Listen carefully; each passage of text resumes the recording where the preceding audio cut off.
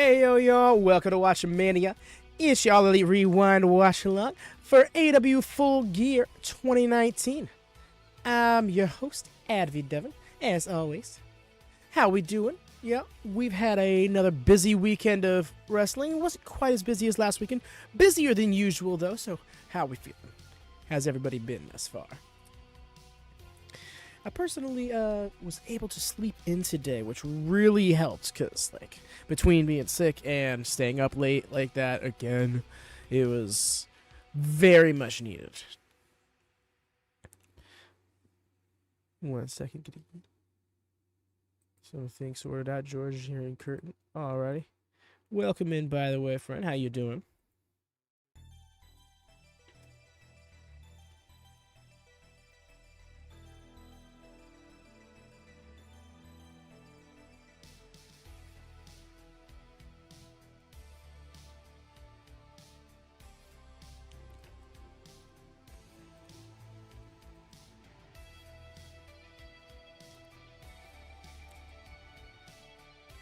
Well, I'm looking forward to this card. There's a few matches on here specific I want to rewatch. Pac versus Hangman is one of them.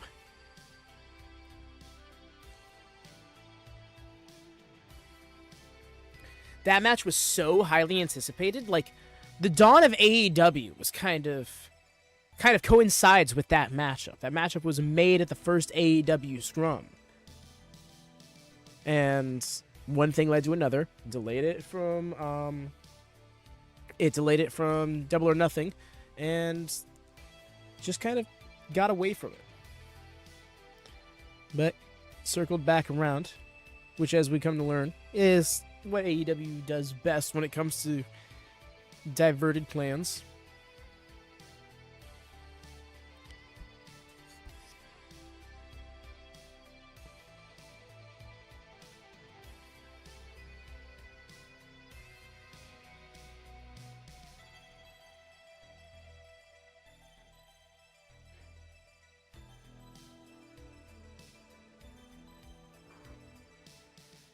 Of course, there's Kenny Omega versus Jon Moxley. That one's almost a given. The three-way tag match, I think, is going to be a fun rewatch as well. But it all depends on how they do it. If they're going to do only two legal men at once kind of thing, that has been an issue for years with multi-team tag wrestling.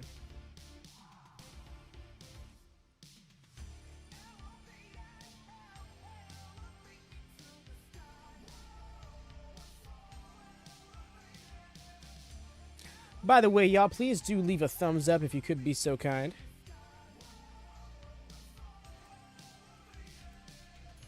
I'll call for that again in a little bit, but I just wanted to put it out there. It goes a long way for us, especially on streams like this. This isn't a live reactions watch along.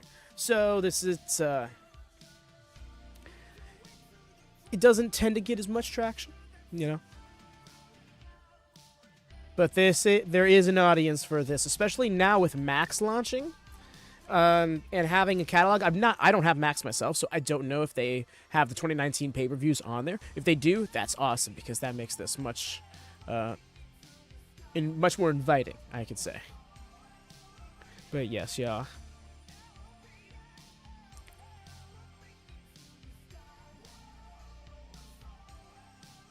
We'll be getting started in just a moment here. Now, when it comes to the pre-show, my understanding is the buy-in only has one match on it. So we'll be skipping through a lot of the fluff. Just because there's no need to indulge in it, I don't think. Of course, I'll try and drop timestamps for those watching on playback. And for those in the chat watching on their own feed, of course, you can just join the Discord. We sidecast it there. We sidecast everything we watch along there, actually.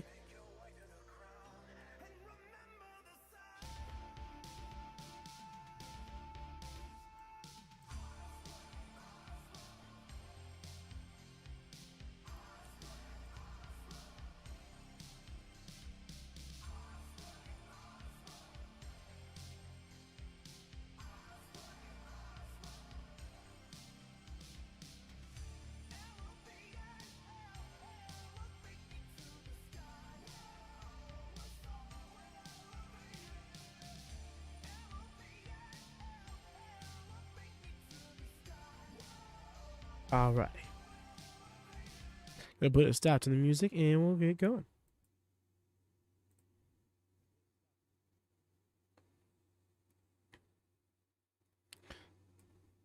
All right. Zeroed out. Get started in 3, 2, 1. Yeah.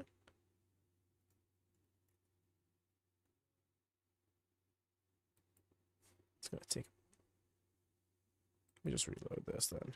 Fire me that way.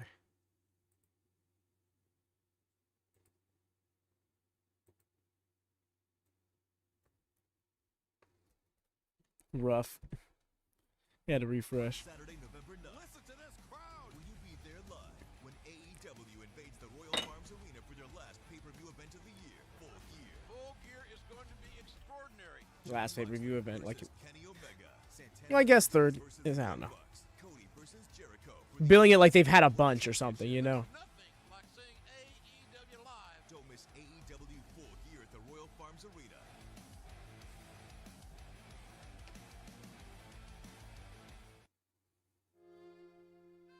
Proud and powerful. Straight up and real talk.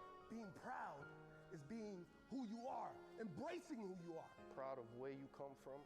Proud of the person that you wake up every morning and you look at in the mirror of. I embrace making a scene because I'm proud to be that individual. And I'm here with a message for you. Being proud makes you powerful. That's what it's all about. It's never been about race, religion, gender. Be proud of your sexuality. Be proud to be the individual. Be proud of your culture. You see us waving our flags. You see us being proud. You see us being loud. And that's just a part of the whole model. This is much more than just a name. It's a way of life. Be proud to be Boricua. Be proud to be Latino. And I guarantee you, if you do all those things, you certainly will be powerful. New York, New York. Yo, The I loved that. The mighty New York Yankees. And the streets where you walk with your head up and chest out.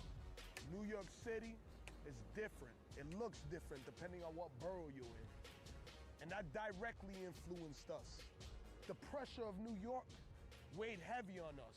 But we took that. Weird thing is, this is in Maryland. So why are we doing so much New York talk? That's what's throwing me off. What more can I say? It's straight from the gutter, straight from the soil. It's what keeps us and what keeps us proud. And honestly, New York, New York. If you can make it here, you can make it anywhere.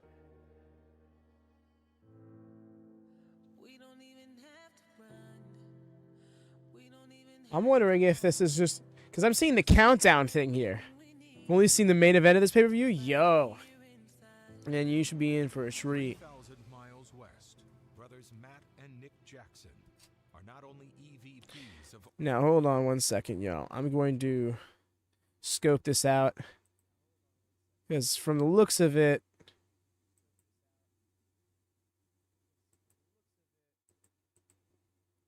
The first half hour is actually just a replay of the countdown portion.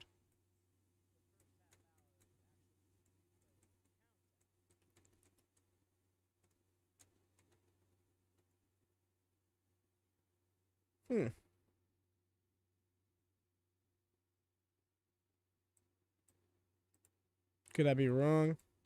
Yeah, it's looking like that's the case.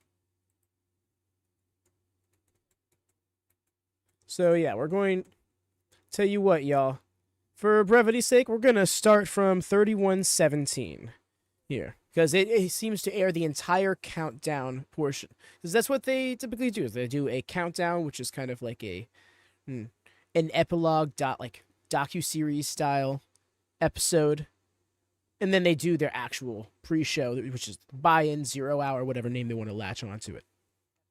So yes, letting y'all get a chance whenever you're watching 31:17. I'm personally watching on Triller. I have AEW Plus. I guess it's allowed me free access to the show. I've double checked to make sure it wasn't just like some 10 minutes thing. They did that with All Out, but they didn't do that with Full Gear for some reason. So I'm thankful for it. I'm not gonna look a gift horse in the mouth, you know. I should have probably given a countdown.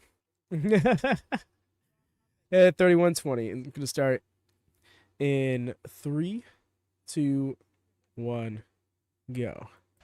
Ladies and gentlemen, I we are love this live here in stage. Baltimore, Maryland at the Royal Farms Arena for the Full Gear buy-in. I am Excalibur. I'm joined here by the human suplex machine, Taz. Oh, yes, man, I'm so fired up to be Yes, here, man. Taz here. We are locked in for the buy-in for sure. And not only that, by the national treasure himself, Golden Boy. That's right, baby. I'm so excited to be here in Baltimore. Whatever happened to Golden Boy? Stack night. He's not with AEW currently. Guys, at the top of the hour, you can experience Full Gear on pay-per-view, in-demand, direct TV in the UK and Ireland, ITV box office, and around the world on Fight TV. But before that, we have the buy-in, and we have a match filled with some bad, bad blood. Oh, we're gonna get the promo. Our profession, part of being a wrestler is also being professional. My intent, my goal is to win a match. My career is not based around hurting people. It's based around being the best professional wrestler I can be.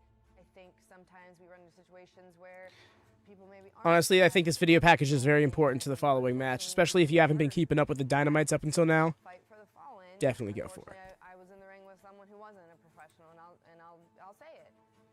B. Priestley is not a professional. Her first offensive move in the wrestling ring was driving her boot into the back of my skull as hard as she could. Concussion. So that really got in my head a little bit, and maybe even I'm still kind of recovering from that. And I don't even know if we should go here, so maybe we can cut this if we want. But I got texts and calls from everybody. I mean, from the top. I did not get one text or call from B. Priestley. And it's an unwritten rule in our business that when you hurt somebody badly, you follow up. It's very for them work to shoot make the style better, promo. but not B. Some people are professionals and some people are pieces of shit. B. Priestley, we know what you can do. We know what you're capable of. We've seen what you can do to me. But now, let's give the fans a different picture.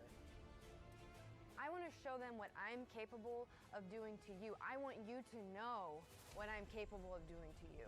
Because at Full Gear, I want you to envision yourself in the middle of the ring with your limbs entrapped. You have nowhere to go. You cannot move. But my hand is pressing so hard down on your mandibular nerve.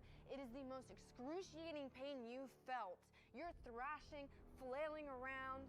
And I also want you to keep in the back of your head that at any given moment, I can totally dislodge your mandible from your temporomandibular Just joint. totally. That means I can rip your jaw off your face, B. But would I do that? Would I do that? I don't know. We'll see. But now, B, you get to experience. You get That to line is go just so through what epic it to me. feels like stepping across the ring from someone who is equally They better that show quick B's side of this. as you are. Be at Full Gear, B. Oh no, they're just showing the match graphic. Was B cut? They cut her video? No. That's so cruel.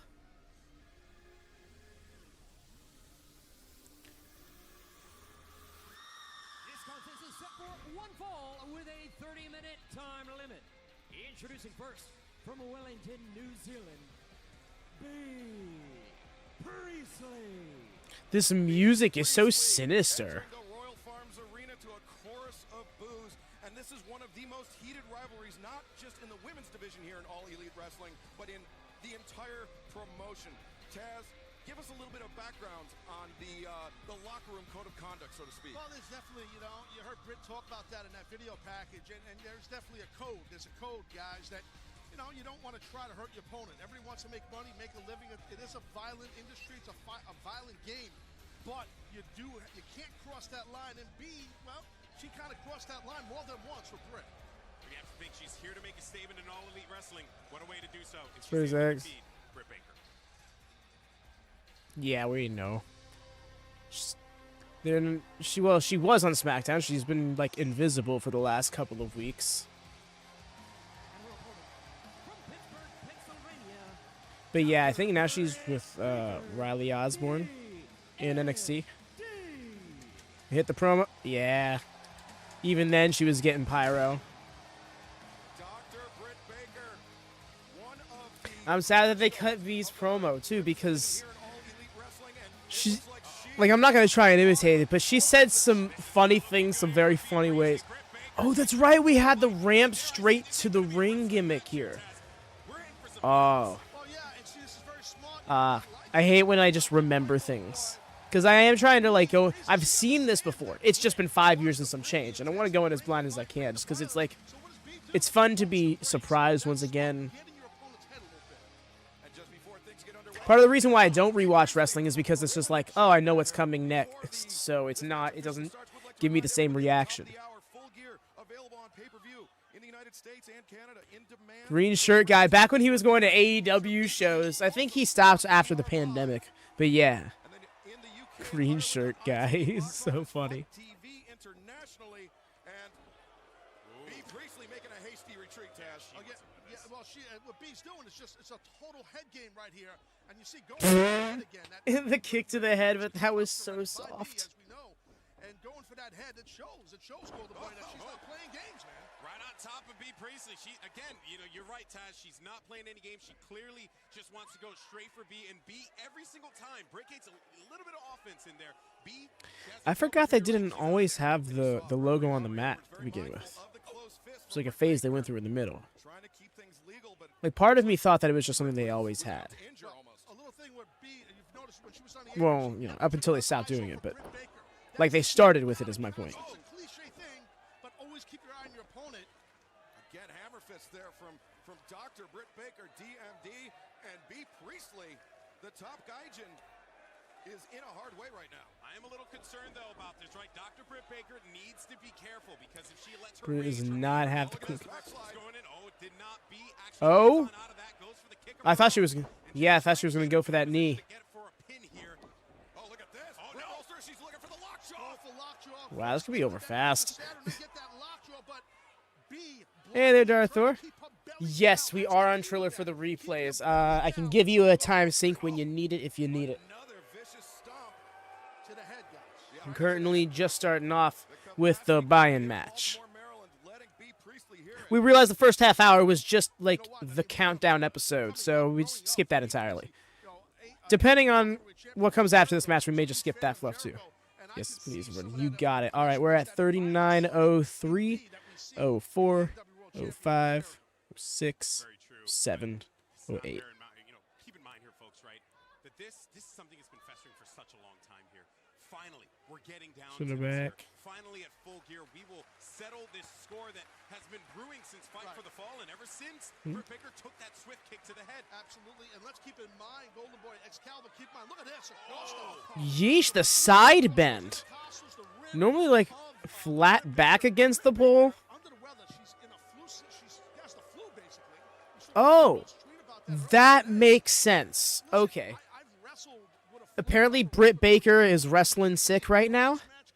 Because I was like, I didn't want to be mean, but I'm like, wow, she didn't have much explosivity to her run. The punches didn't have the most force behind them. But no, it's really hard to just like perform full,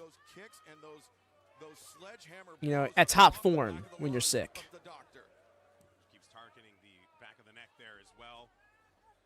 And that's in anything, not necessarily pro wrestling. Get out of harm's way here. She's having a hard time because now the momentum's starting to build. B. Priestley sees the opening here. And again, working the middle of the back, working the rib cage, pulling apart those little intercostals in your muscles, in your ribs. And again, right to the lower back. Diving back elbow to the spine, hook of the leg, cover 1, 2. How you going, Darth? You all synced up? Good cover there as well from B. Priestley, right? Covered all her bases, ensured that Britt Baker was not going to be able to go for the ropes. She just needed to kick out, period. Use all that energy. Kick out, exactly to your point, Golden, where that slowing this down. Exerting more energy, especially when you're lower back. Headlock into the bow and arrow. You have all these things against you. Close enough for the pre-show. No. You got it. You're welcome.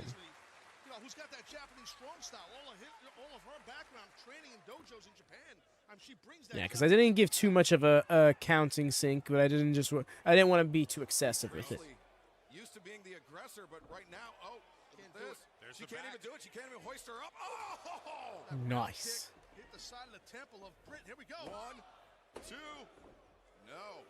Britt Baker able to kick out, says referee Aubrey Edwards. And B. Priestley, Taz, is used to being the aggressor, but now she finds herself in a situation where Britt Baker is coming out hot. Trying to turn her all the way over. Good counter from Britt, at least for now. Again, targeting the lower back, targeting those ribs. She knows B knows that Britt has the flu, right? So that doesn't help. Almost like she's trying to drive the fight out of her. Sure.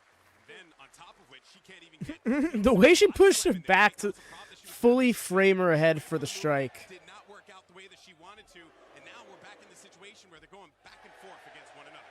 And Britt now able to mount up some offense here. Repetitive forearm shivers. Nice shoot right there by B. Good duck of the elbow.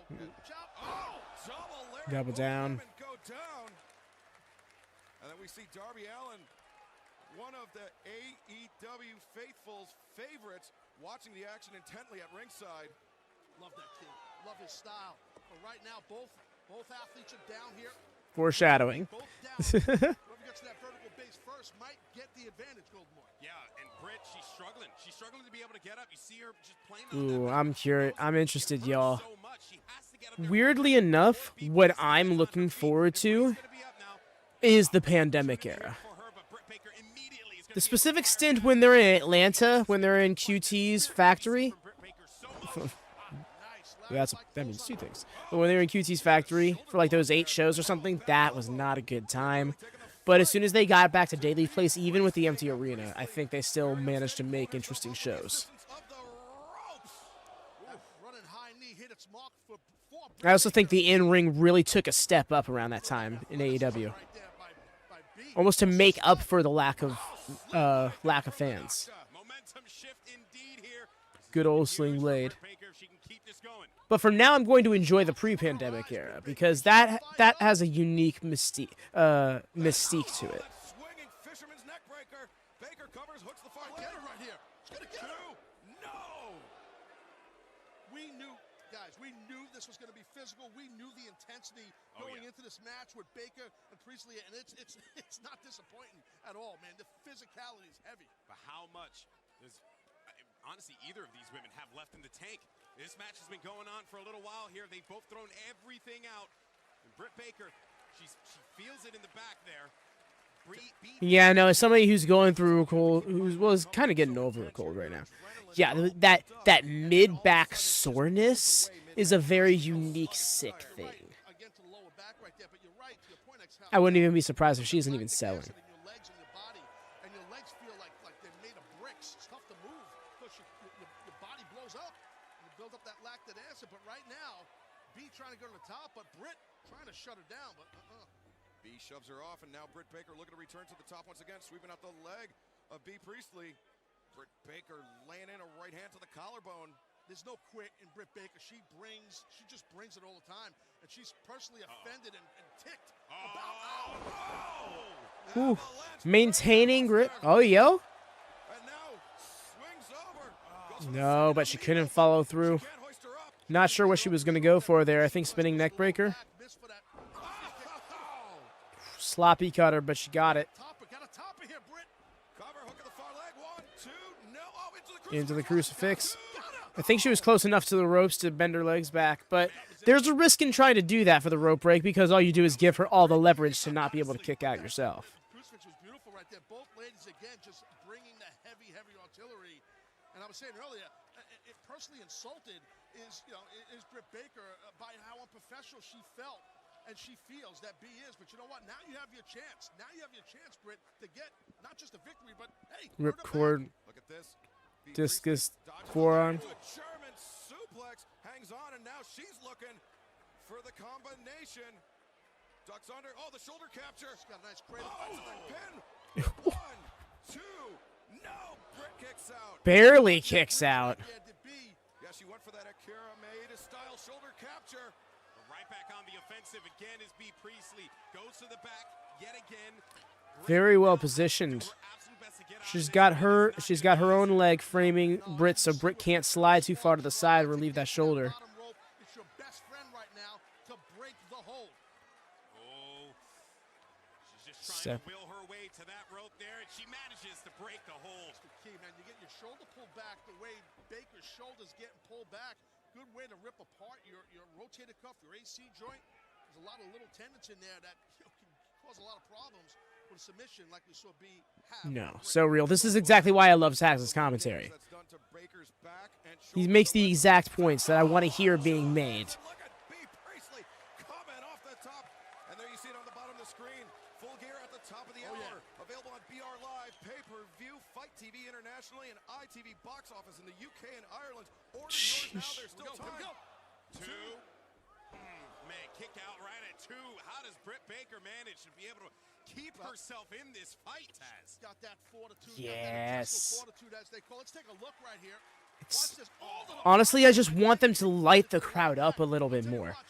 The purple lighting is cool and all, but maybe make it bright enough to still see the people at the very least. She's got a killer instinct, and that's what builds a champion. Oh, look at this. Electric chair type of situation. She could be thinking Japanese. But no, the venue is big. I love the stage in particular. Like, it's such a unique look. I think it was Jordan who was making point a couple of streams ago. We got the budget now of all times. Let's bring back these unique stages for the pay-per-views. No, Priestley kicks out. I really think that if Britt Baker with her other, not her arm, with her leg in a locking. I'm undercutting the fact that she just did a destroyer. She didn't even do the Panama Sunrise nod. She would have got the win. Look at this destroyer right here by Baker on Priestley. Unbelievable. Right on the money. Unfortunately, it was not enough. But wait a minute, we got a roll on the side. 1, 2, and a kick out at 2 there. B. Priestley catching Britt Baker off guard. Kick right to the face there for the doctor. Nailed it. Britt Baker goes underneath that neck. Here we go. Now The setup. lockjaw. He's going for lockjaw. Can she get it in there? Oh, so smart. Yeah, no, got her by the hair. 1, 2. And I think Aubrey Edwards' view was obstructed. She didn't see the hair pull. Right. Wait a minute, she's going for it again. Lockjaw. Yanked her right down into it. She gets that claw on there. That lockjaw. She knows She's got every, it. Oh, she does. every nerve in that girl's Immediately taps. Be immediately tapped. Forces B. Priestley to tap. Damn. No winner of this match. Very large measure of revenge. Britt Baker, D.M.D. What a spectacular match, guys, right there by two ladies. No matter if you like B or not. You see, you have a very unique take. I shouldn't even say unique, but I have a very mixed opinions on Britt Baker. Sometimes she could be really good, sometimes not so much. But one thing I really love is her finish, is the lockjaw, because there is some legitimacy to that, and the way they put it over for so long is something that I really appreciate.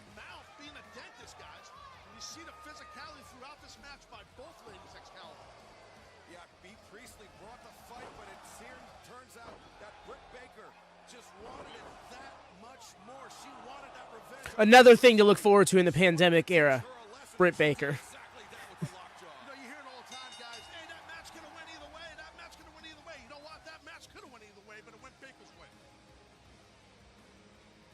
A huge victory there for Britt Baker, and you have to imagine that Riho, even though she has that title match with Emi Sakura coming up tonight, actually both women probably watching this match very closely.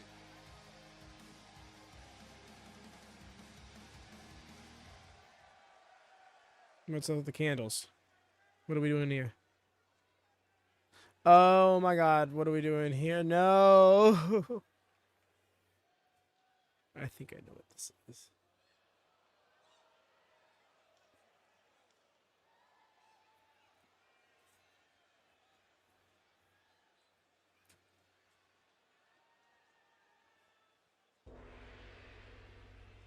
There are 8 million ways to die. She's one. Whoa! Oh, buddy. Oh, man. To borrow a phrase from our broadcast partner, business has just picked up. Awesome. The call, Nightmare Brandy Collective. Rhodes. We've seen the video packages over the last couple of weeks. Brandy has gone through some sort of psychological transformation. Transformation, they say. Yeah, that's just definitely not good for the women's division. These two women, aligned the way they are. Like you said, Excalibur, we've seen Brandon. There's so many words we could have chosen. I don't know about transformation. Might want to get out. Yeah, I think that would probably be. I always like looking back to see who sank, swim. Yeah. Who sank, who swim, who was faulted by the circumstances, and who just didn't live up to the expectations. But yeah, more so in general, how the product holds up to today. What is Goldboy? What does Kong have in her hand? That's a knife. What the? I'm stunned. I'm so This is- confused here. It's really Handing the knife to Brandy Rhodes. Kong Kong with a double underhooks. Flattens B. Priestley. The power of Kong. Like nothing. Smile on Brandy's face. She loves it. There are few in the world that can stand toe-to-toe with Awesome Kong. We have people chanting one more time. What's going on with this knife? Fucking ridiculous. Yeah, I don't like the knife at all. It's No now, place. I think I know what the knife's for. Oh, Do you? Complete Brandy humiliation. there, guys. Rhodes. Yeah. Brandy Rhodes grabbing a big chunk of the hair of B. Priestley. And now, almost taking a symbolic scalp is Awesome Kong. And then the smelling of it is, I'm. Claiming your target. Yeah. It's just, What? And she's actually wrapping it around her waist. It's like a belt. trophy almost. What? this turn that we've seen with Brandy, it's like we're saying. It's I can't wait to find out what this means. You know what this symbolizes. strangest to What it might stand for or lead to. Brandy Rhodes and Awesome Kong is I'm never been curious. clear, but I think it's even more confusing than now. Ladies and gentlemen, we'll be kicking off Full Gear with a huge tag team matchup. Wow. Take a look at this.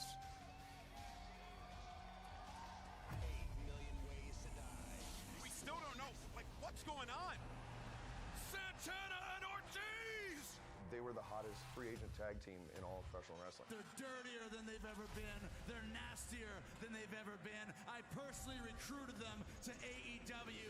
We learned a long time ago, you need to take what's yours, because ain't nobody gonna hand it to you. And we took it. That's why we started up. You know, they mentioned something, free agents there. And this has pretty much nothing to do with this right now. But I saw somebody today say that free agency, the fun of free agency is kind of fading for pro wrestlers. So if that's the case, I wonder what that means. Does that mean people just kind of stay where they're going to be, where they're at? Do people just kind of know exactly where they're going to go next? And there really isn't much, you know, Maybe we're not at the very, very top of the tag. looking around, so to say. Because if that's the case, then that means we're going to have, for the first time in a bit, some really set rosters in North America, Private party at the first round of the AEW World Tag Team which could Championship title tournament. It just so happened that they be good or not. We'll see how that plays out. I think this bad run I think for AEW in particular, that's interesting because for the last couple of years, there's been a gradual influx of talent constantly popping up. Best tag team in the world. And that might be so. You best believe that spot is up for the taking. But guess what? We're doing what we always do. Coming to get our food. We are hungry, and you have our spot. God almighty, why did you do that? Stay the good family men, because you ain't ready for what's about to come. Oh, look at this. Santana and Ortiz. Not again in the trash. Get that garbage out of here. To say that dreams and aspirations don't come true is pure bullshit. We're living proof of that every single day that we wake up. I think this is going to be a fight, but I think it's a fight that the Young Bucks are going to win. It's very possible that Santana and Ortiz could, at the end of the day, end up being. Excalibur still got faith in the Young Bucks. That will make the Young John Bucks Silver better. getting wrecked by that super There's always kick. somebody down the road that can beat you. Whether Santana and Ortiz prove that at Full Gear, I don't know. Nobody has stayed relevant in tag wrestling as long as we have. We're a special tag team, and I guess we're just gonna have to prove it. Santana, Ortiz, Young Bucks. Yeah, I like to say y'all the best. The best is yet to come. because y'all gonna have to feel it. And I say that with the biggest smile on my face, because I mean it with all of my life. This is real. The way he stares into the camera is just so cold. Well, ladies and gentlemen, you have just about 3 minutes to order your pay-per-view and to see that matchup kick off Full Gear at the top of the hour.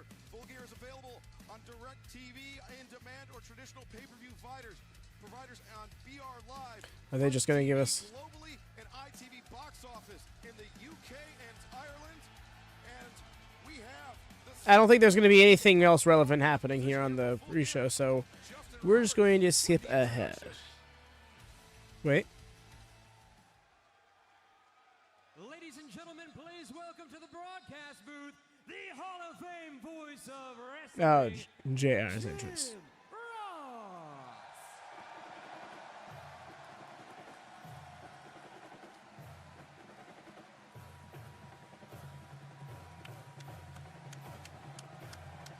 I feel disrespectful skipping him.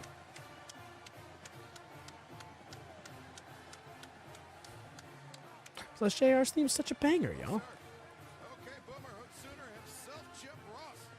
Joining me, always a pleasure, sir. Oh, no more Taz. That's great television. I sit down awkwardly. That was real cool. Watching JR put his headset on. Understand? How do you ever do that? JR, we have a hell of a program coming up at the top of the hour. All right, yeah. We're just going to skip ahead here, y'all. I'll give you a timestamp. Going to launch. We're going to be talking the show, I'm sure, but...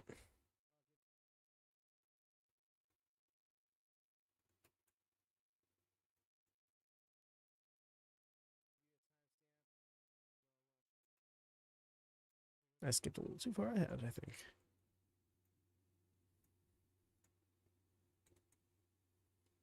All right, we're going to start from an hour and 12 seconds.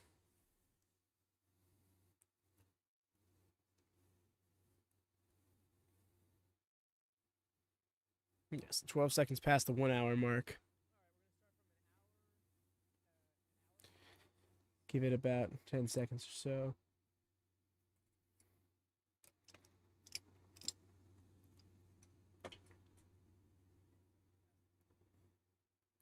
Looks like I got real choppy here. Odd. All right. Actually, 1 second, y'all. I'm going to sort that out. Presuming this is the solution, we're going to give it a go.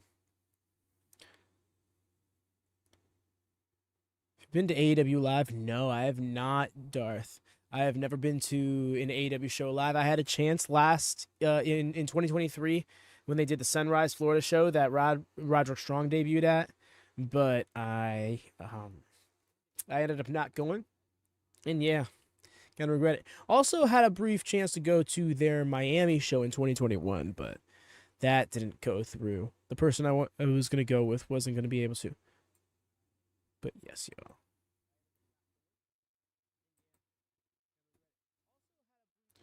Just testing to see if I am still choppy or not.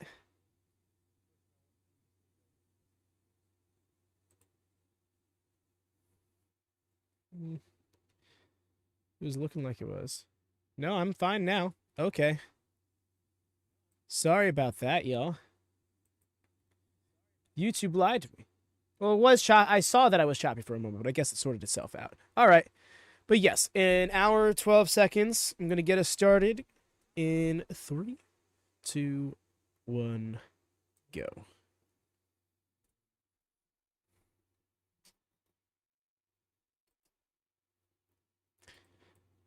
By the way, y'all, please do leave a thumbs up if you haven't done so already. Double check, make sure you have. It goes a long way, especially on these streams, because, yeah, they're not live reaction streams, so they don't get the same kind of traction as, you know, a live Dynamite or Collision would, for example. So we could help spread the love. Go a long way. Please and thank you. Pressure. I don't feel pressure. Pressure is something somebody else tries to put on you. The only pressure that's worth anything is the pressure you put on yourself. Pressure sets people apart. That busted ass face. It takes to accomplish your goal. Those that have the ability to thrive under pressure can achieve greatness. Okay. Not, but I get the impression that I will get struck for that.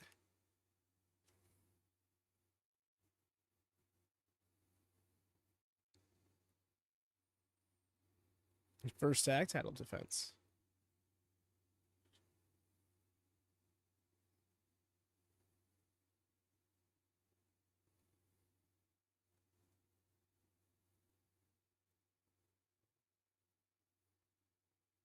The young picture of Cody.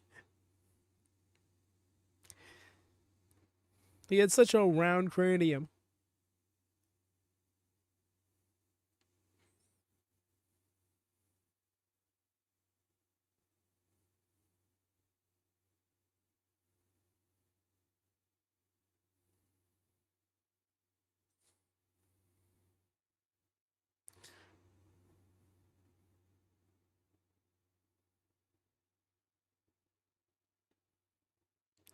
Yeesh. Every single time that hand spot looks so bad. I don't know what they did to work it, but man, they did well.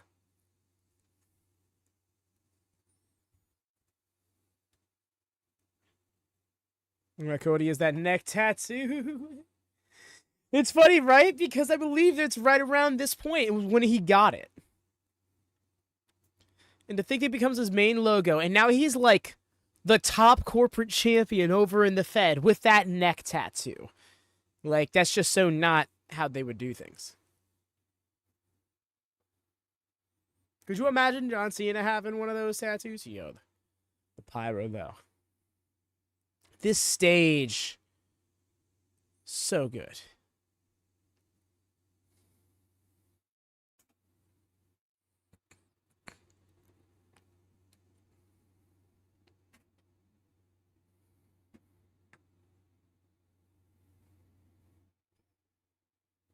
Oh, okay, no Shivani tonight. I just realized that he wasn't on the pre-show booth either. Oh my god, that person has a new South Heavyweight Championship. That belt's so fucking big. Honestly, more belts should be that size. Just saying. Just saying. I'm a big championship belt kind of guy. Big gold, just one of my favorite designs for that reason.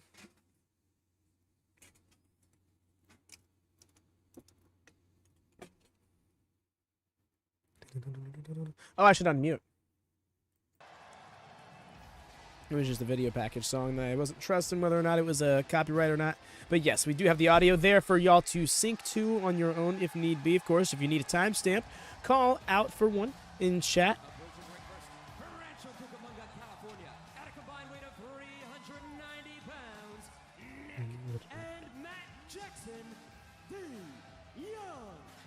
Of course, there's some... And of course, for those who have seen this or are very familiar, let's not go out just throwing out results and stuff like that. Obviously, you're not going to be able to forget what you know, but some people might be watching this for the first time or have not seen it in a while. It's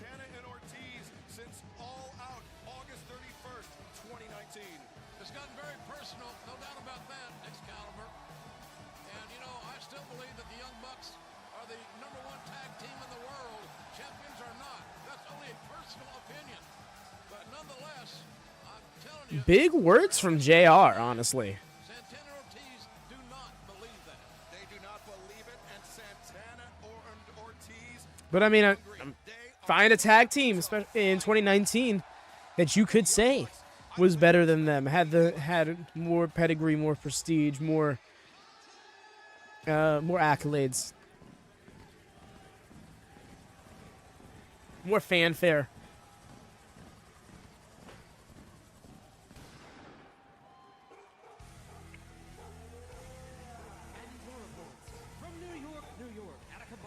I love this song.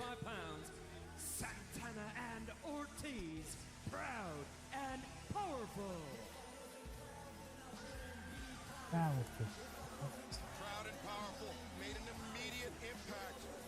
It was great as hearing.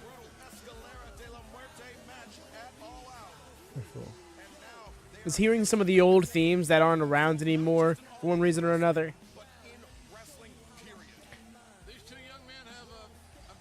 Oh. Ladies and gentlemen, I said in the pregame piece a few weeks ago that I thought before this whole thing's said and done, this may be the best tag team in the world today. They're young, they're fearless, they're hungry, folks.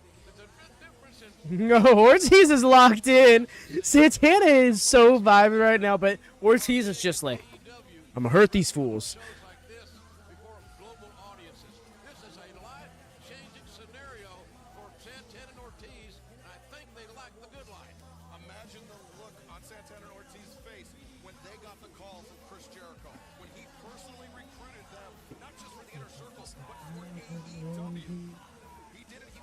Yes, the best. I'm gonna pop for that spot every time. I hope y'all know. For the next 3 years, you're gonna have Ortiz out here going the best with ridiculous intensity and repetition, and I'm going to enjoy every second of it. Yo, Rock and Roll Express, timeless. Like the way that they're just everywhere at once.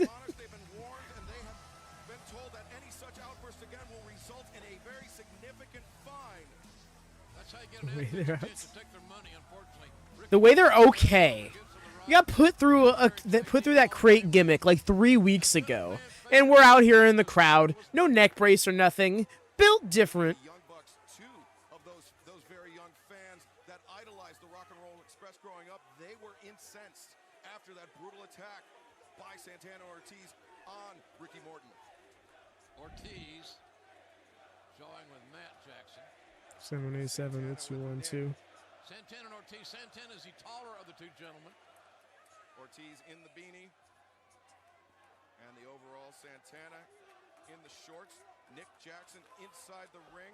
He has the lighter hair of the two bucks. And I don't think we have a dress code. No, we don't. And referee Matt Jackson with the ponytail for now. We'll see how long that lasts.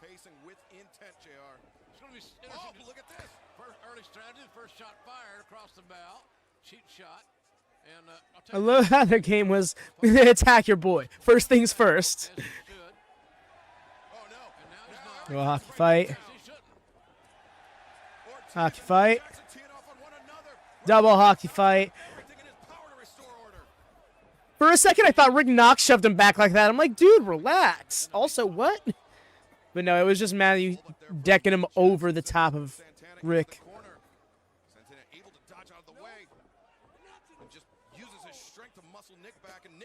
Tag out to the elder brother Matt. Tag made. I don't think Ortiz is aware of that at this very moment. My tag was legally made. Nick floats up and over Santana. Yo! The interceptor spear. That was a great camera angle for that. Perfect timing with the switch. Not just with each other, but Rock and Roll Express added in. Both bucks over the top. And Matt just continues to rain blows down. Matt got in that mount position and was hammering down those jackhammer right hands. And JR, you have to remember that the Young Bucks not only fighting for themselves, but fighting for the Rock and Roll Express. But now Ortiz trying to send Santana, or excuse me, send Nick. But Nick turns the tables on him. Right out in the front row. You know, Matt back in the ring with Santana. Well, that's settle things down here in the arena. Now the two legal men back in the center of the squared circle. Big shot there from Santana. And he's looking for the tag, but Ortiz still in the front row. Taking an unwanted timeout. Nice deep arm drag takeover. Much like I saw the great Ricky Steamboat do in this very arena on many occasions. Can you believe that superstar Billy Graham defeated the great Bruno Sammartino for the title in this arena? This is a building that is filled with history. Will be made here tonight. Holy crap. When you say things like that, like, why don't we do that more? As the Young Bucks showing off why they are the top. Put over the history of the venue. Nice team in the world. Strategy. Trey, I keep forgetting that. Pre-pandemic, AEW really tried to make the venue a part of the show. Not just the venue, but the location. You know, the setting. I'm trying to remember where. I think it's a little later in the year. It's going to get to a point where it's going to be billing it like Dynamite Indianapolis, the Dynamite Chicago, or in that case, Dynamite Chicago 2.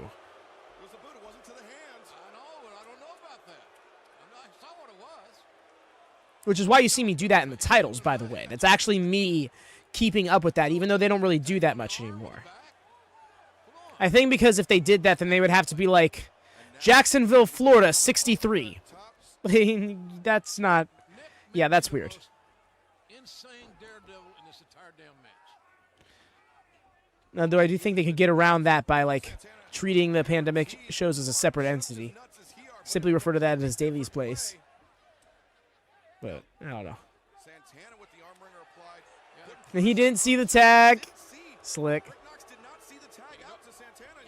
I love that the Young Bucks are outsmarting Proud and Powerful here. And the wrestler's got to be smart enough to know where the official is at all times for many various reasons. The Young Bucks are the more experienced tag team. No lack of experience on Proud and Powerful's behalf, but the Young Bucks have been tagging together officially for 15 years, but really for their entire lives, JR. Yeah, I love it. Great brotherhood. They think it's one. That's what makes it partly what makes them so great. Super kick caught by Ortiz. Santana comes in. Yeesh. Dragon screw. Man, that right in that quad.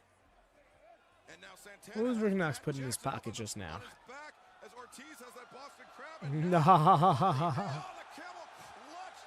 Proud and Powerful punishing the Young Bucks. God almighty.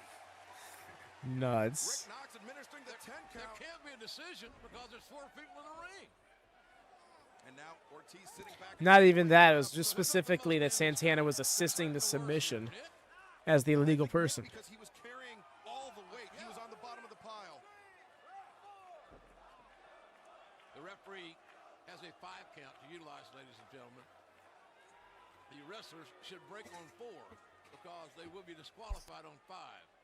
As Ricky and Robert take a good look at what's going on. They have a very personal interest in this matchup. Thanks. Oh my God. The angle his leg was at when he went for that stomp. I believe they've got that much fight in them. Oh, yeah. That's their belief. More power to them. The cover. Half suplex. Make him kick out. For Santana. Santana slowing things down. Keeping Nick isolated. Showing off smart strategy. Yeah, showing off Proud and Powerful's tag team expertise. Oh yeah, the timing. You determine the flow of the game. You decide the cadence of the game. Running senton there from Ortiz. Off the And back a step up. Santana. And now Ortiz. Oh, that's just total disrespect. Just the he couldn't have accepted the pinfall there. Great. That headbutt to the sternum. He couldn't have pinned Mike Knox with that. Or Rick Knox. Mike Knox, he said.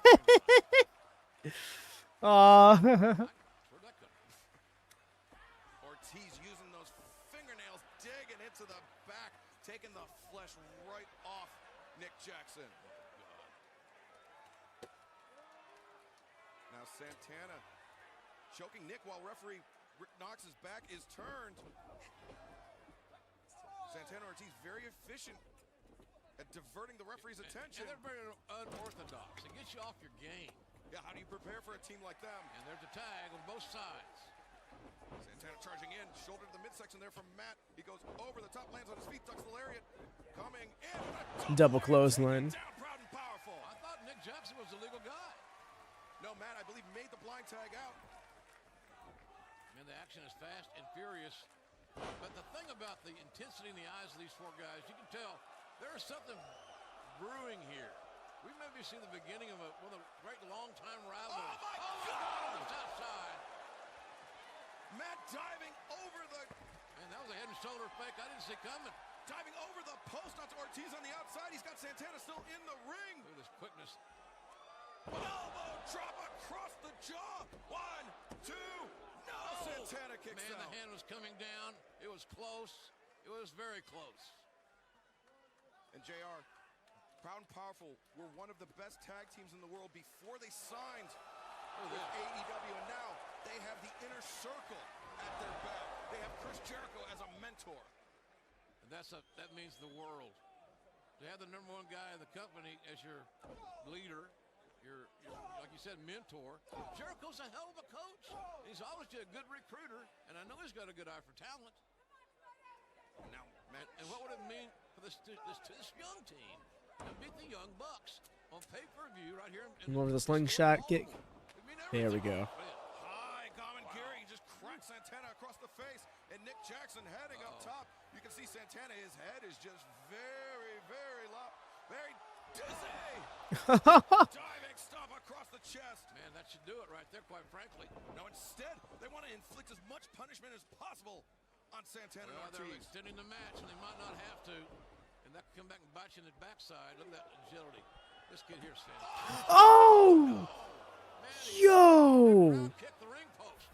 He laid that shit in. An ankle, no telling what. Ortiz, impressed by his I'm a intelligence. genius. So in fact, just sending Nick Face first. He clotheslined the shins. And up and right, straight down, head first on that damned apron. And JR, now Ortiz sending Nick into the front row here in the Royal Farms Arena. Yeah, turnabout's fair play in their minds. And these aren't rounded ring posts that Nick Jackson kicked. These are actually squared off. And so, now Matt being thrown into the Rock and Roll Express. Ricky Martin. They're taking, hey, come on. What disrespect, fellas. A little comportment, please. But you have to remember, Rock and Roll Express are here as guests. I understand that. If they get involved in this matchup, What does his shirt say? That's what I just saw. But if they get involved in this matchup, that will result in a DQ for the Young Bucks. Imagine if that's how the pay-per-view match goes. Well, you're right about that, but sometimes emotions overcome common sense. The proud and powerful do exactly what they were doing. They should be called loud and powerful. Hard knife edge. Right across the chest. Not JR with the sick burns. We seeing the evolution. Oh, stumbling from that chop. Well, that leg, actually. Never mind. I should be giving more credence to his leg issues. Are fearless. By God, they'll do anything to win. They're fearless. The first ever AEW Tag Team rankings were released yesterday. And the Young Bucks were in the number 3 position. You have to imagine that if Proud and Powerful is able to come away with a victory here, they'll basically just trade places with the Young Bucks, and what a huge momentum shift in the tag team division that would be. And certainly unarming and disarming, whatever, to the Young Bucks fans. Not a good thing. You know, somebody said, well, since they lost a private party in the tournament, they've kind of been on a little downhill. They haven't been the same Bucks. I don't know if that's fact or not. It's certainly someone's opinion. But they're still the best team in the country. It's funny you say that, because even now they're like breaking into their 30s. I still remember people making those jokes to the Young Bucks. Are they gonna say are they gonna stay the Young Bucks forever? Because they won't always look at kind of jokes. But I mean, That's a counter, folks. What you just saw was a counter. And then you see Nick getting actually the opposite leg up. I don't know. They're aging pretty well. With a bad leg, I think he paid the price as much as Ortiz did in a basement drop kick from D.M.D. That knee is fucked up. Proud and powerful with good strategy. Add the strategy to their recklessness, their unpredictability, their street fighting ability. And they roll it all together, folks. When it comes out of the oven, somewhere down the road when it's done, it's going to be a hell of something to see. It could be tonight. And this prolonged tug. Oh, look at that! Ortiz with the outside dragon screw actually wrenching the opposite direction and looking to stretch out the tendons. Cover 1, now. 2.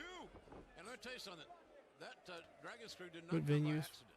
He thought that through. He knew what he was doing. They were talking about it a little bit earlier. It's the Royal Farm Arena. There's actually like a lot of pro wrestling history in this arena, going back as far as Bruno Sammartino's reign. Watching live. This is recorded. Full Gear 2019 isn't broadcasting live anywhere, as far as I'm aware. But yes, this is the All Elite Rewind. Each Sunday we go back in time, so to say, to 2019 AEW, show by show in chronological order. So, like, for example, next week we'll be doing the November 13th Dynamite for 2019. Yeah. And both men, the legal men, are down.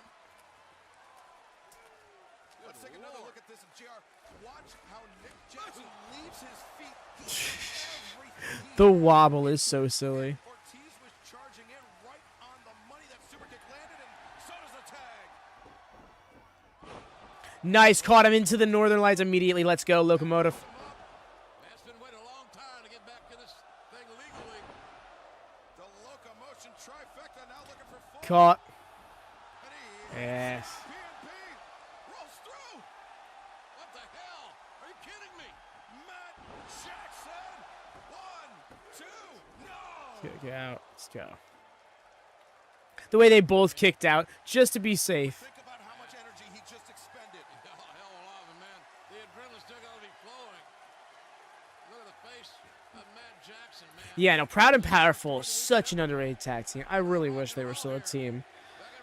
But I get there's a lot of circumstances to it. Fans of the Young Bucks. If you're a young fan favorite tag team, how could you not be admirers of the Rock and Roll Express? The NZ-Gary powerbomb combination, but Yo, the way that kick connected way before he landed on the buckle. as well, but you can see instantly came down wincing. It's lucky standing, quite frankly, but I'm trying to block off the pain, keep that adrenaline flowing. And he's taking a very slow climb to the top. And this may be ill-advised if you've got one leg. Looking for that risky business. Something to think about. Yes, Chris, we are doing full show watch along. I'm currently watching it through Triller TV. I know it was available on several different platforms at the time, so I imagine you could still go by the same time sync, even if you got it on, like, say, Bleacher Report, wherever that migrated to, or like ITV. Or if you're on Max. I'm wondering if it might be on Max. I don't have Max myself, so I don't know. But yes. I'm watching it on Triller currently. If you have AEW Plus, it should be free because it was for me. I didn't buy it through Triller. I bought it through Bleacher Report back in the day. Through BR Live. Rolled him through to... Nice! Made him back roll into doing that cutter.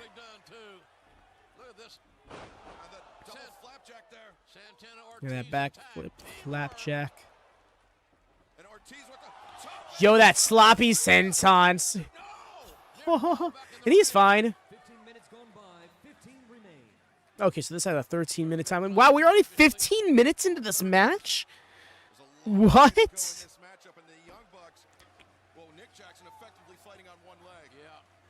WWE main event? No. I don't have the time. Nothing against anybody who does, because I know that there's some fun matches that happen on there. But yeah, no, I don't keep up with all the extracurricular WWE stuff. I keep up Raw, NXT, and SmackDown gets enough of my time. As well as any other extracurricular events like Saturday Night's Main Event and their PLEs. Is taking a beating, but it looks like Proud and Powerful could have ended tonight. They're looking for the street sweeper, but Matt identifies it, fires it with those right hands to the crown of the head. Street sweeper. Turn it around into a power slam. Beautiful. That was a beautiful counter in midair. That's extracurricular stuff. Yeah, no, like I said, only Raw, SmackDown, NXT. Who the hell's legal? Ortiz and Matt are the legal. Nothing extracurricular beyond that. You see Nick on the corner reaching desperately for a tag, but how much can he do? That's exactly a good, perfect question. And the answer is only known by Nick Jackson. I'll tell you one thing. That's insanity. That's just crazy. Ortiz pulling himself up to his feet by his teeth. That's a little loco. This loco. The super kicks to the back of the head. Bad time of chewing her up. Super kick, stereo super kicks to the medulla oblongata. Now Santana. Oi! You leave your feet voluntarily sometimes. Rough kicks. Much appreciated, Ben. Yes, that's give you a pay-per-view and install out to transfer from BR to Triller. Really, Joe? Because I had to. They told me I had to pay $10 for All Out 2019. Luckily, it was free on YouTube because they put it up free in 2020 to promote All Out 2020 during the pandemic. But yes.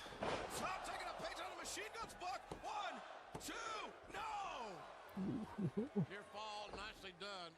It just seemed like I guess that's a little bit more on topic. Yes, the next watch-along on the docket is going to be AEW Dynamite Maximum Carnage coming up Wednesday. Of course, WatchaMania on our secondary channel has another stream, the 2WC, but that's a whole separate thing entirely. I'll leave it to y'all to look into that if you're curious about it. It might have been a little ill-advised in hindsight. That's all I'm saying. I love the effort. But now they're thinking for the Meltzer driver, but can Nick Oh, yeah, he's really trying to shake out that leg. Oh, no!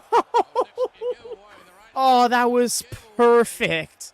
In the worst place it could have happened, well, he was in midair, coming off that top rope.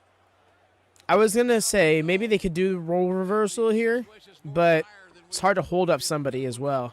And Nick just putting his brother up on the top rope. They have a lot of tag team members in their arsenal. They have implemented so many different attacks, and they're setting up. Yeah. They're setting up for more bang for their buck. Tag made. Tag made for Santana and Ortiz. Santana will be the legal man, too. Yo, everybody throwing super kicks. But what they did is they actually knocked Matt back toward his friendly corner. Santana and Ortiz game planning there. And this interlude is giving Matt... Oh, now Nick makes the tag. Oh, no. Not a smart move.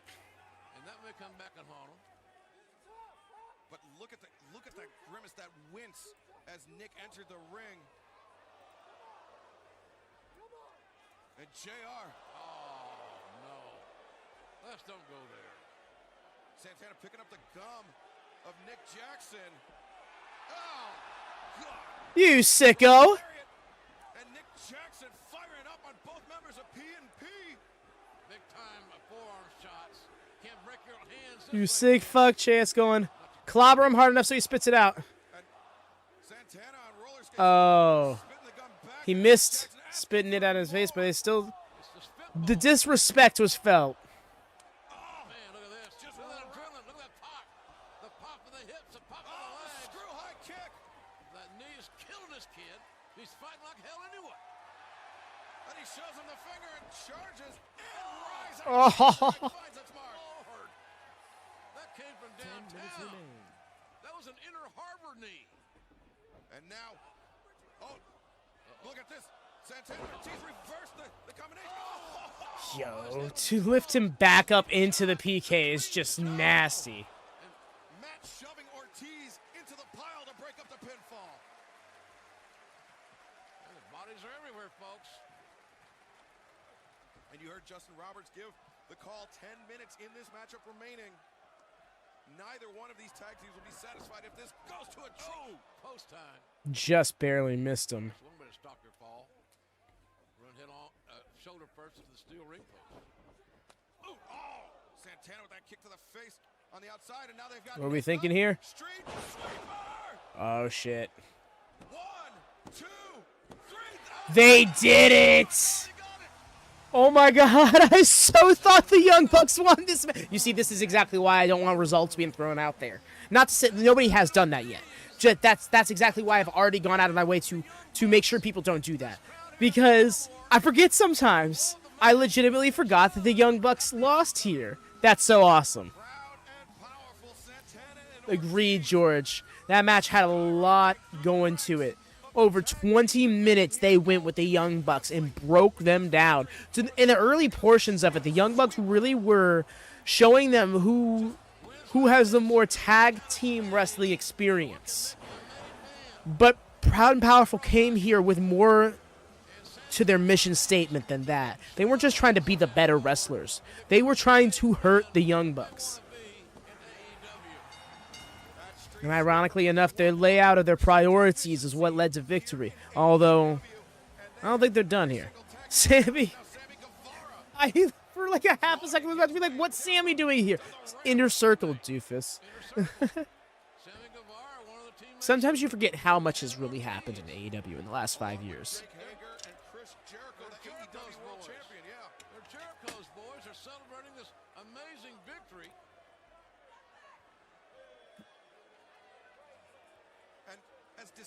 Bro's vlogging it. But if you go watch that week's episode of Sammy's vlog, it probably had this exact footage in it. They did that all the time. On BTE and Sammy's vlog. It's funny because Sammy's vlog is actually the older of the two, but it started taking after BTE in some regards. Man. The sock full of baseballs. How do you know that? face. And now the Rock and Roll Express. Ricky and Robert, get out of there. Yo. They low bridge and outsmarted the youngsters. One kick for the both of them. Lays in a shot on Santana and Matt up on his feet fighting. Man, those right hands from Robert. Matt and Gibson, look at. And now just clobbering. They are clobbering, JR. They are clobbering. This, he's getting woodshed. That's what he's getting done. Gotta have the baby faces get their heat back, you know? Oh, look at this, Ricky going over the top. Yo, the slingshot destroyer. It. I can't.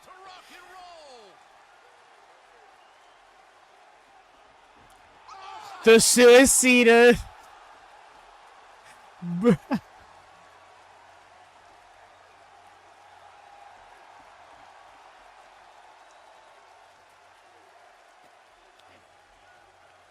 you believe it? There's some magic left in those bones of the Rock and Roll Express, no doubt about it. Oh, what a moment. All in right. AEW. Almost didn't connect for it, but he made it happen. What's funny is I know for a fact he can hit it cleaner than that. Rock and roll chant. This venue is awesome. You see, look at the lights being on and shit. It's so good. It's so good. This is great. Seeing it for the first time? Yes, I love that. I love that so much. This is part of the reason why I love doing this series, is giving people a chance who didn't get to see this stuff for the first time, the chance to see it for the first time, you know? People who caught on to AEW, like, later, like, post-pandemic, or even just, like, the last year or so, this is awesome to go back and watch. To see where AEW came from. I think the reason why I'm doing this with AEW and not just, like, all wrestling or specific wrestling companies, because I think AEW, from its start till now, has had a very unique journey and a very unique impact on the industry. That sounds very markish, but it's so true. I will be right back, though. I'm going to let it play, so no need to pause or anything, y'all. I'll be right back. Title here in AEW is on the line. It is teacher Emi Sakura taking on student Riho. It is champion versus challenger. Riho has shocked the world with her performance. Emi Sakura hopes to come out of Baltimore with the title. And ladies and gentlemen, we recently signed new tag champions. They won it, SCU. Great victory. And Scorpio Sky was a story of that thing. What about tonight? They will be facing their first test with the Lucha Brothers and Private Party here in this three-way tag team title matchup. And then the big main event. It's personal. It's damn personal. There's a lot of writing things here, especially since Cody had that stipulation. Cody versus Chris Jericho. Jericho is the champion. Let's not forget that. And if Cody loses, he will never challenge for the AEW World Championship again. I think that's a bad decision, but nonetheless, and then we'll close it out tonight, folks. After the regular card is concluded, the lights will go out here in the arena. It'll be a lights-out smash. Anything goes. Moxley, Omega. This is going to be brutality at its most brutal, JR. This is going to be a dogfight right here in Baltimore, Maryland.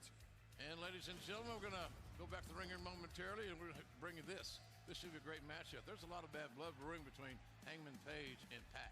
Hangman Page and Pac have split the series 1-1. This is the rubber match.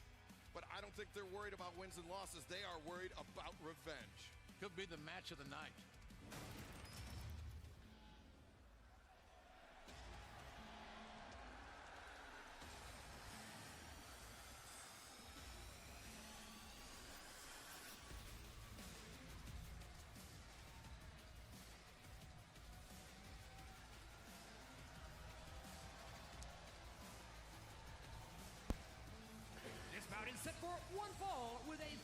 Something I'm happy about is that they've always kept this pace for pay-per-views.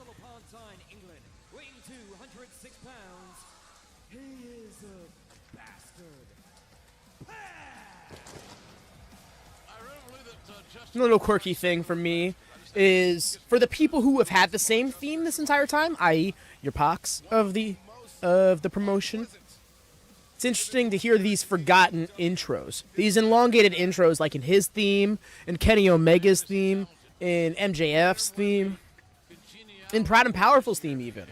It's just like these extended intros that eventually get cut for the sake of just sparing TV time. Because man, Tony Khan is like a by the second kind of guy. People forget that, well, I guess don't know that. about him. And that's why a lot of times you won't even have an intro. That's 30 whole seconds. That could have been a pre-tape. And his opponent from Aaron's Creek, Virginia, weighing 219 pounds, Hangman Adam Page. Adam Page is another great athlete here in AEW. Young, smart, powerful, putting this game together. But he really hasn't been the same either since losing to Jericho for the AEW title. That's right, Chris Jericho and Hangman Page met to determine the first ever AEW World Champion. And that was, and I think he would admit this, a crushing defeat for Hangman Adam Page. He had his family at ringside. It really was. What sucks about the Hangman story right now is that a lot of it is being told on BTE week in and week out. I shouldn't say a lot of it, but there are certain aspects of it that I think were really important to be included on ZV. And they eventually are, make no mistake about it, but as of right now, no. Like that aspect, like since losing that world title match against Chris Jericho, he's really been having a crisis of confidence. Hangman has really been going through it ever since All Out.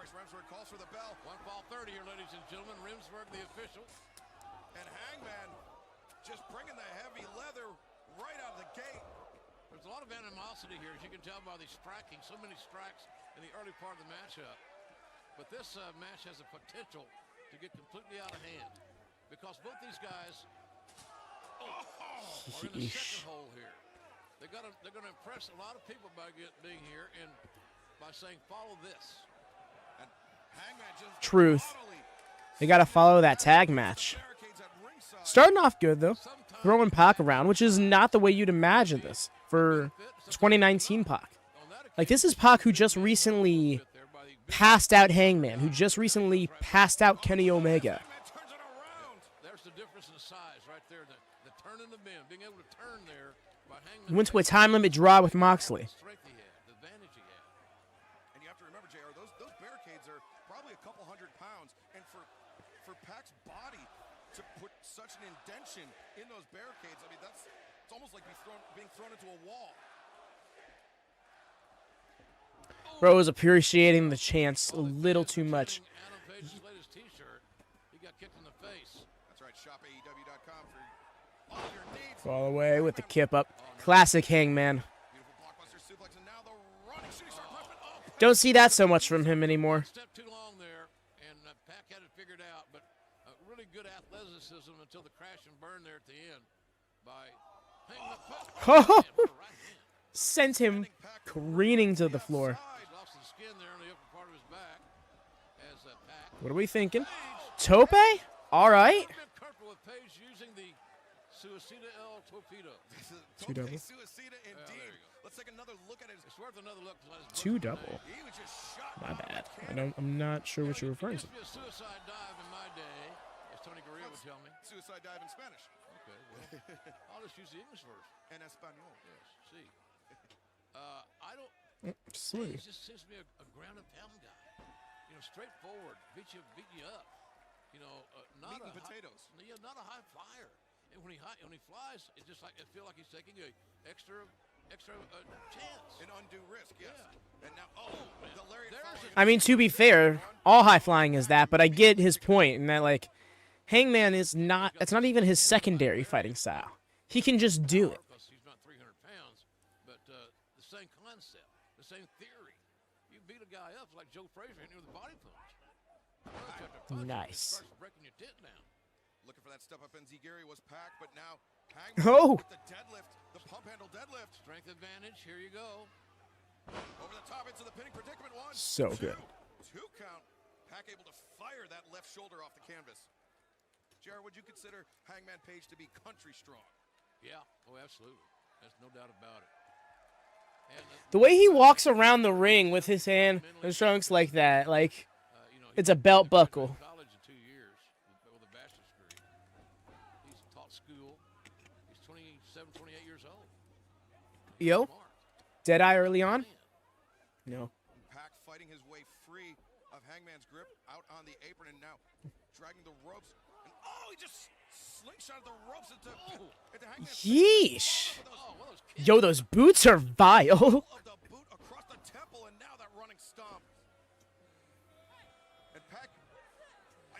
You can see Hangman actually getting up to his feet, and he's struggling with that vision. That rope actually might have come right across the eye. A lot of discoloration. Yep. Of Adam Page.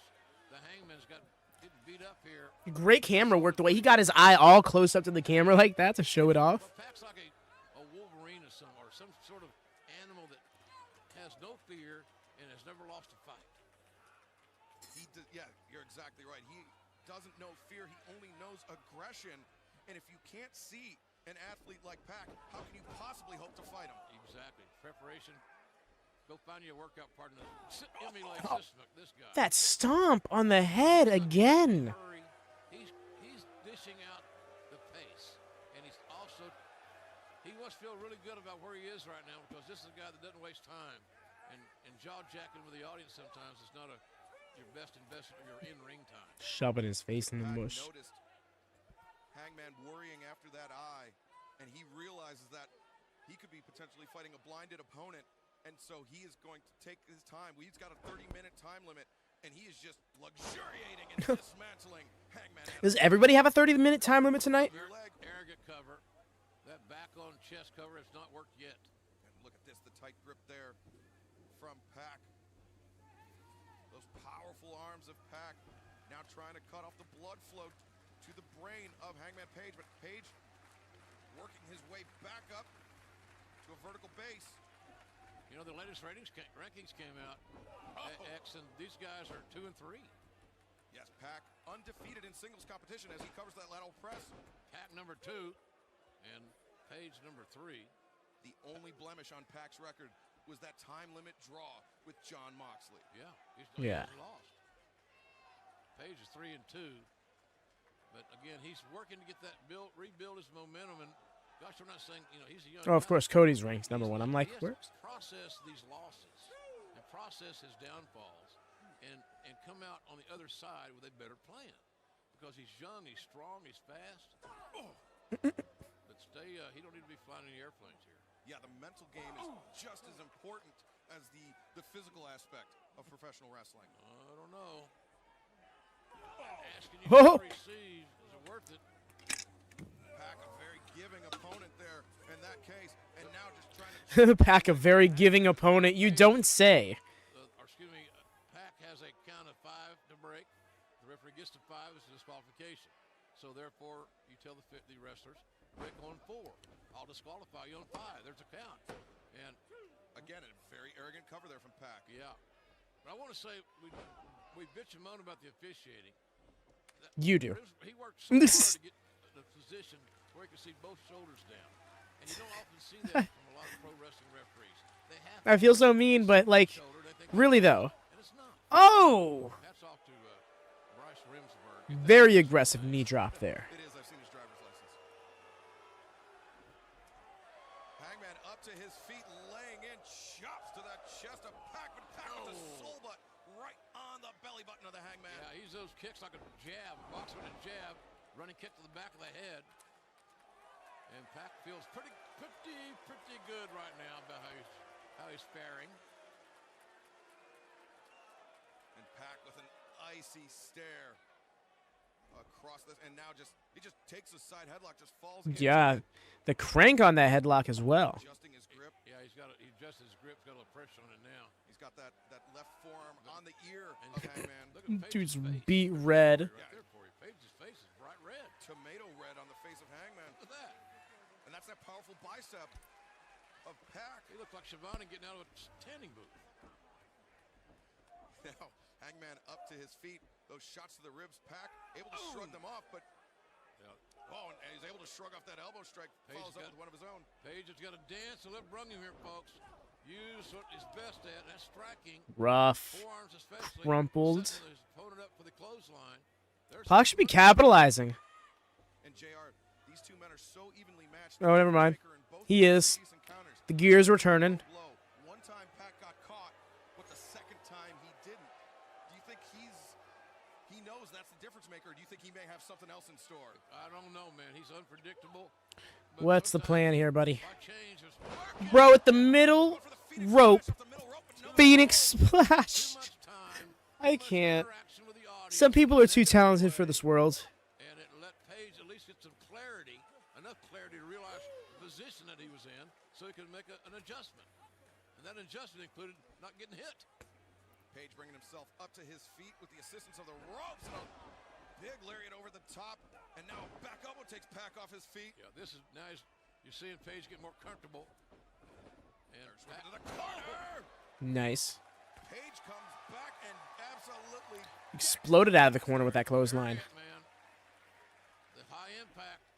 The body can only take so much. It's like body punches. Dry hair Hangman is such a sight to behold. Specifically, like, stubble Hangman. He doesn't have a beard.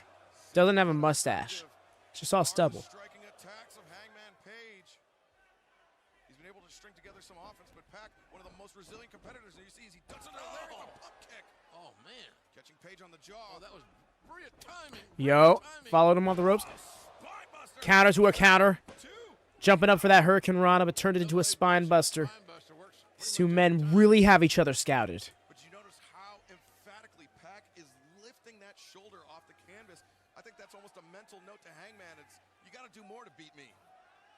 Not a lackadaisical kick out. No, not at all. That sends a message to your opponent as well.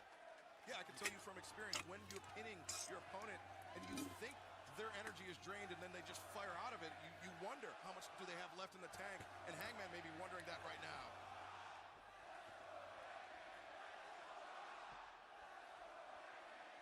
This crowd is here for both of them.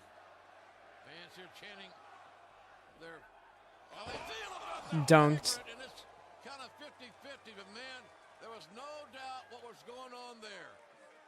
That slam on the apron, spine first, my God, and then right into the railing. Take another look at this. Watch how Pac's just smashing in to that steel. Yeah. Oh, now Hangman going up top. He favors Just the way he's, like, literally dunked. He did it. I don't know. Maybe the Hangman's surprised he hit it. I don't know. What a hell of a chance, folks. He misses that, he's done. And Pac, but he didn't. One of the most well-conditioned athletes, but he had all the air driven out of his lungs. And now Hangman with that high boot. You're right for the cover. Two. No, Pac kicks out. Still kicking out with that trapped arm, though. I don't know. I still see that as a message being sent. Very much in this fight. But those body shots tend to break you down, tend to fatigue you a little faster. Great high risk. Not my recommended game plan for Hangman Page, but hell, it worked. So good for him. And Hangman eyeing that buckshot lariat, but I think Pac caught it out of the corner of his eye. Oh, yeah. Pac has still got enough in the game, Excalibur. He might be Interesting AEW hoodie that one wire guy had on. He saw that. He saw, yeah, that gun loaded, and here we go, right? What did his shirt say? To go to the outside, and this is dangerous territory for both men, but That fan's shirt. and wait, that toe kick. Oh, No. Oh, my. The brain buster. I don't care if that chair's padded. That was a brain buster on a chair. The fuck, dude? His body goes right to the concrete, for God's sakes. What are we going to see here next? Good grief. Now, how in the world is Adam Page going to continue this match? Pac needs to make an immediate return to the ring and look for the count-out victory. Yeah, that's exactly what he's doing. Good Lord. You know, this never works. Guys will take. And when it gets personal, that's what you find, folks. Guys making decisions are not correct. You see, I wouldn't be about it is the thing, but I feel like this spot works when every now and then someone actually wins by it. 9. Bro, spring in. Barely in. That was a fingertip over the goal line right there. And certainly Pac would have been very happy to accept a victory by countout. It gets him to the pay window. That's all he cares about. Well, I'll say that's probably not even accurate. He cares about hurting Page and winning. I mean, I think it works in like a middle of the show Dynamite or Collision match, but you can't do that every now and then. You can't even do that every now and then, I should say. Shoulders are down, two. And now you see Page still clutching the back of the head. That brainbuster having lasting effects on Hangman. This rivalry that we're looking at right now, this match, the bodies are scarred and bruised. Good grief. Started in January. Can you believe that? Just 11 months it's been ongoing. And here they are, each with one win each. And we're seeing the rubber match. I'm glad for this opportunity. As Pac now. Oh, hello, Martin. Unprotected sternum. Just teeing up not only the sternum, but the lungs, just driving the breath out Oh, of the he got chest of Hangman Page. Oh, you want more? Talking some trash. God almighty. He might have got a... Ooh, the knee may have got him right in the face. Yeah. And the kick didn't do me any favors. This is where the referee's got anytime a talent, a wrestler, an athlete may not be able to control himself or defend himself, you got to evaluate that situation. And it worries me sometimes that some of the action we have, that should be more cautiously looked at. Banderas sends Pac to the outside, but he answers with that rising Gamangiri. 15 minutes gone by, 15 remain. Halfway point of this match, potentially. He's looking for that black arrow. When you say that, Brutalizer. Up to the, well, that was pretty brutal right there. That was not a real dandy way to land. The legs of Pac shoved out. dandy, you say.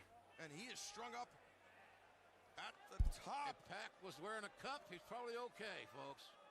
If not, he's got to pull this one out in the bottom of the ninth. Boy, this is no man's land. That's the way on the other side of Oklahoma. Can't get there from here. Pac looking for that, or excuse me, Page looking for that avalanche block. Buster! No, not Blockbuster. Spines are getting destroyed in this Fall away slam. All the same. There it is. Correcting himself. Look at this, folks. Watch. Slow the back, crash, burn up, slow it down, and you can see the impact. Boom, right there. But they know how to fall. Right. There's absolutely no way to prepare for You something know, like that, JR. I wonder sometimes, because Hangman does the moonsault slam. And they both have the same setup. I wonder if the idea is he saves himself halfway through. If he starts falling back as he picks them up, just makes the fall away slam. If he keeps his balance, goes for the moonsault slam. Nice. All that momentum from the ropes, and now here we go. A power bomb, and he planted him high on the shoulders and the back of the head. One impact, high impact counter after the other. Something's got to give. Page has got Pac hooked up. He's thinking Deadeye. It's so evenly fought, this contest. Those downward knee strikes there. Oh, Pac. Oh. Oh, look. He's transitioned in. Standing variant into the brutalizer. And look at this. He transitioned out of the finishing maneuver into the brutalizer. Oh, that's magic. That's grappling magic from Pac. That's grappling magic. And his intensity is etched all over his body. And Hangman is dropping by the second. He is going out, JR. Hangman's got to communicate with the official. There's got to be some communication, some way. Look at how red his face is. Oh, just falling onto the rope. Essentially out of bounds. The referee will call for the break. Now, let's see how fast Pac can take advantage of the damage that he's done. That's the key right now for me. What can you do to put this man away, Pac? That was the only recourse that Hangman Page had left, was to just dive into the ropes. He didn't even reach out for it. He just threw his body at the ropes. Now Pac up to the top. Big chance. Going for the black arrow. Looking for maybe the black arrow. Miss entirely. This might be a prime opportunity for the buckshot. And now Page up to his feet. Over the top. Buckshot. Pac ducks under. Beautiful drop down. Oh. Pac has the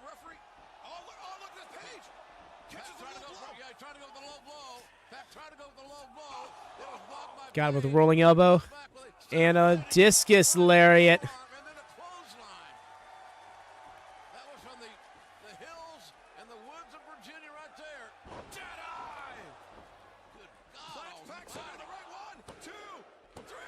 Got him with the dead eye. There it is.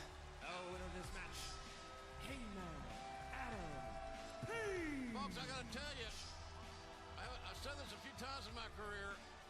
That match literally could have gone either way, and I'd have been perfectly happy. That was a hell of a wrestling match. That guy was gonna get a picture, and then Bryce bombed it. And you have to imagine that this is something of a course correct for Hangman Page, getting back to his winning ways, defeating Pac in this effectively three-match series. And it's only the first loss that Pac has had to endure. And the first blemish on his record. And we will see the mental toughness. It's true. This is Pac's first This is his first singles loss in the company. Lose to number 3. He's defeated Kenny Omega, Hangman, tied with Mox. He did have a tag match alongside Mox against Hangman and Kenny. Lost that one because him and Mox, had issues. I believe he's got a win over somebody else as well. I'm trying to remember. LCP. All academic. Hangman Adam Page. I think he can make a case for himself to come at whoever walks out of Baltimore, whether it's Cody or Chris Jericho. Tell me what happened with Brandy Rhodes earlier tonight. Brandy, after the conclusion of the B. Priestley and Britt Baker match, she and Awesome Kong made their presence known here at Full Gear.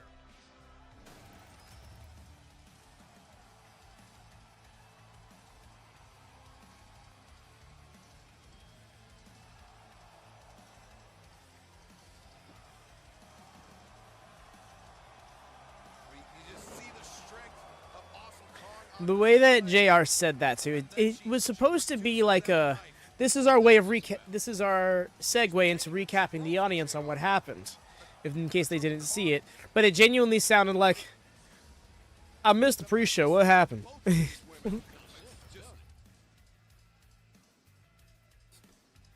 was just me yesterday starting Battle of the Valley. I'm low-key salty. I miss Fred Ross here in action.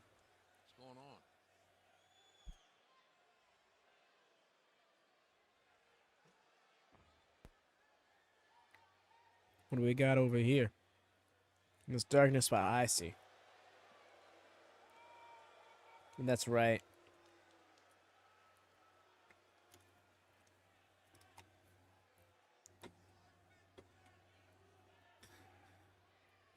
Wearing a GCW themed shirt.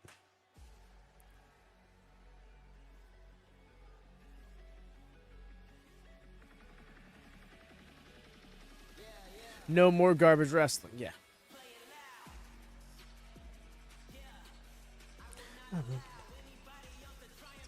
With Tully Blanchard, where is Tully Blanchard? Since he's come under the tutelage of Tully Blanchard, has had a vicious streak. Yeah. Being with Tully's helped this guy. There he is. One fall with a 20-minute time limit. Being accompanied to the ring by legendary Four Horsemen member Tully Blanchard from Niagara Falls, Ontario, Canada. Weighing 227 pounds, he is the self-proclaimed chairman of AEW, Shawn Spears. Certainly Shawn Spears is talented enough, and he thinks he's good enough, and I'm not disagreeing with him, to have something to be famous about more than putting staples in the head of Cody with a chair that he's carrying right now. Yeah, and you see that shirt he's wearing. No more garbage wrestling. That's in reference to Joey Janela's former home promotion before he landed in AEW. Oh. Game Changer Wrestling, which is known for their hardcore style. But Spears, he made his splash here in AEW with that chair shot, just as you mentioned, JR. That's pretty damn hardcore, I'll tell you something. All those staples. This should be a spirited matchup. There's a story here, folks. I appreciate them giving some clarity to the shirt thing. I was a little bit off. I thought it was just like him having a GCW run at this time or something. No, it's more so having to do with Joey Janela and this match that's happening for some reason. Because I don't remember much happening. Did they cross paths in a dark match? I'm having a hard time remembering, honestly. All of the fire for Joey Janela. What? Do you remember about Dark is him coming out to Jurassic Express's theme and just not batting a lash.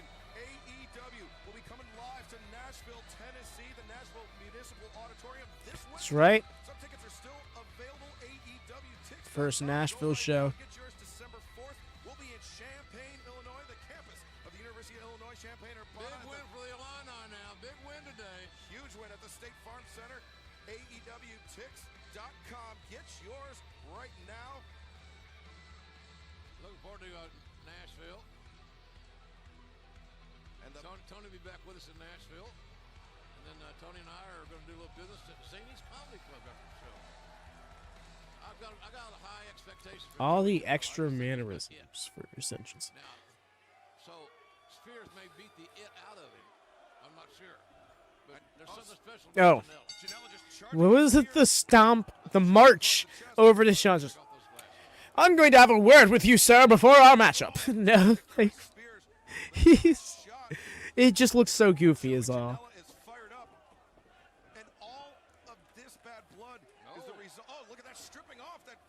Shirt. That'll make the chops a little bit more effective.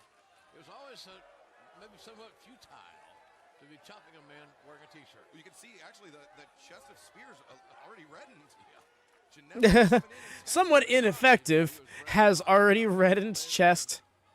From the chairman was not it. The chair shot to Cody was. Oh yeah, no, I hear you. The chairman. At first I thought it was clever, but it came around as like. He never really did anything else with the chair that was like super dastardly, you know? That unprotected chair shot was disgusting. I remember when we watched it back a few months ago, it was even then it was just like chilling to see in real time. But yeah, it's not like he's out here injuring people with chairs or like doing crazy work shoot spots with chairs. I don't think it worked for him. Nice. Oh, how hard was that impact? Just a power slam on the outside. The human body being just flattened on the outside. Take a look here. Watch this. Look. Such a violent collision. That's a little thin mat. Mat is black concrete. On concrete. You do the math, folks.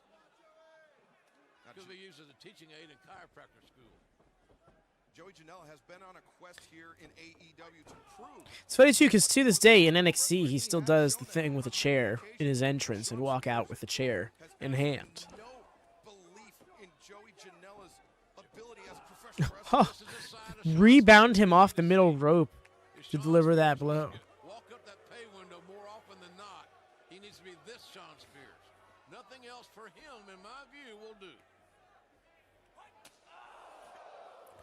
Spears, nice shot. Rocky start when he paired himself with Tully Blanchard, but in the last two outings, he's come away with 2 victories. He's looking for his 3rd here tonight, and that will drive him up. Yo, Earl Hebner on the call. In the World Championship title picture, you have to imagine. Man exchanging the chops, knife edge chops. You're not going to beat somebody with it, but you can beat them down with it. You can make them drop their hands and go for something, go for their head. A lot of things happen with those chops. Man, that was an Irish whip out of crazy land. Spears leaving his feet and throwing. You didn't know him until he came back to NXT? Oh, nice. So you got me curious now, Joe. So, like, the lifespan of your wrestling fandom, what does it entail? When did you find wrestling? When did you find AEW? Being sick sucks. And it all started with that power slam on the outside. Yes, sir. Connect the dots. Referee Earl Hebner admonishing Spears. But Spears, this is not his first rodeo. He knows exactly what the rules are and how to exploit them. No, here's the backbreaker, far leg hook. Spears is the best. You know, Shawn is laying in this offense, I will say that. Fundamentally, it's all his success or failure in the rest of his career is going to be dependent on his mindset. And that goes for a lot of guys. Now it's between his ears and his heart. He's got to determine where he wants to go. And that's not to say that Joey Janela is inexperienced with 13 years of experience for Janela to Spears' 17, but that extra 4 years makes a world Really, of difference. Joe? Is Tully Blanchard whispering in your ear? The Tully Blanchard effect is Nice. When did you get into wrestling? and Joey Janela. Like, at all? Janela's back. And I mean, I don't want to assume, but I take it may have started. Your fandom started with WWE. Personally, mine did. My fandom was WWE exclusive for like 10+ years. And the senior referee, there's Earl Hebner. Gosh, I feel reluctant I didn't mention Earl. 2021, I watched Spears because Giving some insight and to Shawn Punk. Spears. And the other thing that Tully Only AEW, because I'm asking like pro wrestling in general, like any promotion, not just AEW. Although, shouts out to Danielson. Danielson's my guy. I miss him. Tully on the outside. Looks like the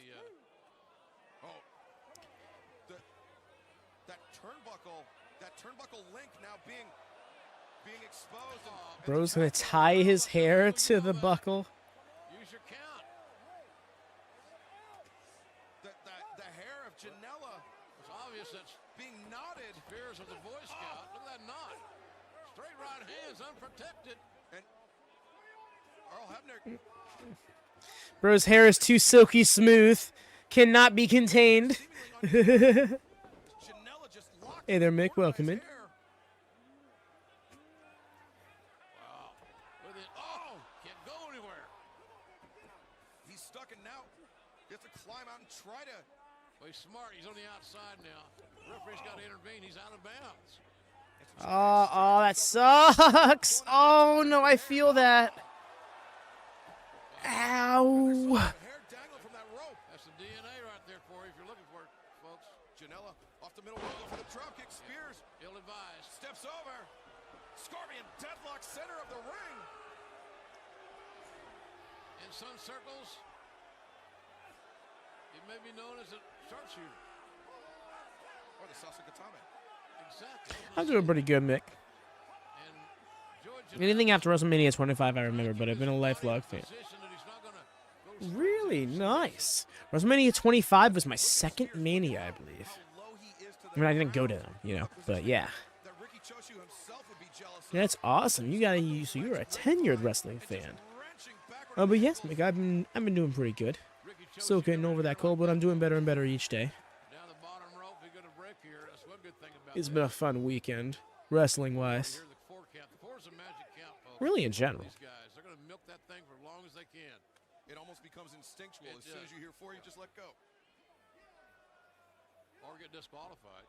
And Spears walked right into that one. Janela with that desperation thrust kick. Catching Shawn Spears on the chin. We'll see how thick that beard is. He's very unsteady as he gets up to his feet. Janela now firing in right hands to the midsection. Janela coming from underneath there with those forearms. He didn't have the leverage because Spears is quite a bit taller.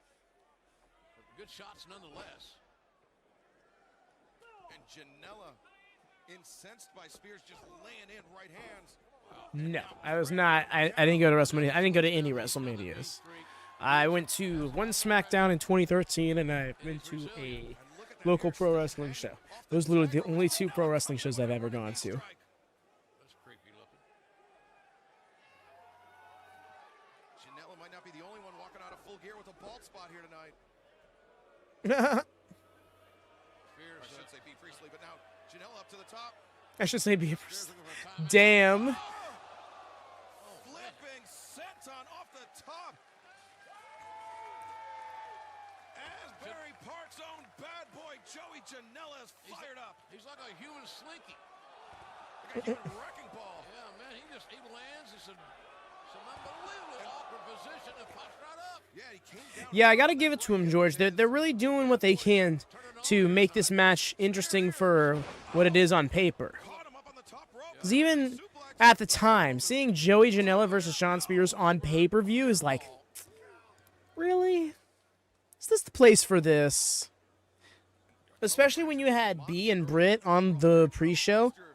I'd argue this be on the pre-show and that be on the main card, but maybe there was an audible called because Britt was sick.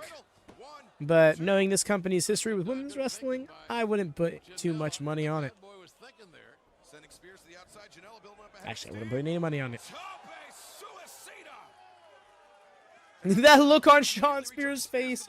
Oh, he was deeply pained. Kick across the jaw.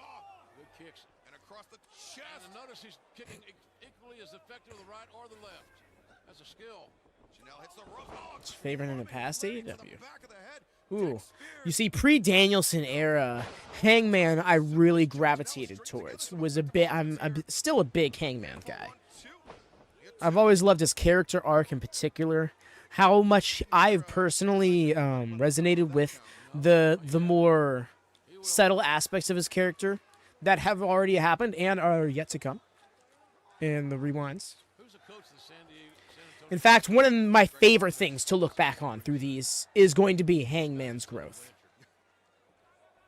I'm of the crowd who's like, Hangman is main character of AEW vibes because he kind of does, and I'm very much invested in that. His charge is in trouble. Hence him being on the apron. Because you know Tully's not going to challenge Janela. Your busted ass finger.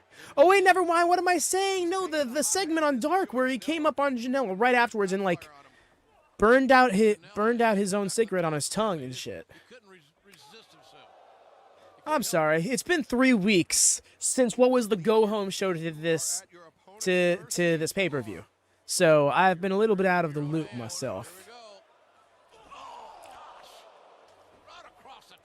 Honestly, Fridays? I have ideas.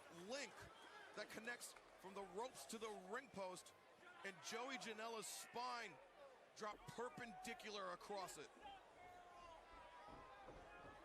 And now, hey, look out. Hey. With Tully Blanchard has Earl Hebner's nice. attention diverted. The double padding. Bro, how is he not going to put two and two together? Leaving that link exposed. Oh, no, it was a diversion. The wind didn't catch an Earl. Oh, Earl. It's a strategy. Look out here. Look out. Come on. No, what? No. I'm like, what are we doing? What are we doing? Why'd you need the referee distracted to do this? My favorite episode of Dynamite 20. I think that's a better question to ask me in about 8 weeks. Because there's 12 episodes of Dynamite in this year, and we've only seen 5 of them. Or 6 of them, actually. Got him. Dunzo. Yeah, after all of that, he was toast. Damn.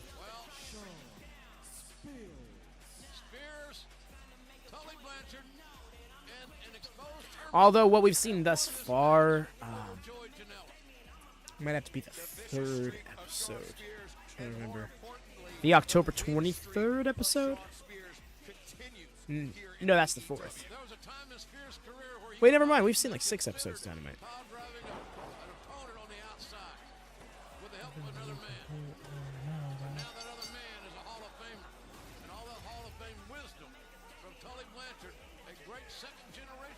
I am the fucking man. Feeling himself. All right. Sure, dude. But while they do that, our colleague Golden Boy has some words from Kip Sabian backstage. What's going on, everyone? I'm here backstage with Superbad Kip Sabian. Kip, how you doing? Oh wait, you doing this interview? Yes. I thought you were like an intern or something. No, I'm one of the announcers. I'm sorry, what's your name? Golden Boy. Yeah, I'm not going to remember that. Oh, okay. Well, in any case, Kip, why the sudden change recently? Why the change? When I joined this company, I decided I was going to go straight down the middle. I was going to learn the lay of the land. And do you know what I found? I found alliances here. I found alliances there. So I had to take it upon myself to carve my own path.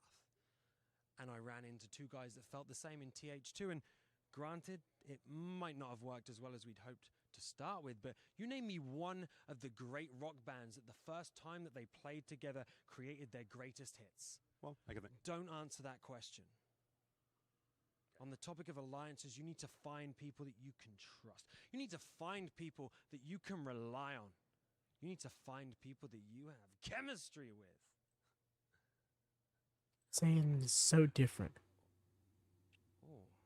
Doing this segment right after Joey Janela lost is nasty work.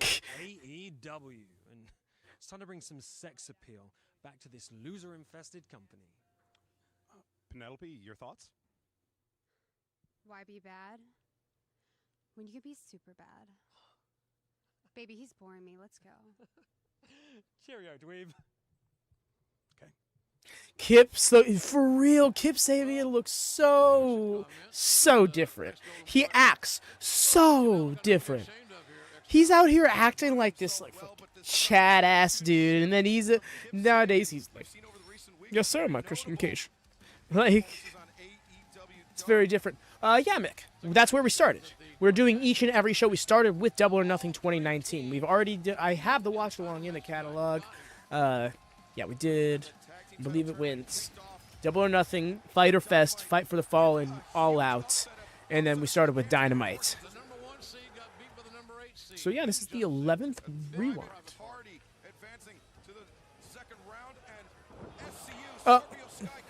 Oof. That still had to hurt. He's wearing street clothes and tennis shoes as he assisted Frankie Kazarian to allow SCU to move on to the second round, and the team that attacked them, the Lucha brothers, picking up the victory over the Jurassic Express, and they did the same the following week, spiking Mark Quinn, taking Isaiah Cassidy out on the outside, advancing to the finals of the World Tag Team Title Tournament. But that wasn't all that happened that night. SCU, with the SCU later, punching their ticket to the finals. And then in Charleston, West Virginia, new champions were crowned as SCU Scorpio Sky. Very slick. Frankie Kazarian that finish. raised those belts high and etched their names in history.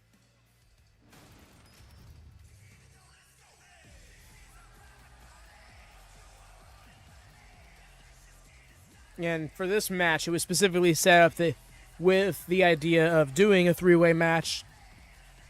The third team in question being determined in a bronze medal match. It was the two losers of the semifinals going head-to-head. Sorry, very weird way to structure that. I'm more so caught up on this bad fame.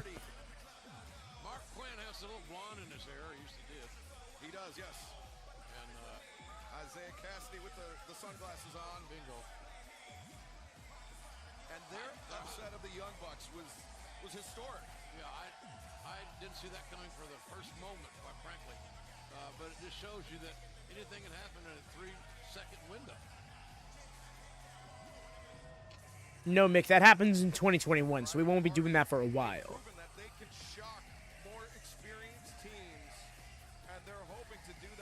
But yes, the idea with the All Elite Rewinds is that they're going to be going on pretty much forever. Or until, if people lose interest. Yeah, something could happen, of course. We need to cut it out for whatever reason. But the plan is to kind of just keep up with it. Which means, one day, what's going on right now in AEW we'll be doing rewinds for.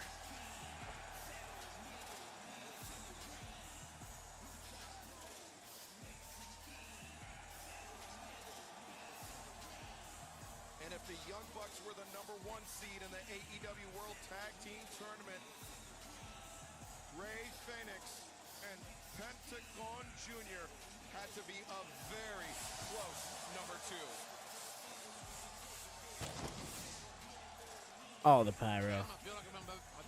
I love that the Young Bucks are still out there. Just kind of spread all across the floor. Nobody bothered to sweep those up yet. They're so talented. They did not need to resort to that attack on SCU. No. Well, they're just showing everybody this is how we're going to play the game. By the way, in the ladies' AEW rankings, they were just released very recently. I think yesterday. They're ranked number 1. Got their silver medals. Had him facing the wrong way. Bro running the ropes just as a part of his entrance.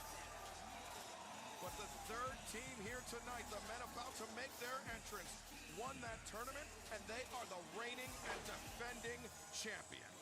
Ray Phoenix is unbelievable.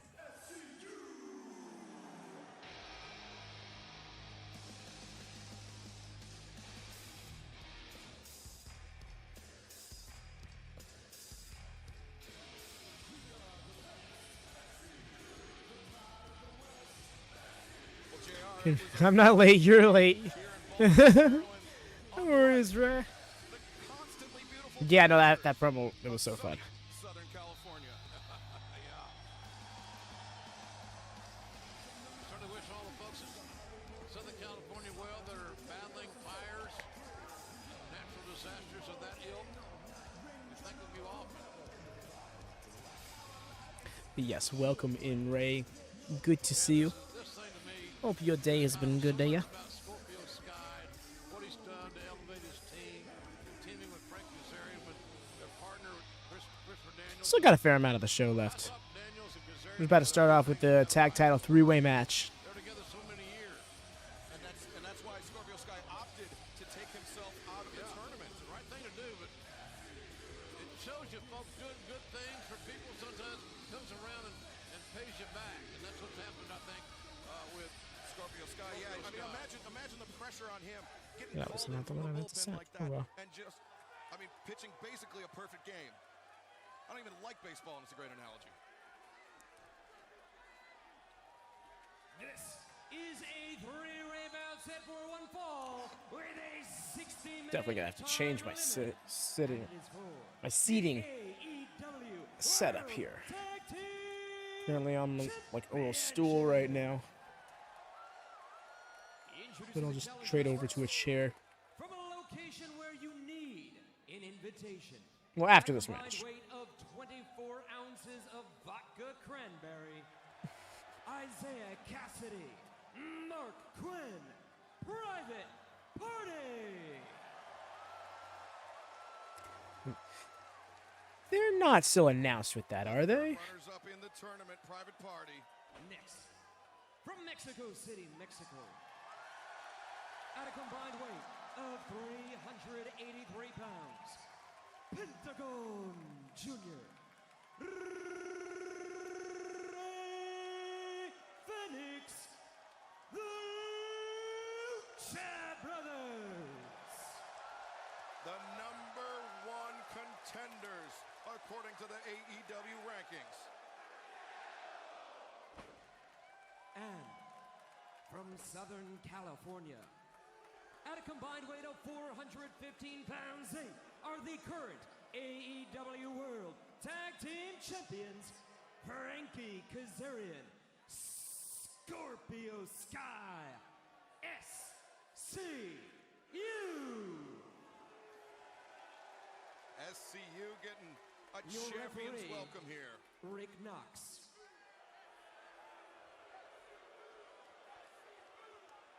$60-minute time limit, one faller. Tag They team don't announce the titles referees are on the line. anymore. This has been well described. You know, don't be the negative Nelly here, but it's very possible that the beautiful run that's just started with SCU, there's some beautiful championship belts, it's short range. Because they got a double task here. Yeah, they are facing two of the... I don't know if this is fair to the new champions, that's what I'm saying. Well, I mean, I don't know that Frankie Kazarian and Scorpio Sky are looking at it that way. They're just looking at it as another obstacle in their path, another obstacle to overcome. And I think they're prepared for it. Obviously, I'm biased, but... Yep, just two men starting off. Southern California guy, I've been in the ring with Rough. Frankie Kazarian, Scorpio Sky multiple times, and I know what they're capable of. I've heard all about your exploits in and out of the ring, boy. All right, here we go. Frankie Kazarian, I always loved Frankie's work ethic. He looks like he's in the greatest shape of his life, quite frankly. In there with Mark Quinn. Well, there's a lot of contrasting styles in this match. They say styles make matches. Let's see. We'll see. Is Private Party able to use Lucha Bros winning. They did get expertise? that victory that SCU got over them was kind of a sneak victory. Think about it. Will Lucha Brothers be able to use that hard-hitting style that they love to employ? Will SCU be able to use that technical violence?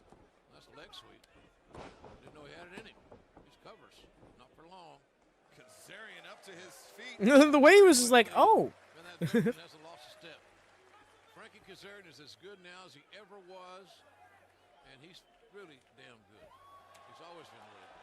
Rey Fénix tagging himself into the match. And that's legal, by the way, in this three-way matchup. Three-way matchup. Remember, the first team to score pinfall or submission wins the match. First fall to a finish. Rick Knox has refereed many matches similar to this. He knows exactly what needs to be done. One, roll up. Two. Could not have picked a better man for the job. Well, that caught. That was a tough one right there on Rey Fénix. Fénix puts on the Yo. with the knee. Back. And tees off of them on that kick on the side of the head. Rey Fénix. I've seen Rey Fénix do some things that if I hadn't seen it with my own eyes, I wouldn't believe the description. He's that amazing. And it seems like there's some bad blood there. Oh, look here. After that tournament loss. And now Lucha Brothers sending Private Party into one another. First off, why is he holding back Scorpio? Suck it up, bro. It's no DQ. You can't disqualify someone for any of this stuff. Suplex, yeah, and then floats over. Referee trying to restore some order. You know, for one official to govern 6 men in this environment is daunting, to say the very least. A monumental task. As Rey Fénix tags out to the older brother, Pentagon Jr. Yes, Joe. He is still in he still is in AEW, but he's been used very sparingly. He mainly in Ring of Honor in the last year or so. He popped up with Ethan Page again. Well, he teamed with Ethan Page for quite some time, but he popped up to help Ethan Page in a feud at the end of 2023. And then he had like one match and had a couple of vignettes, and we haven't seen him since. We do know he's been plagued with injuries throughout the years. You ain't got the tag rope, you're not legal. You can't tag in. You might as well be invisible. You have to be there. And some unfinished business from Charleston, West Virginia on that episode of AEW Dynamite, where the SCU were crowned the first ever World Tag Team Champions. Lariat. Oh! Kazarian blasted by that super kick, but follows up with a hard shot of his own. That gives a little rattle. He was waiting for the tag, but Kazarian didn't see him and didn't make it. Now, who's in the better condition? Who's going to be able to regroup faster? Both men knocked down from each other's clothesline. And a cheap shot on the outside. Referee didn't see it, I don't think. Kazarian floats over and now forced to tag out to Private Party. Nice, the springboard Rana. Springboard hook on Rana, but Rey Fénix with that right hand. Now, Cassidy comes over the top with that kick. Taking Fénix off his feet. Oh, nice. Into the cut. All right. Into the Bulldog leg drop on Pentagon. The back roll into the Cazadora Bulldog leg drop. The combination offense that Private Party demonstrates is incredible. They've laid off a bit in recent years in favor of some more psychology, which obviously is a good thing. But even then, I think that their double team offense is second to none. Look at the takedown. Now this. There's about 4 or 5 generations of wrestling. So sick with. Two count. Different styles from different eras were Bro, incorporated it's too in some much. form in that chain of offense that they just accomplished. Very, very creative, and it shows that these kids are students of the game. Students of the game, they look to the past as well as to the future and how to combine it. And now Mark Quinn asking for some shots, but Pentagon, that kick catching. Oh, look. Wow, look at that. Right. But now, Rey Fénix up to the Penta in the WWE environment is going to be a very interesting thing to see.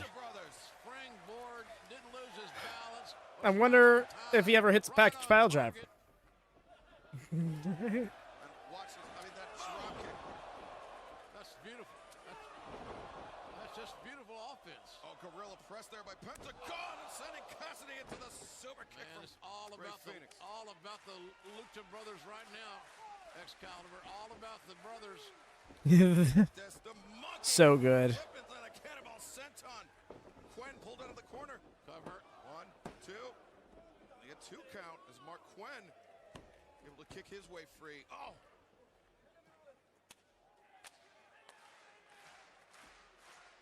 A lot of Lucha Brothers fans here tonight in Baltimore. Glad to have them. Glad to have all the fans watching wherever you are around the world. Yeah. We appreciate you. Whew. To the bicep. That sucks. Stretched out like that, especially. The Globe in great representation here tonight as the Lucha Brothers looking for that foot stomp package pile driver combination. Taking a long time to develop. The float over into the backstabber, so good. That really should do it. Well, we'll never know. Also that with Carlito on the roster. Broke up the pinfall. Kazarian, turned on a dime, left 9 cents change. And that little ditzy do. Very good athleticism by Frankie Kazarian. Wild right hand and the back elbow block. Into the maiden. Yo, the flip out of it. The damn near vertical drop kick. Yo, Mark Quinn. Sneaky impressive. Sneaky athletic. Oh no, he's got to tag out to the champions if he wants to get out of here. An adversary, quite frankly. Pentagon making the tag out to Ray Phoenix. Oh man, what a drop kick right in the face. Such elevation. Scorpio Sky's got springs in those legs. Who's hotter than Scorpio Sky right now today in AEW? I'll wait. Sky. Oh! See, Phoenix tried to roll through. Sky had it countered. And and there's some seriously educated feet right there. Attitude, I like it. Knocking Penta. And Scorpio Sky got People not too here for it. break of a lifetime. I believe him. over the top. Yo, float over into. Yo, so smooth. Sleeper, a camel clutch style dragon sleeper. He's got his arm underneath the chin of Ray Phoenix. Cassidy came in for the break, but Kaz with the cutter of his own. That slingshot float over cutter. Heads are revealed and no protection. Like a game of whack-a-mole there for Pentagon Jr. Exposed heads are in a very bad situation. And Pentagon once again returning to that thigh, that Float over. of Mark Quinn. Oh! Classic Kaz offense. Leg drop, and now just a right hand absolutely starches Mark Quinn.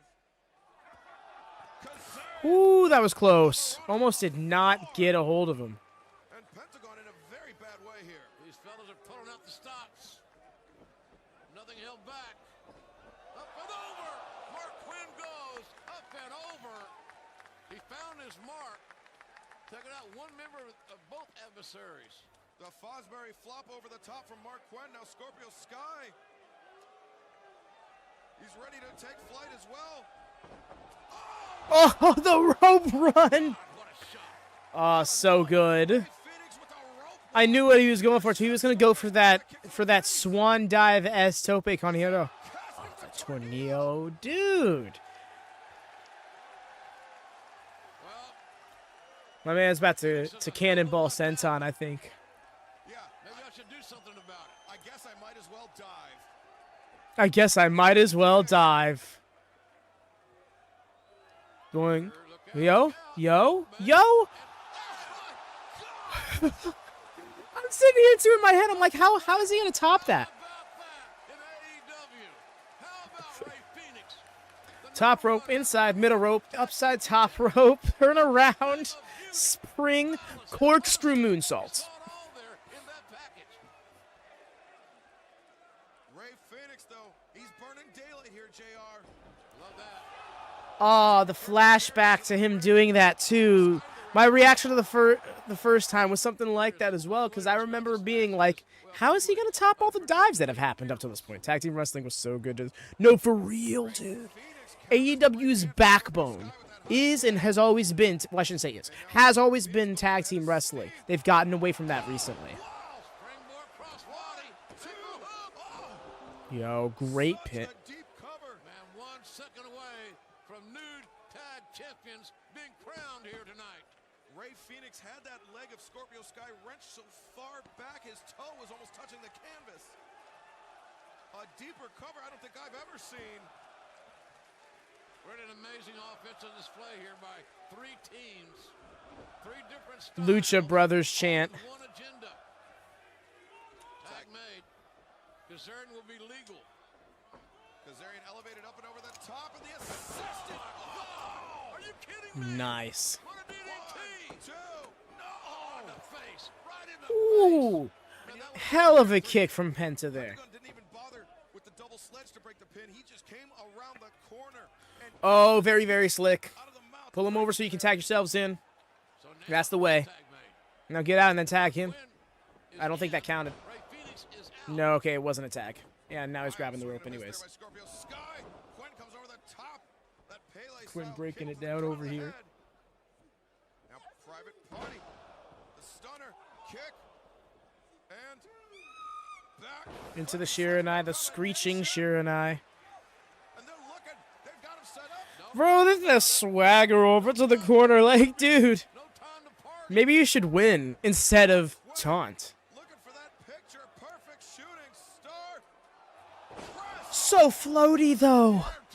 Aw. I totally get why he strutted the way he did. Just saving himself. Just staying in the game as Kaz. But nah, I'm sorry. Never mind. I take it back. The way he strutted over to the corner is very justified by how floaty his dives are. That shooting star press. Astonishing.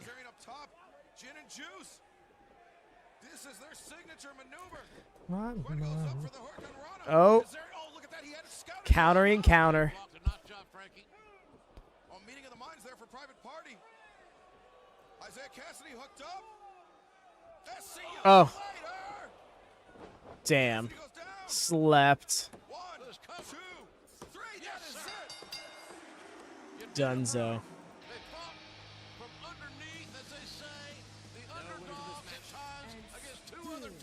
Definitive.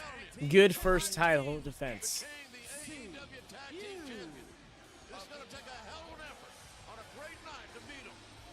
Oh my gosh, immediately jumping them.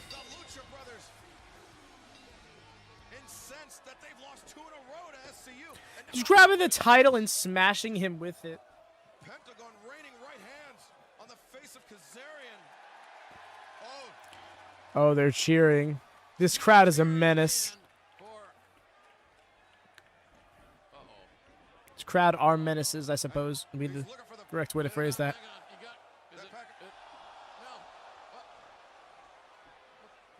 The lights are out here in Baltimore. Oh. Pentagon Trace. Pentagon has entered the fray.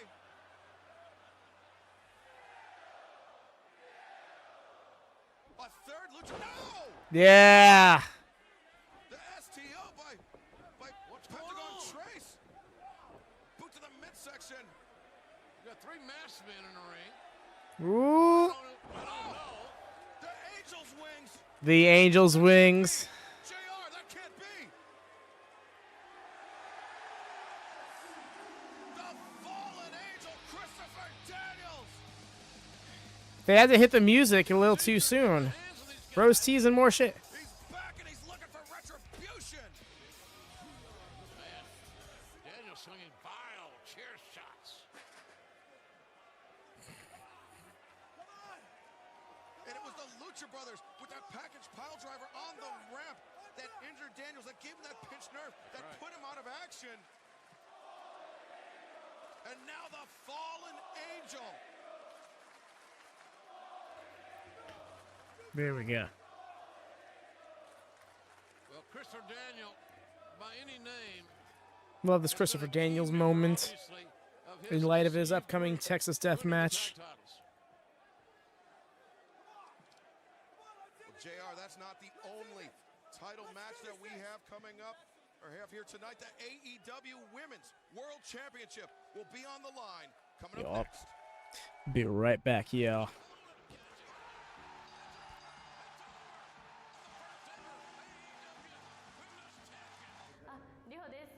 22歳で AEW 初代世界女子チャンピオンです。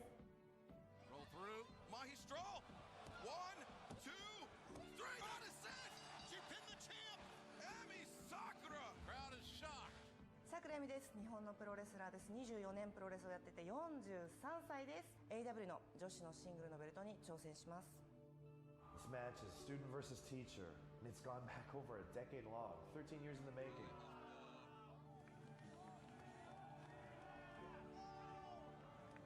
さくらさんと出会った時は私がまだ小学生でプロレスも知らない時に体操教室の先生として出会いました。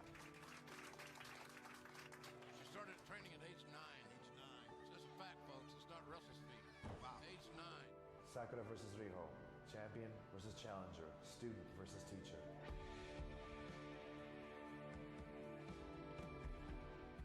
もしこれが映画のクライマックスだったら誰もがリホが勝つと思うと思います。でもこれは映画のオープニングなので桜井美が勝ちます。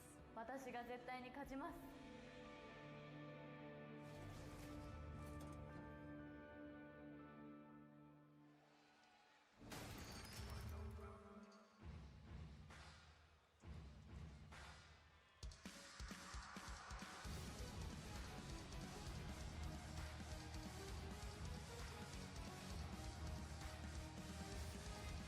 I asked you this on Wednesday night. What's up with the mustache? Emi Sakura loves Queen. She loves Freddie Mercury specifically. She thinks he is the greatest entertainer of all time, and she takes inspiration from that. But don't let the appearance fool you. Emi Sakura is one of the premier women's professional wrestlers in Japan. She is one of the premier women's professional wrestling trainers in Japan. And she is the woman responsible for bringing Riho, her opponent here tonight, into the world of professional wrestling. Sakura's been around 24 years, a real veteran. And Riho only 22 years of age.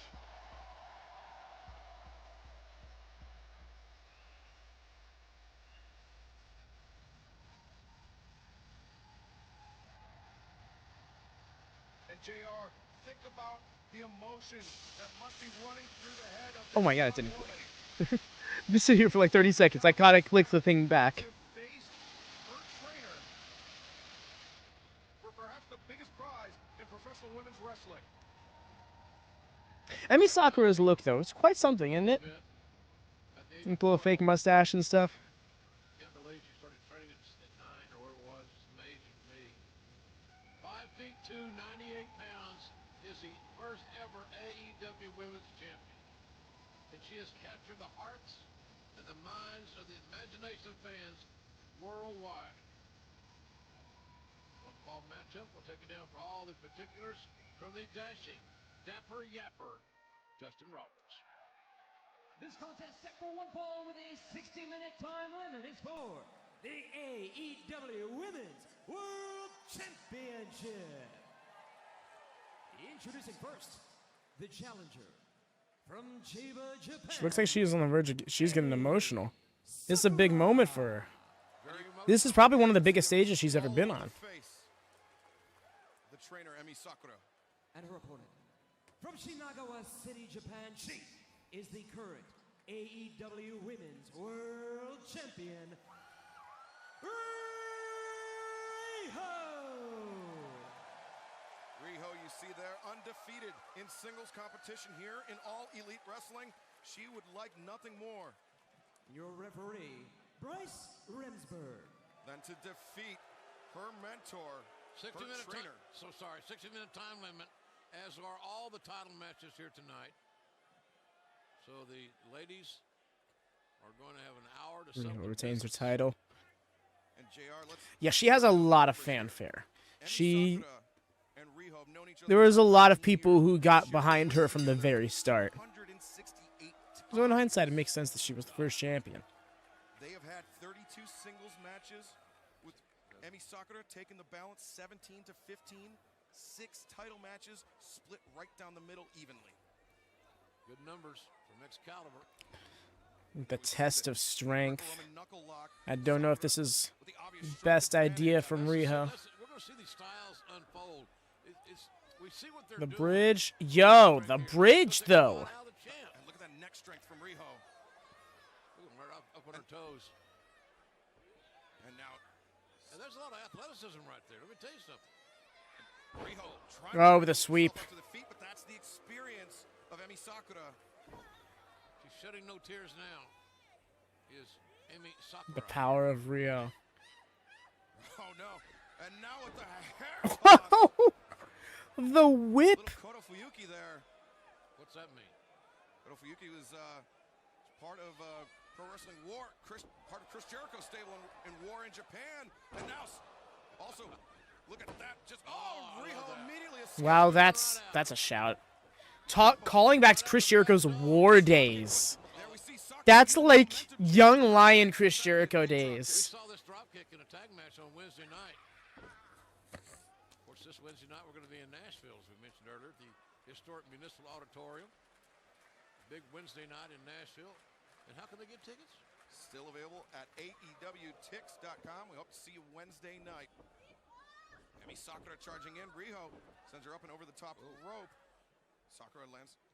Riho pause for a moment, and Emi Sakura makes her pay with Yep. the shoulder to the midsection. I was gonna say that momentary pause is all Emi needed to turn it around here. Yo, very unique crossbody variant there. And Emi Sakura, we mentioned multiple times how she is the trainer of Riho. She's still training over in Japan. Her promotion, Gato Move Pro Wrestling. They have a dojo there.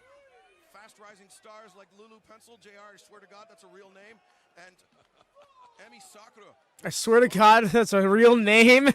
Japanese women professional wrestlers, but right now, I admire that, appreciate that. The way he had to throw that out there.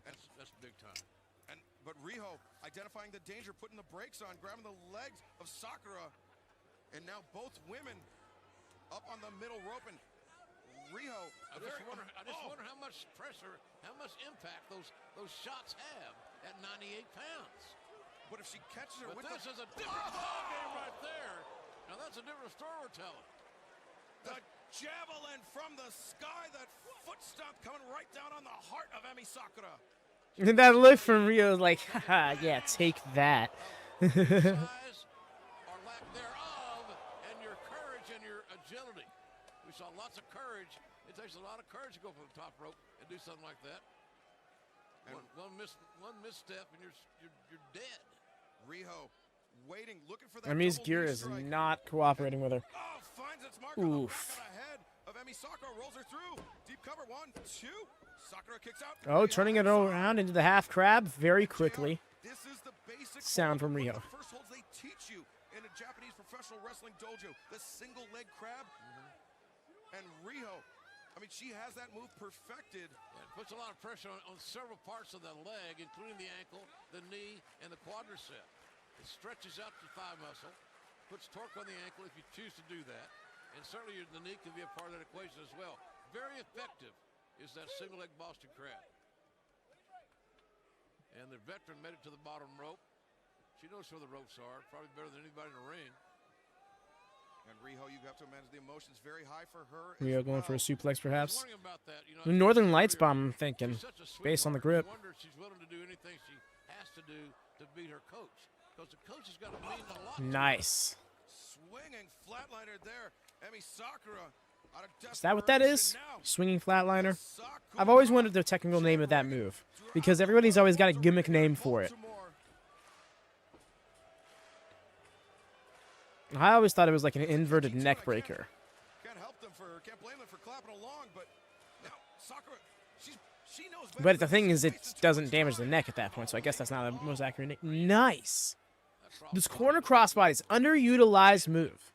Riho, the first ever AEW Women's Champion, and a big disadvantage here, maybe psychologically, trying to beat her coach. I mean, we've seen her overcome size disadvantages before. I mean, that's the story of her career. But specifically in Washington, D.C., on the debut episode of Dynamite, where Riho defeated Nyla Rose. Who would have thought that, really, quite frankly? It was an upset. And she's been upsetting people ever since. Oh my gosh, she's double jointed at her elbows and it fucks with me. Wow. She's done nothing but win. That was an unnerving thing. And now Sakura with that Got the crowd with. Oh my god. Girl, what? Ah, the knee. shoulders, the knees, the spine. And Sakura, Bryce Remsburg I'm just still feeling it in my knees. Very heavy here, and rightfully so. She's gasping for air, just a signal that she's in distress. Even more distress than maybe she wants us to believe. And it all started with that crossbody with her strung up in the corner, driving the air, the oxygen out of her lungs. And now Emi Sakura perhaps with the mental advantage. Yeah, it didn't have a lot of impact, that shot.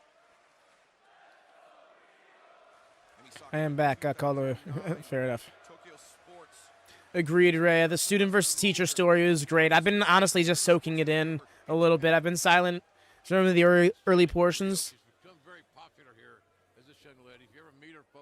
I feel like I slept on this match the first time around. I remember it picking me up in the second half. Rio wants to take the title back. Drop toe. That quick's how quick it can change when you're fighting first like Rio. This is her game. Speed, suddenness. And Rio dials that up. The Tiger feint kick. The 619 across the face of him. Chin strap Bryce. It's skinny Bryce. Now Rio up to the top. Bryce before the buff. Body 1, 2. No. Didn't hook the leg. Didn't bring the momentum forward. And the pop of the hip got her off her shoulders off the canvas. Nicely done by the veteran, saving some energy till she had to kick out. Oh, look at that Sakura. Oh my god. Perpendicular across the spine of Rio. Now just mocking. Are those alligator tears? I'm sorry. I didn't mean to. The way he fell for the crocodile tears too. Emi Sakura with the hammer throw reversed by Rio. Rio charges in, rising knee strike. You had to like the reversal real quick there. It was almost out of need, and then boom! Good Lord, a tilt-a-whirl backbreaker. Just breaking the champ in half. And now another. Oh my gosh, the butterfly backbreaker now. Just following up, quick succession, and the Oh, her arm! Oh my god, that sucked. Oh, so vicious. And now Sakura. Oh, reverse Vader bomb. Vader into a senton. Turned in midair there. 1, 2. No, Still Rio in it. the kick out. But this is exactly the right game plan if you're cheering for Amy to win this match. Use her bulk, use her strength, slow it down. And she's done all those things. She's checked all those boxes here. Now, can Emi Sakura. Yeah. Can she put it away? That's what I'm double underhook. Processing a lot of Tiger information driver. here. Oh, look at that Rio reverse. Oh, Rio, what? What a desperation move by Rio. I'm not even exactly sure how she made that happen, but she did. Was employing everything I was trying to say till I got tongue-tied, for God's sakes. But the thing that I always admire about these Rio matches, she sustains as much punishment as anybody I can remember seeing, and then still comes back and survives and wins. She's like a more sane Darby Allin. Yeah, well, there you go. Yep. Are you inferring? Very much the case, Ray. Just as commentary was making that point as well, she's just something else. Yeah, right across that collarbone. Wish we saw more of her. I want to see her in like a layered story in AEW, you know? Overhand elbow strike to the chest. Sakura leaving herself open for it and just absorbing the punishment to dish out more. Don't like the odds of success for the smaller person. Specifically a non-title one, I should say. Because she's had those. Doesn't work. But look at the champ. Look at her. She doesn't know she's 98 pounds. She's having it right here. Well, I shouldn't say it's not like multi-layer, but all the same, there's still enough to it. She is laying those shots in. Sakura, oh gosh, what a combination, takes down Rio. Oh, thunderous Cazadora roll through. Nice. So good. Pulling her up. Trying to pull her to her feet. Into the Northern Lights. Excellent bridge. Ooh. St. Louis Arch-like bridge. It's Rio versus Ryan. I know that you said non-title, but that match would... No, it absolutely would, Rhea. But there's nothing wrong with bringing her back in like a mystery challenger situation. Watch Riho be in the Casino Gauntlet this Wednesday. Great improvisation there from the AEW Women's World Champion Riho. When you start training at 9, you kind of get this thing at some point in time. It all comes together. Pro wrestling is in Riho's blood as she takes to the skull. Oh! Landing. Oh, man. 1, 2, no. Did not hook the leg in the bridge out. Thank you. They gotta flex on me like that. Not just the championship, but personal pride. Teacher versus student. Will Riho finally surpass Emi Sakura?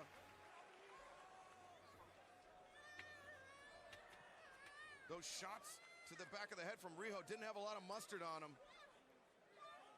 And Riho just hammering at Sakura, but Sakura breaks free. Oh, Nice with the Saito. Could be over. The end could be very near right now. Oh my gosh. Into the torture. Just Oh my gosh, a Stormbreaker. Kind of. Mostly. She's really trying to eke to it. She's trying to get to the rope. And she does. And she does. Managed her way to the bottom rope just in case. And that in case was in case she didn't think she could kick out. She got out of bounds and stopped the count. All the same. The young lady has got a great mind and awareness. Mans is fully emphasizing this rope break. With both these women. That is that nearly lifelong affiliation with professional wrestling. Oh, Riho counters out. Oh, the knee strike. Both knees. The both knees. There's that standing Meteora. And then the running. No, caught. Turned into the...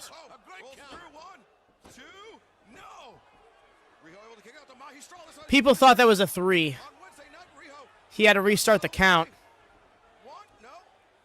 People are upset because they thought that it was a 3 count when he restarted the count because the shoulder came up. Strike, big time strike, using the ropes for a little bit of leverage.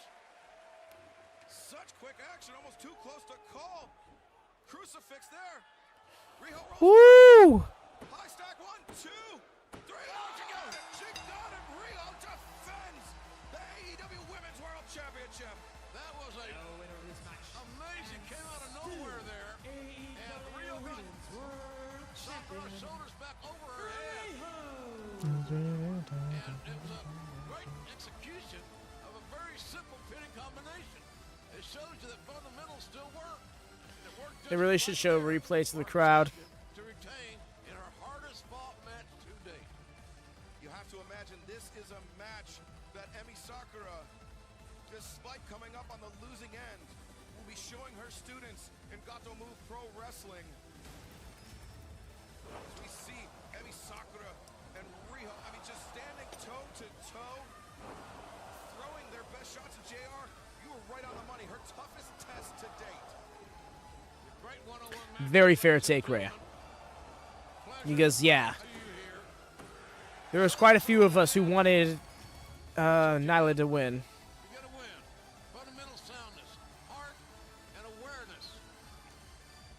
But no, Riho's run was very much worth it.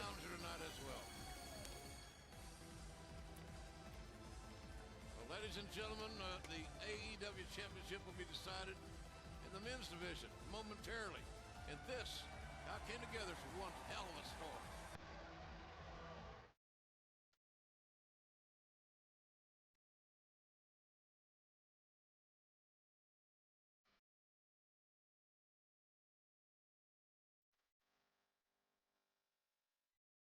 There's not any part of me that's going to be in the ring that's an EVP. Every part of me is a kid with a chip on his shoulder who probably wanted to beat this guy 10 years ago and thought he could. I am Chris Jericho. 10 years ago? Wow, I'm trying to imagine Cody Rhodes versus Chris Jericho in 2009. As soon as Cody told me that he was going to challenge Jericho for the title, I knew we were just going to lose him for this period of time. No matter who thinks they're in charge around here, we're in charge now. Chris Jericho is professional wrestling. You hear the chants of Cody. He has this connection with the fans that is very rarely seen in pro wrestling. He is the face of this company. However, he's not the champion. Winning that championship belt, it would be the pinnacle of his career.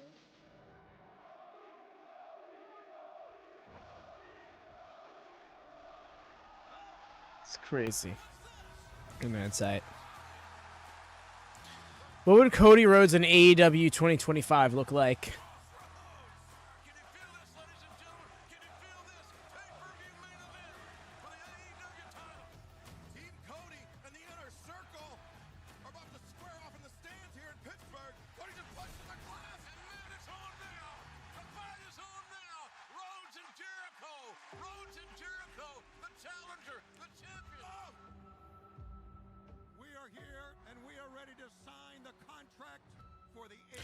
Oh God, Ray, thank goodness you said the heavy sarcasm. I was like, what? I'm gonna break your heart, because I don't think she was a very good wrestler. It's not me. I do think that she's got a lot of talents, and I do think that being Cody's wife is a master, is a massive undermining of what she's capable of and has done. But yeah, in-ring work is not one of those shining points for her.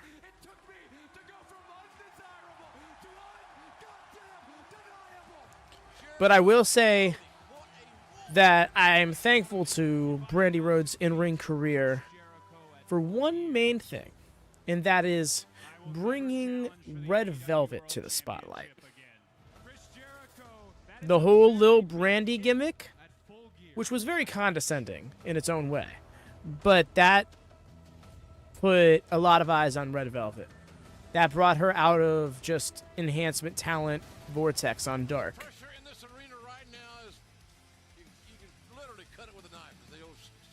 Look at me breaking my own rules, talking about shit that hasn't happened yet. Ladies and gentlemen, this contest set for one fall with a 60-minute time limit. Oh yeah. Is for the Nice. All Elite Wrestling World Championship. Now, if we reach the 60-minute time limit, the decision will go to our esteemed judges at ringside. Dean Maliko on Anderson. Three incredible wrestling And the great Mude. What? Bro is just chilling. It's just like I did not recognize him at all.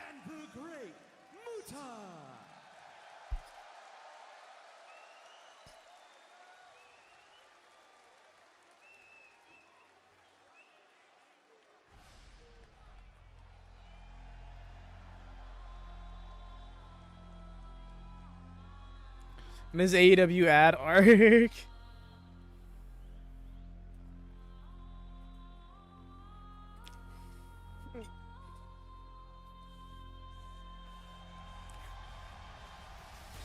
The fire raising.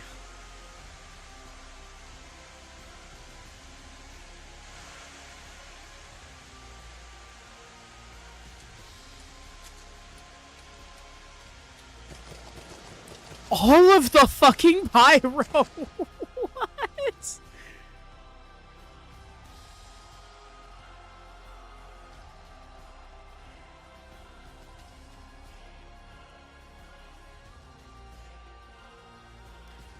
Look at him trying to be nervous, smile.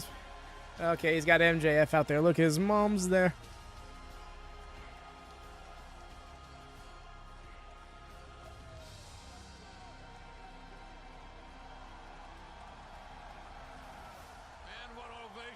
What emotion this crowd is providing Cody on this entrance.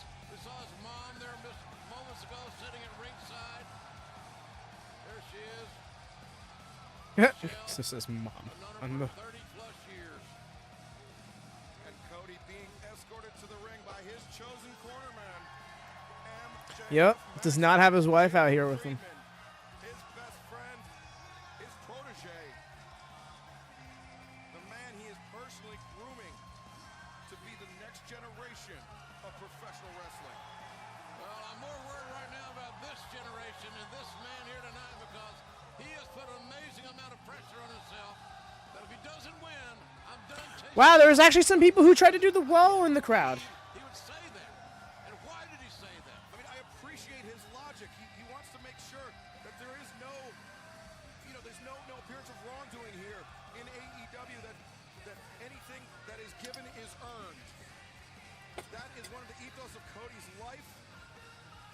And, I mean, what a... Mom, son, having a moment. An AEW moment. Cody's mom, Michelle, perhaps the biggest part of the Nightmare family. She's the toughest one, I can tell you that. That little Cuban lady's a tough son of a gun, let me tell you. And you'd have to imagine Cody would love to have his brother Dustin as his cornerman here tonight, but Dustin still dealing with that radial fracture of that left forearm, courtesy of the Big Hurt. The ring mat will never not be gross to me, especially at the pre-main, right? He's like, what should flash in your mind is all of the matches that have happened up until this point. But then again, Rhea, you also have to imagine that the ring mat is getting cleaned between each match. Championship, history. Billy Graham, Big Bruno Sammartino here. Hey there, Mike Silva. Welcome in. Welcome in. How goes? Hope your weekend has been good to you. Cody can win this championship here tonight. Let me tell you something, folks. It's not going to be easy. No matter the pressure this kid's put on himself, it's just not going to be easy.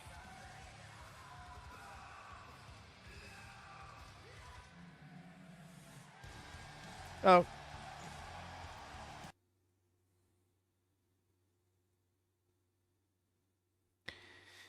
Had to mute.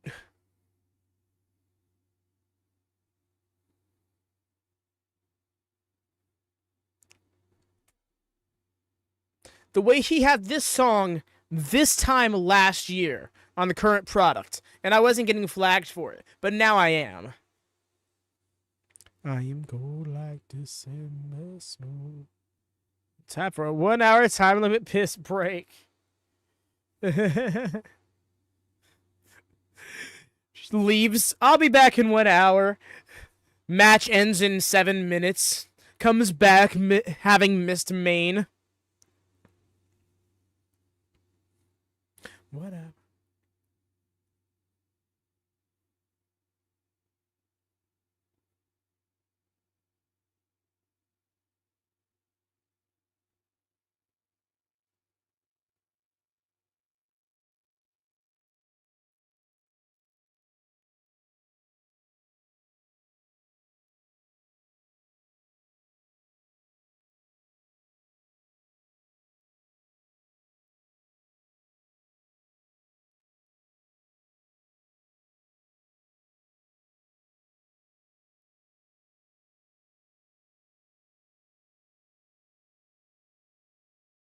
This Mitch ain't going for 7 minutes. The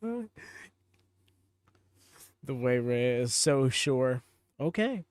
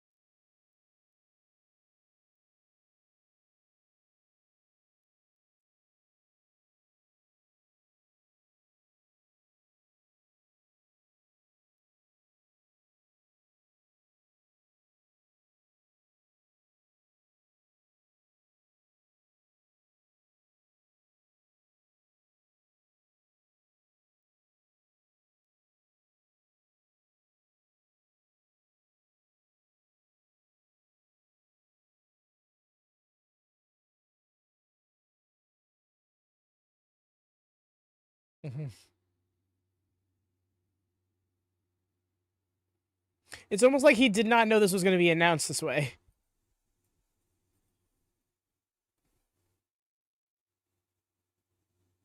Wow, the way the crowd said that along with it.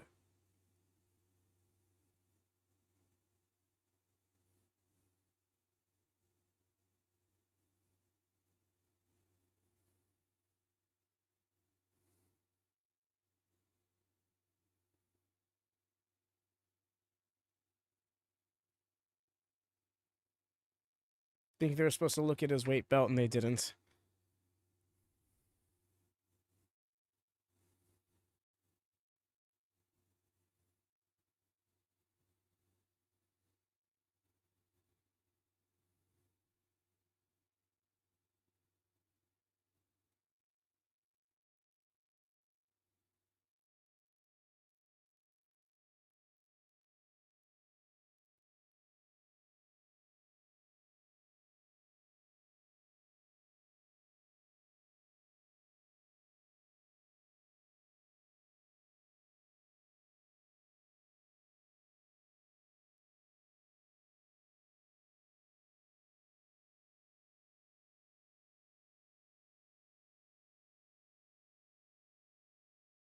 Cody's handle being off.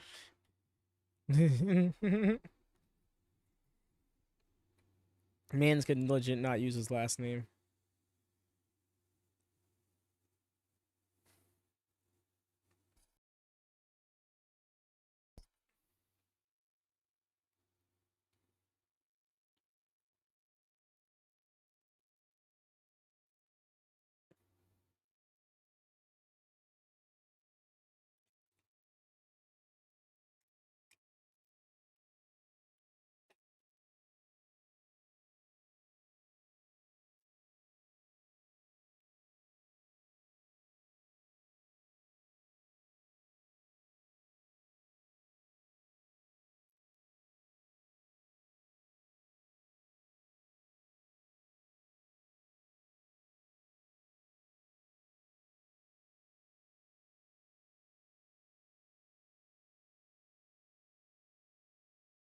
Oh.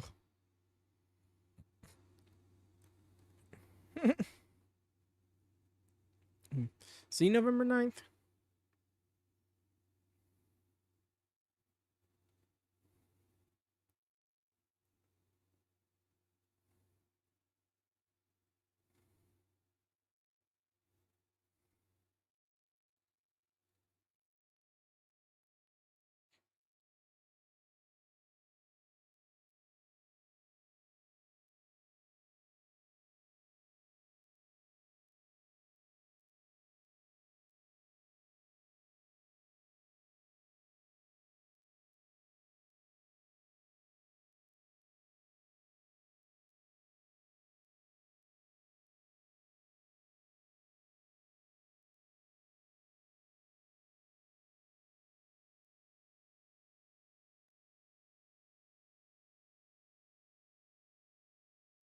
Yeah.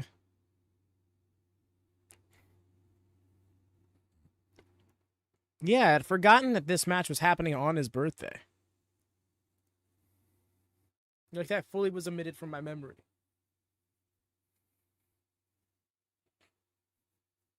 Turned 49 on that. Wow, dude is 54 currently.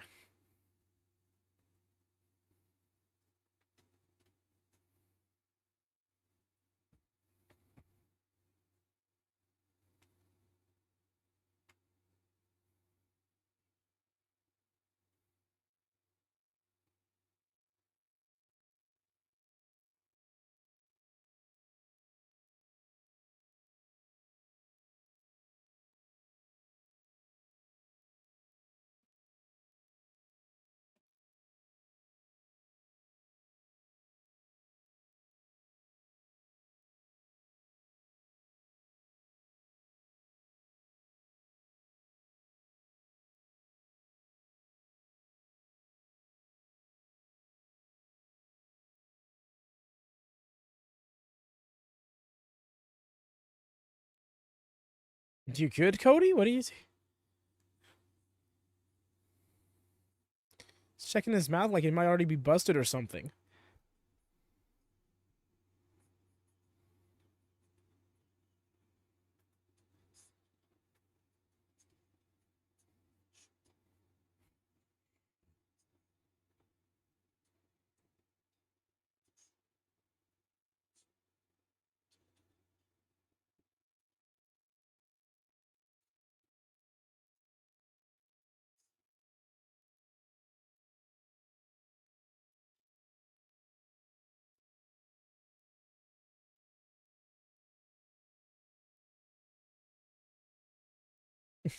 Nice chop.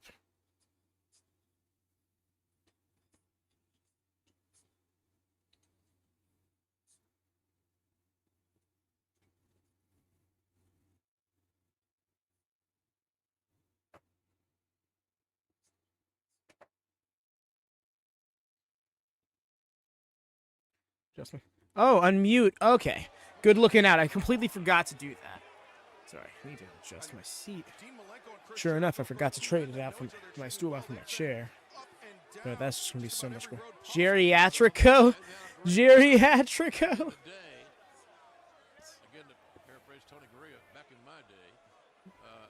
Sorry about that, y'all. There's the audio to resync with.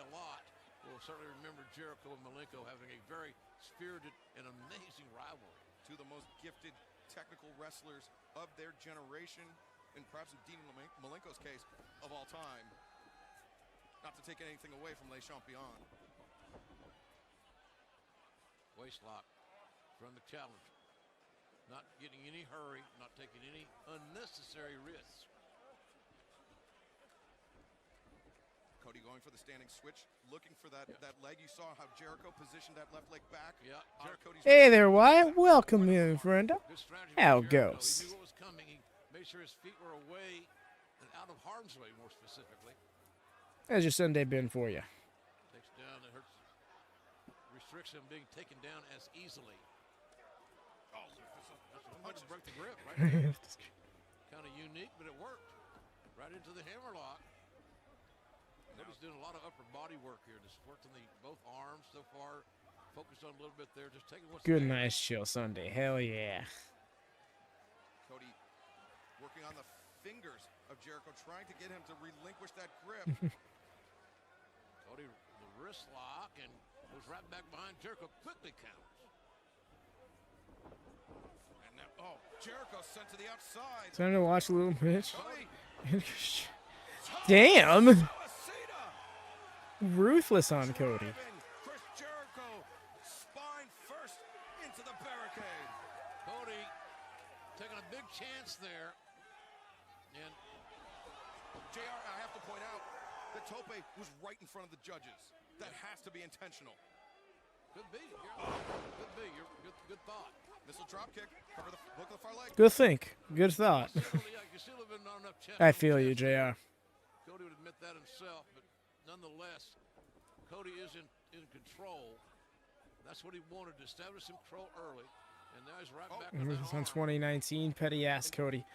What's so petty about him in 2019 versus 2024? I mean, he really isn't petty nowadays. Oh, never mind. Throne thing. Yeah.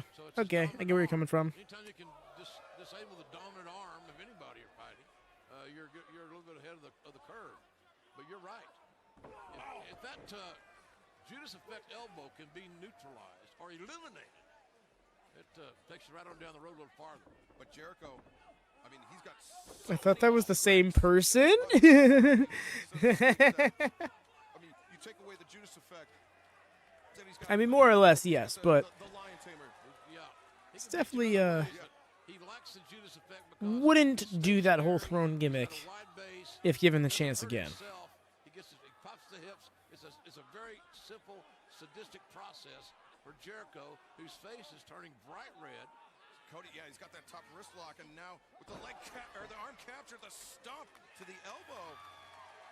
And that, I mean, not only puts pressure on the forearm, the elbow, but also the bicep and the tricep. Really sound wrestling match here. Again, that right arm. He's actually going after the left arm. He's going after both arms, yeah. And he could be looking to neutralize perhaps the code breaker. I mean, he's trying to take every single. Oh, never mind. I just realized what I was saying. All on the late Buzz Sawyer. Nice power slam there by Cody. And Jericho, I'm not sure he expected this much intensity. Oh. Ooh, that sucked for the knees. Landed on the outside and that rampway pretty damn hard. A very awkward landing. Oh. Cody in big time control here. So not making a mistake, not taking any crazy chances. Cody coming over the. Oh.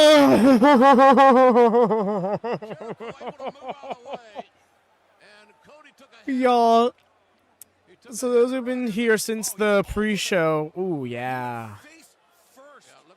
Y'all remember when I said when I took note of the rampway and how I went down to the ring, and it reminded me of stuff?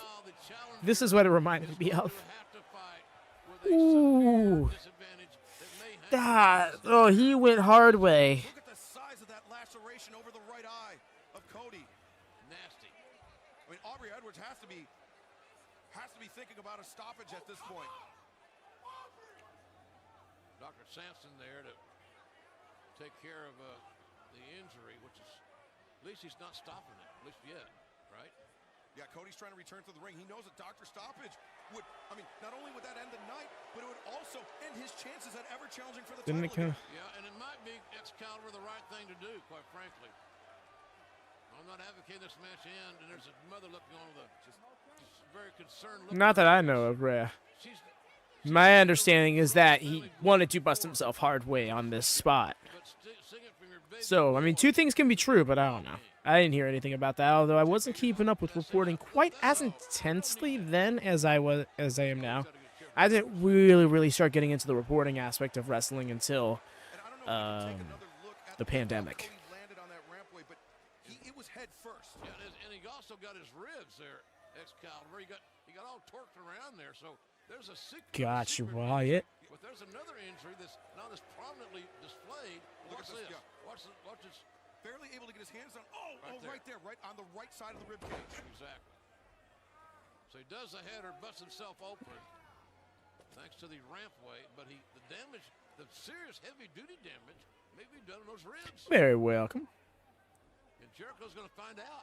Oh, now concentrating on that I did target. not realize He's looking for a you Dr. were Stoppage. in there. I don't keep Discord open, so for the sake of the stream running a little bit smoother. Jericho doesn't break his right hand.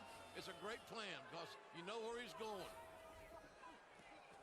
Sending Cody to the outside, and perhaps that was intentional right in front of the judges so they can get a good look. Oh, Jake Hager! Well, anybody in the world could see that was going to happen.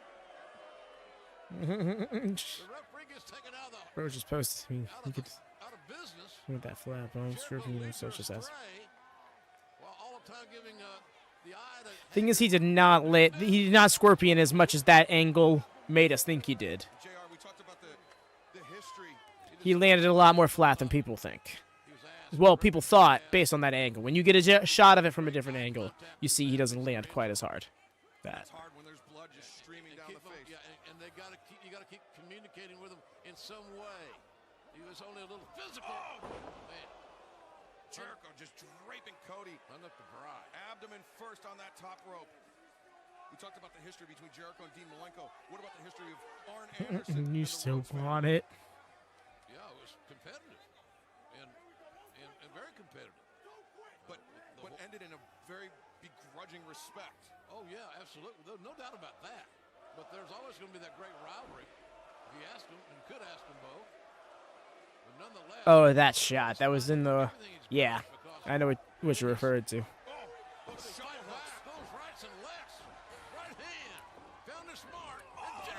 Ooh. Yeah, Jericho used the momentum of Cody coming off the ropes to bury his knee, now go for the cover.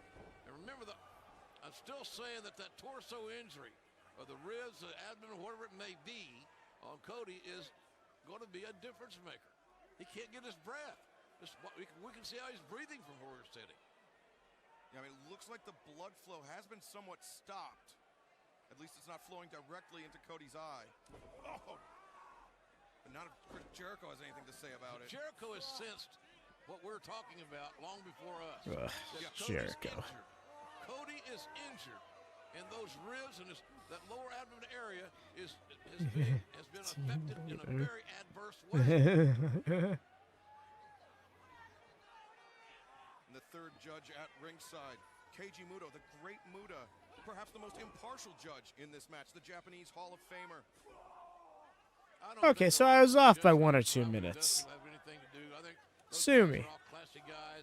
Yeah, I did not mean to impugn the respect of Dean Malenko or Arn Anderson, but no, they're going to call it right now.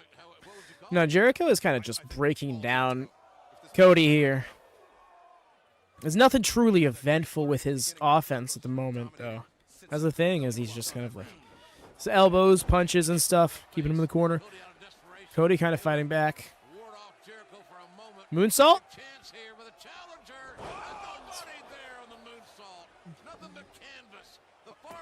It's literally 5 minutes. What do you mean, 1 or 2? The champion with a 2 count, looking for a 3. Time is relative.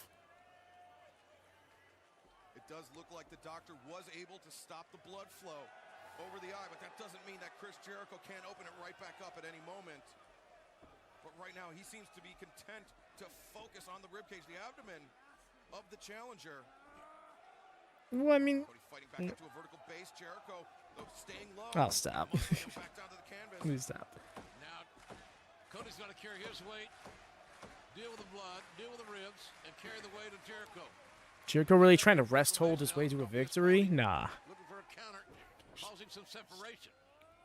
And he does with a right hand, straight right hand. That is the difference between a correct and incorrect. Jericho answers it with Semantics. that straight knee right down the middle. The old timers tell me that the guy that really perfected the abdominal stretcher, the fellow by the name of Wilbur Snyder, wrestled out of Indianapolis for years, Dick the Bruiser. We're going to be in Indianapolis in a few weeks, as a matter of fact. Tickets available at AEWTix.com. And Jericho continuing to punish right in the ribs. That right rib cage specifically. Yeah. Jericho's got it pinpointed, man. He's got this thing. No, we do watch Ring of Honor, Chris. We do Ring of Honor pay-per-view watch-alongs here on the channel, and week in and week out, we do Ring of Honor watch parties on the Discord. Upright, trying to put as much pressure on that midsection of Cody. Cody, first thing though, with that hip toss, he's trying to create some distance between himself and Les Champions. Somehow, Cody was able to counter. I don't know if you're seeing the same thing I am, folks, but he was able to counter. The blood is flowing again from that gash on the head of Cody. Oh, drop kick takes him off his feet. Jericho with a drop kick. I mean, standing drop kick. Cover. Well, that was a good lateral press, as a matter of fact. It was a great one. He actually had the double wrist lock on the forearm of Cody. Now this is where Jericho. I'm not doing that. I'm trying to put it, you got to get his shoulders back down. You're not going to beat him with this. Point of the knee in between the shoulder blades of Cody. But I understand why Jericho's doing it. We don't know how much longer Cody's got in his tank right now, how much more fuel he's got, considering the perceived injuries that we think that he has. Yeah, I mean, one would have to assume that the splash on the ramp took about, I don't know, 40% out of the gas tank of Cody. Pure conjecture, but it certainly took something out of him. Bruce, haven't you asked me this several times? Jericho sent to the ropes. Cody with the drop kick. Cody's dad has some great matches in this arena. Jericho hangs on. Yo, the distance he got with that. Cody had a chance of a heartbeat to get the knee. He probably shouldn't be trying to go for that distance. Maybe some height would go better for him. Safer at the very least. Back with a beautiful diamond cutter. Cover. One. Cody cut early. But I guess it wasn't called that yet? I don't know. Cody won the title using DDT's diamond cutter. Concerned MJF looking on. He knows his mentor and his pal is in big trouble. Yeah, Maxwell Jacob Friedman urging on his mentor. And Cody feeding off the energy of this crowd here in Baltimore. Go to the clothesline, the running clothesline. Oh, bicycle. Cody, the momentum now, pounding down on Jericho's head. Thank you, Rhea. To answer your question, Chris, Rhea here in the chat has provided you with the best answer. Better one than I could have come up with. I don't keep up with wrestling through social media, so it's not really something I'm too familiar with, like how much it's showcased at what rate and stuff like that. Ray is much more familiar with the social media aspect of wrestling than I am.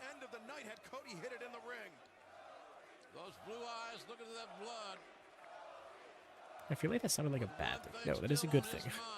Is to have this knowledge where I lack it. As the new AEW champion. Nothing else will do for Cody. And Cody just immediately dropped that kick to the midsection.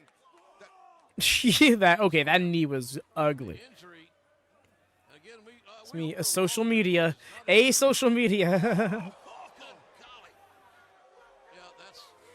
There's an issue, big time issue here. I mean, his head's and the blood once again becoming a factor. Yeah, his head's busted open. When I say busted open, I mean it's busted open. MJF coming to check on his man there. There's not much he can do. Cody had to get those 12 staples in the back of his head, courtesy of Shawn Spears. He's got nobody to blame for the staples on the front of his head but himself. Yeah, his mom's concerned that she's... And now Jericho is right in the... Oh! Wow! That's a good shot right there. Oh, fuck you. He slapped him again. That was great. The second slap got me.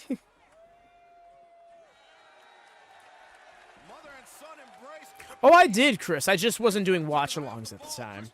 And also, it's not necessarily for me as much as it is for others who haven't been able to see it or others who want to revisit it.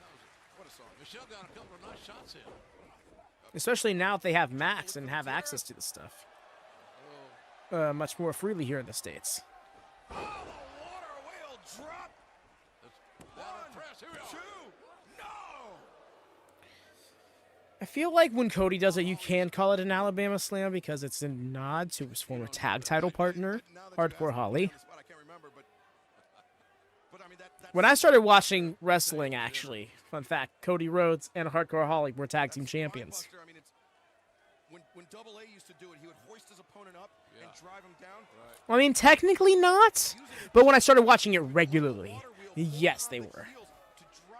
So I first got into wrestling in May of 2007 and sporadically had things that got me interested, mainly video gaming. And then in, I think, September of 2007 is when I started watching SmackDown weekly because I had local cable. I heard Mama Rose is dating The Rock, Dwayne Johnson these days. Oh, you. Wild. The way you just like, tell Mama Rose I said hi. I totally didn't insinuate, you know. Getting with it.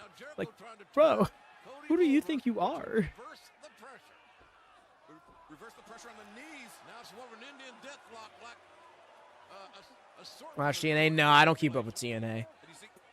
When they first rebranded to TNA at the top of last year, I was thinking about keeping up with them, and then a lot of things about the company started happening that I did not like.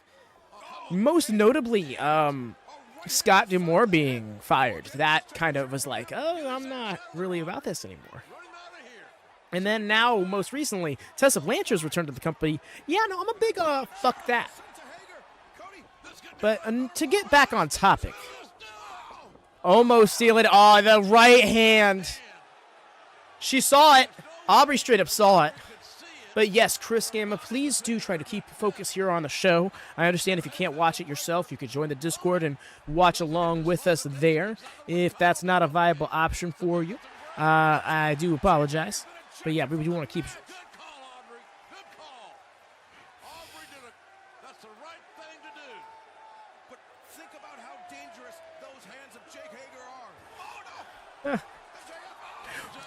Wild.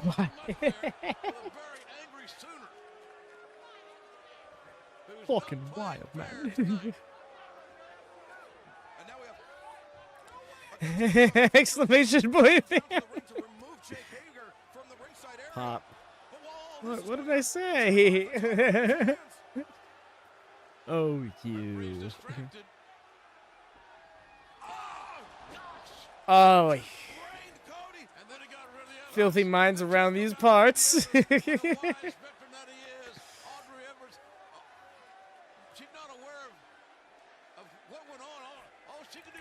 Checks chat history. Count out is good for Jericho. Not on Cody's head. Right above that right eye. That's hideous. That's goose egg level. That's goose egg level. Jericho making the long crawl. 1, 2, no! Loki thought it was about to happen. I would have been so salty. Jericho really believed that on that combination that he had it. He gets rid of the Little Phil. Psh, that's been deleted. Right? gets rid of the title belt. No evidence. Eternal, my friend. I've been watching a lot of For you see, you've never been timed out. Who's fighting? We got Chris Jericho. Oh, he countered. Chris Jericho versus Cody for the World Championship. Chris Jericho is the champion currently. Just got hit with a crossroads. But kicked out. the ultimate near fall. The ultimate near fall. And look at that cut. That cut, but also Look at that cut. dejected look in the eyes of Cody.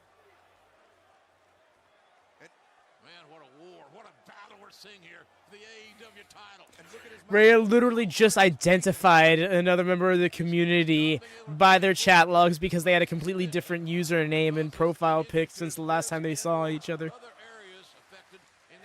Think about how much core strength it takes for that crossroads to swing your opponent around and to perform that. Yeah, all the kidney blows and the blood loss. He's still in this beating the level he is. Must pretend to be on my best behavior there, whatever that line may be. The line that may be. Now it's just getting sickeningly aggressive and violent. Straight shots to heads and faces and brains and getting Got a booyah going on. Ready, Jerry Kyle's hinge. flip-flop and fly maybe time. Look at this. Little American Dream action. Yeah, baby. Come on with yourself. Yo, this crowd lit the fuck up for that.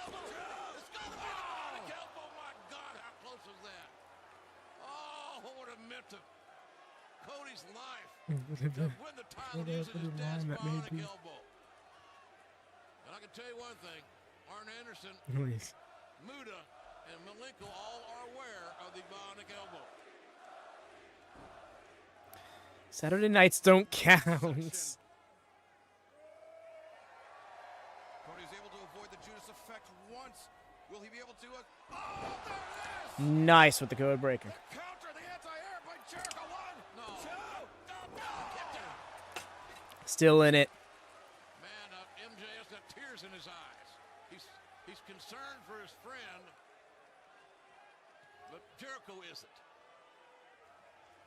And I mean, all Cody is focused on. I mean, that makes sense. Survival. But MJF, you have to know Only one of them is Cody's opponent. He knows that ultimatum that Cody laid down, that he will never challenge for the AEW World Championship again if he were to lose here tonight. MJF's got to be worried on multiple levels. But the champion, Chris Jericho, with a decided upper hand here. Jericho now back in control mode, controlling the pace and the timing of this match.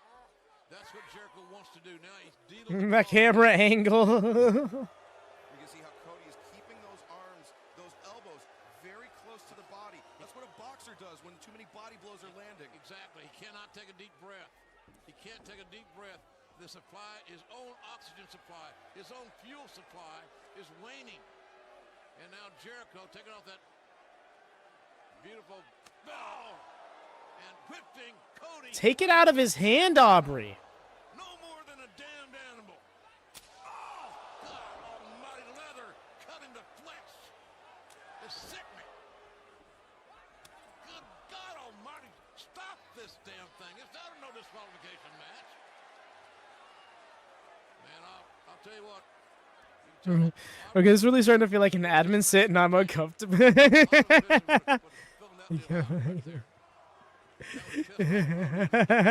still, a title would not change hands on a disqualification on Jericho.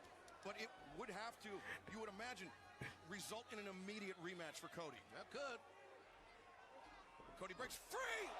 Nice. High angle super kick. With Jericho sitting, teetering, and tottering on the top turnbuckle. Man, this is risky business. Cody up top. Looking for the Caught. Oh, no. Jericho blocks it. Oh. Oh, stuff. Oh, no. He steps through. Damn. And he drags him towards the center. Sets back the lion tamer. He is wrenching back. He has got that deeply cinched in. Cody fighting with every ounce of breath that he has. Every cord is trying to get to the ropes, trying to break the hold. Just get my ass out of this predicament. Cody making the long crawl towards the ropes. Jericho sits back. He's gonna tap. So close to tapping. Fans chanting. Not okay with that. And he almost drops him on his fucking neck. No, really. Cody made sure to land propped so he didn't fall back accidentally. And Jericho was just like, yeah, no, we're going to bonk you. And they were close fists. Our referee is beginning to lose her patience. Oh, look at this. Inside cradle 1, 2. Imagine. Chris Jericho very nearly hoisted by his own petard. Oh, going right back into the walls again. He's got to keep that arm pressure. Oh, now he's got that lion tamer right proper.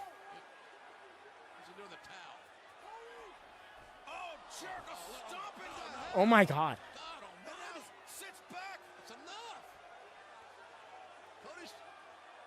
This should not stand.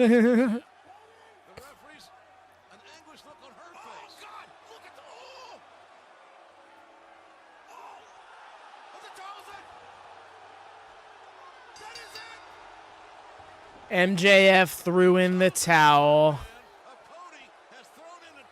MJF could not bear to see Cody go through any more punishment. Ladies and gentlemen, MJF has thrown in the towel. Your winner and still You should not stand. That's why I'm sitting. Yikes, he twerked the hell. Yeah.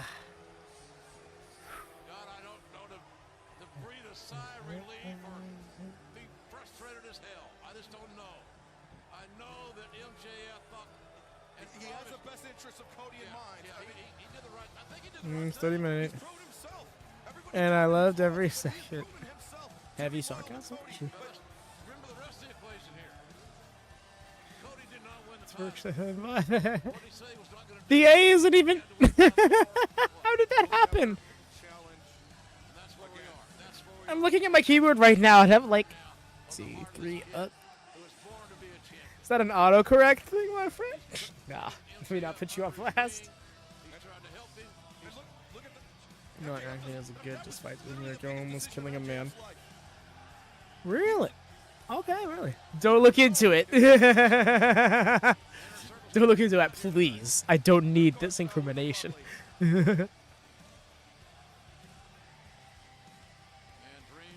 JF on the mind.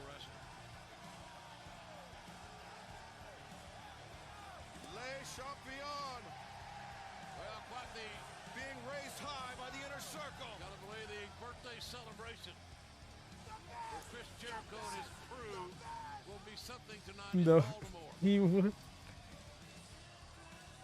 mean, look at the bruising already developing on that right rib. I mean, Cody has been battered. He's been bloodied.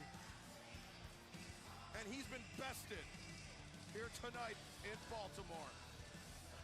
It's starting to soak in that he's talking about something stop. Cody's confused.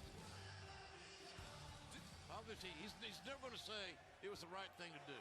And maybe it wasn't. I don't know. But, man, he was in a defenseless position. MJF had the biggest decision, like you said, the biggest decisions. MJF's so apologetic. He lived that as soon as he dyed his hair, he started going for blood at every opportunity, right? He was like, now that they can see all the color. His body is battered. His ribs are probably broken. He's lost a lot of blood. He's got a gash over his right eye. MJF in tears. He's an emotional guy. I get that. He did what he thought was right. What are you going to say? But, I mean, you have to appreciate his point of view. This is his mentor that he is watching going through excruciating pain. Perhaps the type of pain that could take 5-10 years off of Cody's career. And MJF doing the only thing he knows to preserve Should he have waited a little longer? I don't know. We'll never know.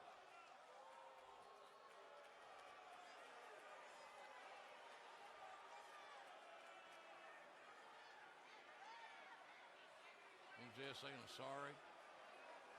Oh! What the hell? You little bastard! What did you do for? The quickest dick kick. I'll be damned. You have got to be kidding me. What kind of human being would do that after all that Cody has done for MJF? That fucking grin. So malicious. Just that, like, that, finally kind of grin. Mr. Gilmore will not be happy.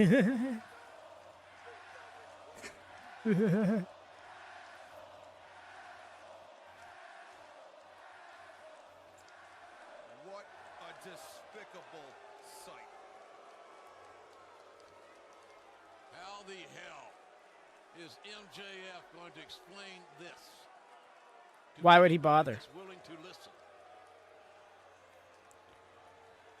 What more can be done to Cody to add more insight? Totally get that. Is the thing, right? Because, like, everybody and their mom saw this coming. But it was a matter of how and when.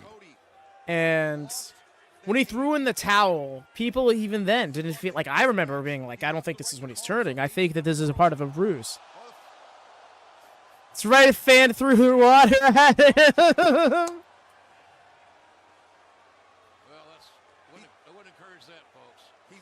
And then the security guard coming over to him. I remember people talking, is that a plant? Was that a plant or not? Was that a plant? No. Wow. It wasn't. I don't know what to say, folks. We'll settle it down here. Take a look at this.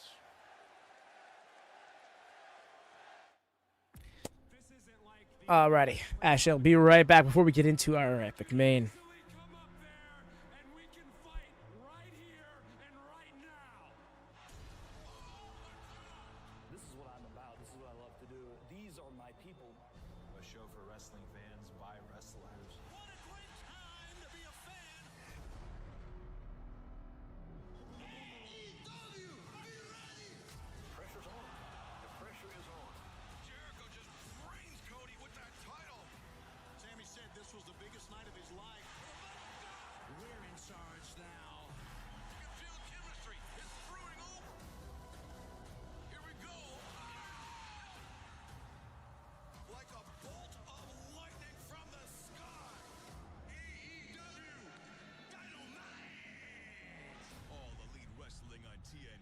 Watch Wednesday Night Dynamite at 8 or anytime on demand and the app.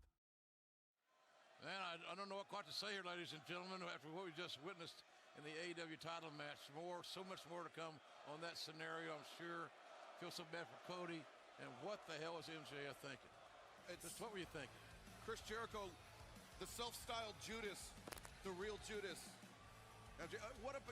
Boy, it's hard to collect your thoughts here. I get it. Ladies and gentlemen, if you think we can just sit back down and kind of relax for our last match, which was a lights-out match, it's not sanctioned. There's a damn good reason it's not going to be sanctioned. As a matter of fact, it's Moxley, Kenny Omega, they legitimately do not like each other. And so you're going to see a situation here where both men are going to do whatever it takes because they can't be penalized. Their aggression or their violence cannot be, suspended or anything. Beautiful, glorious, professional wrestling violence will be on display here. Coming up. This is not for the weak at heart.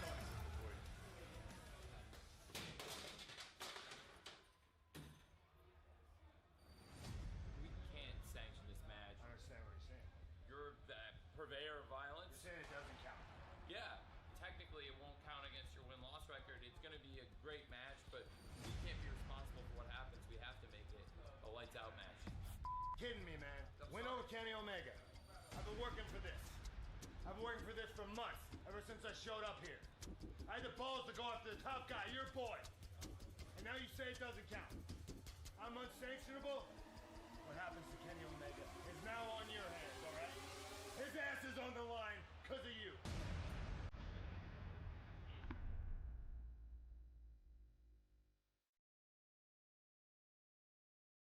I only know one speed.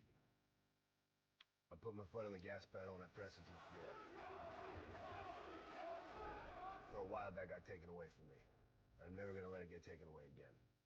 You got this guy who's got all this hype behind him. Oh, he jumped ship. He came from the largest promotion in the world. Everybody was talking about Jon Moxley. The world was talking about Jon Moxley. The legend of Kenny Omega, the greatest wrestler that ever lived. The Rembrandt, the Van Gogh of professional wrestling. I know that you want to make a statement probably more than anyone. That fuels me. Everyone wants to be the best, right? Right? Okay, everyone wants to be the best. They want to be called the best. They want to be the hot topic of the moment. By taking it out on me.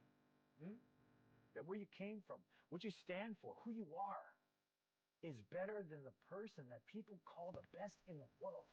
Kenny Omega the Myth. I return. Seems to think I'm some kind of joke. Yo, Rhea, that's such a shout. It's not going to be the least bit funny when I break. Seeing the beginning of Mox and AEW, I mean really AEW, but Mox and AEW to the Mox of today. It's honestly awesome. Foreshadowing, you could say. I love that so much. I love that it's such an organic bit with actual like precedence to it. Coming straight after an EVP.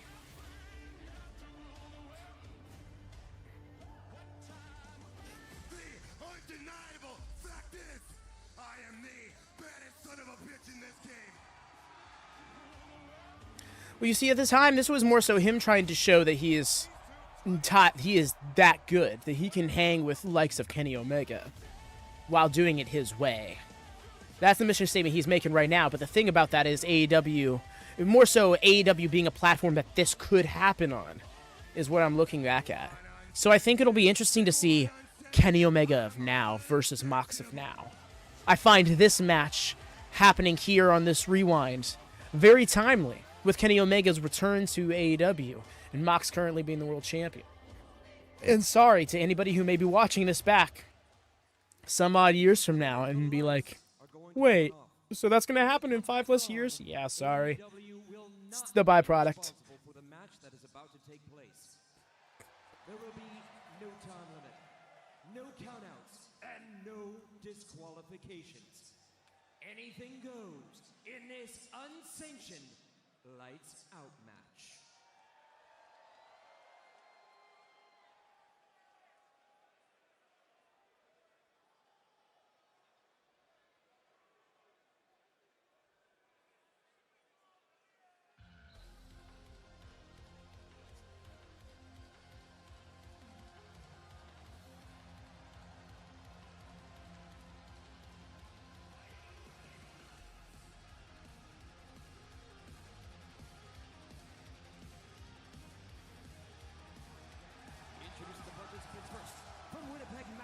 Canada, weighing 215 pounds. He takes you back with just such the simple little vest.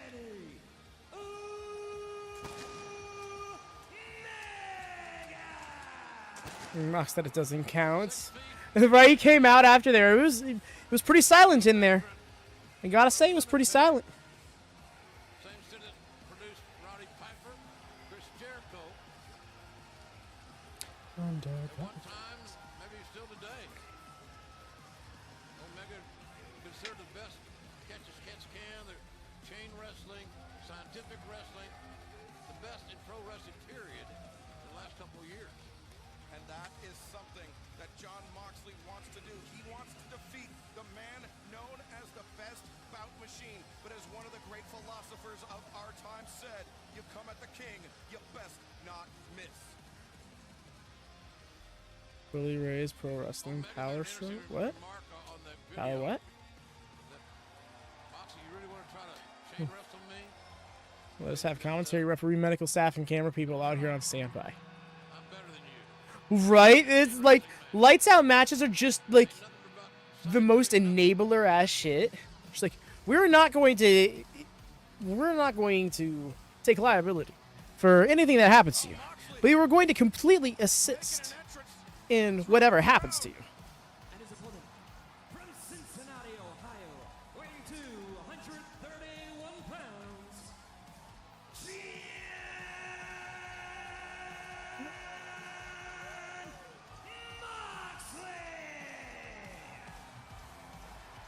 I don't think this song ever comes back, but it was good for the time.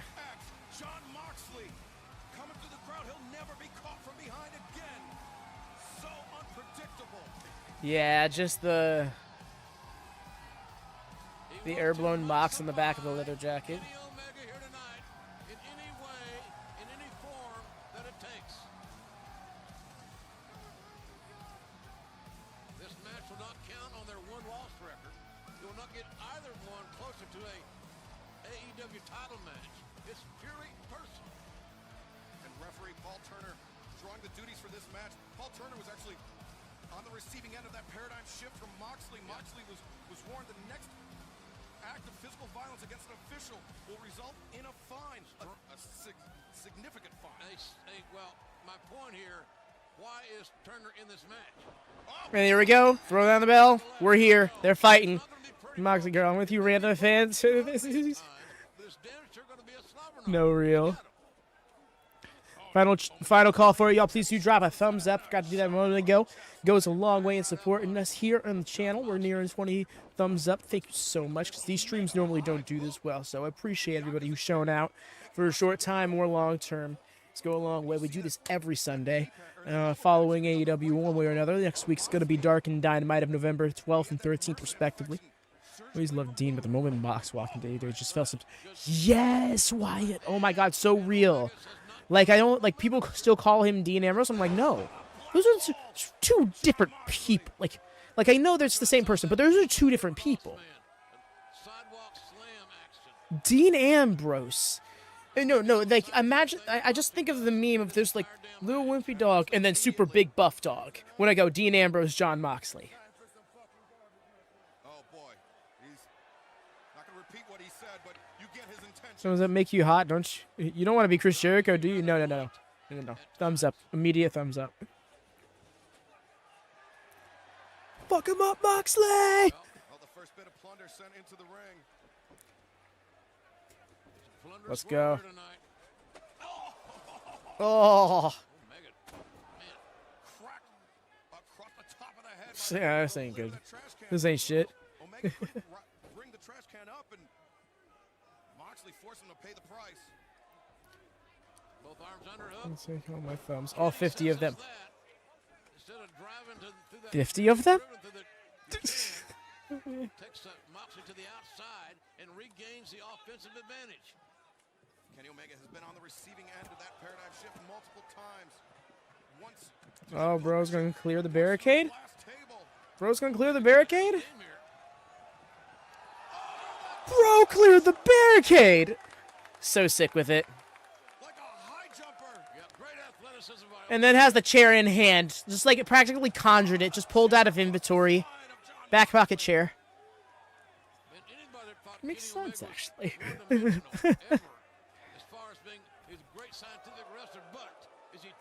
I've been turned to collecting phones. Cassie got me interested. Dang it, Cassie. We sprayed these bitches.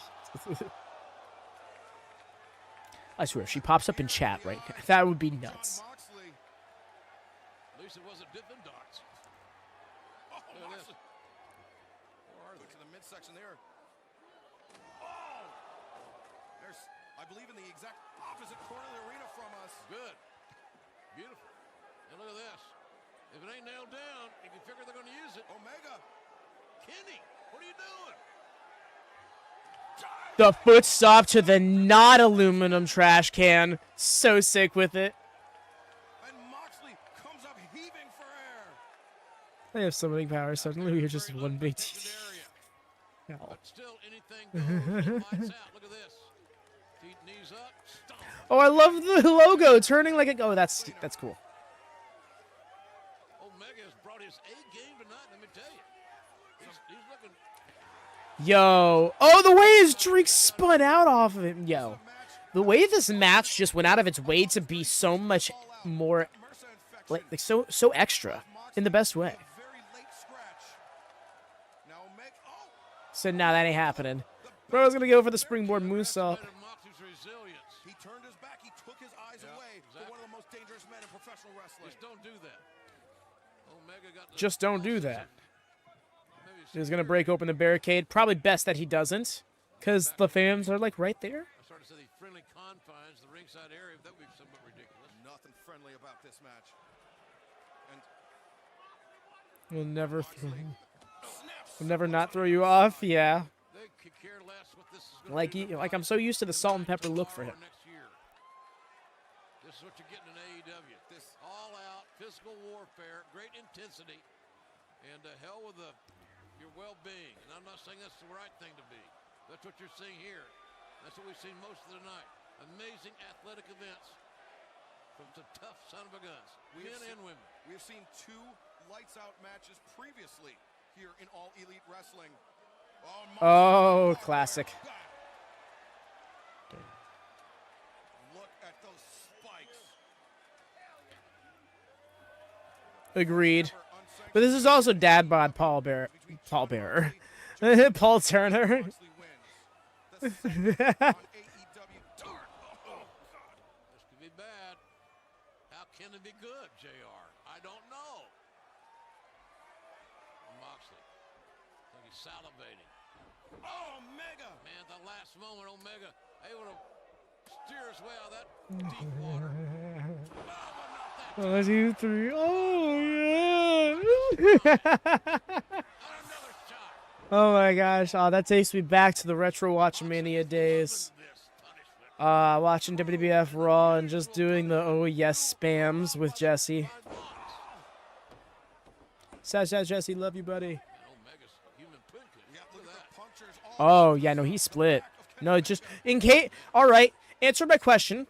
No, that's not worked. That's shoot barbed wire. We're just getting rolling here.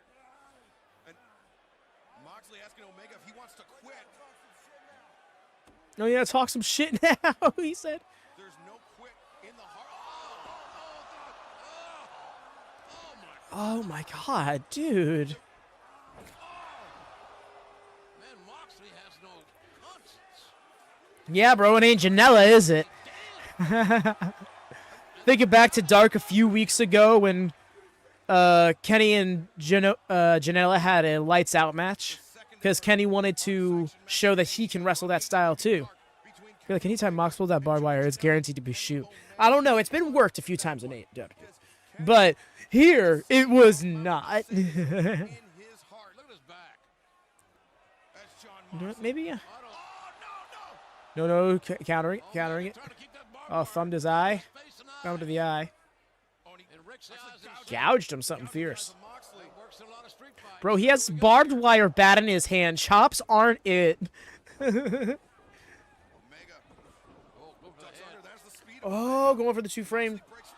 Oh, ow, on the fucking arm. There we go. There we go. Got a little of it. Man. Omega says, what the hell is this possessed human being doing to me? This fresh wire, it would literally be too. Holy shit, it was fresh wire. Don't be serious. Oh, yeah, no, 100%. Head on the can. Can wins. 100 times out of 100. We called those previous matches career-shortening matches, but, I mean, this could very well be a career-ending match. Let's hope not. Let's not go there. Now, Omega looked at the bat. Oh, he's got to go get his gimmicks. I got another idea, apparently. The cleaner could be looking to sweep out the... No, he's not. No, okay, yeah. I think me and Excalibur were on the same page there. I was totally thinking he was going for that barbed wire room. Hey, you just might want to move around over there. You come to AEW, you never know who's going to be sitting beside you. Now he's gonna sweep up. Okay, and he did. The cleaner is going to do some serious. Accidentally breaks a rope on the ring. Ring falls apart. Oh shit. This is extreme cleaning. And what's good for the goose? You gotta believe. Is it goose? Oh. What's good for the goose is kick to the face. Oh. Ow. Yeah, you saw a couple splits right there on his trap. significant pain.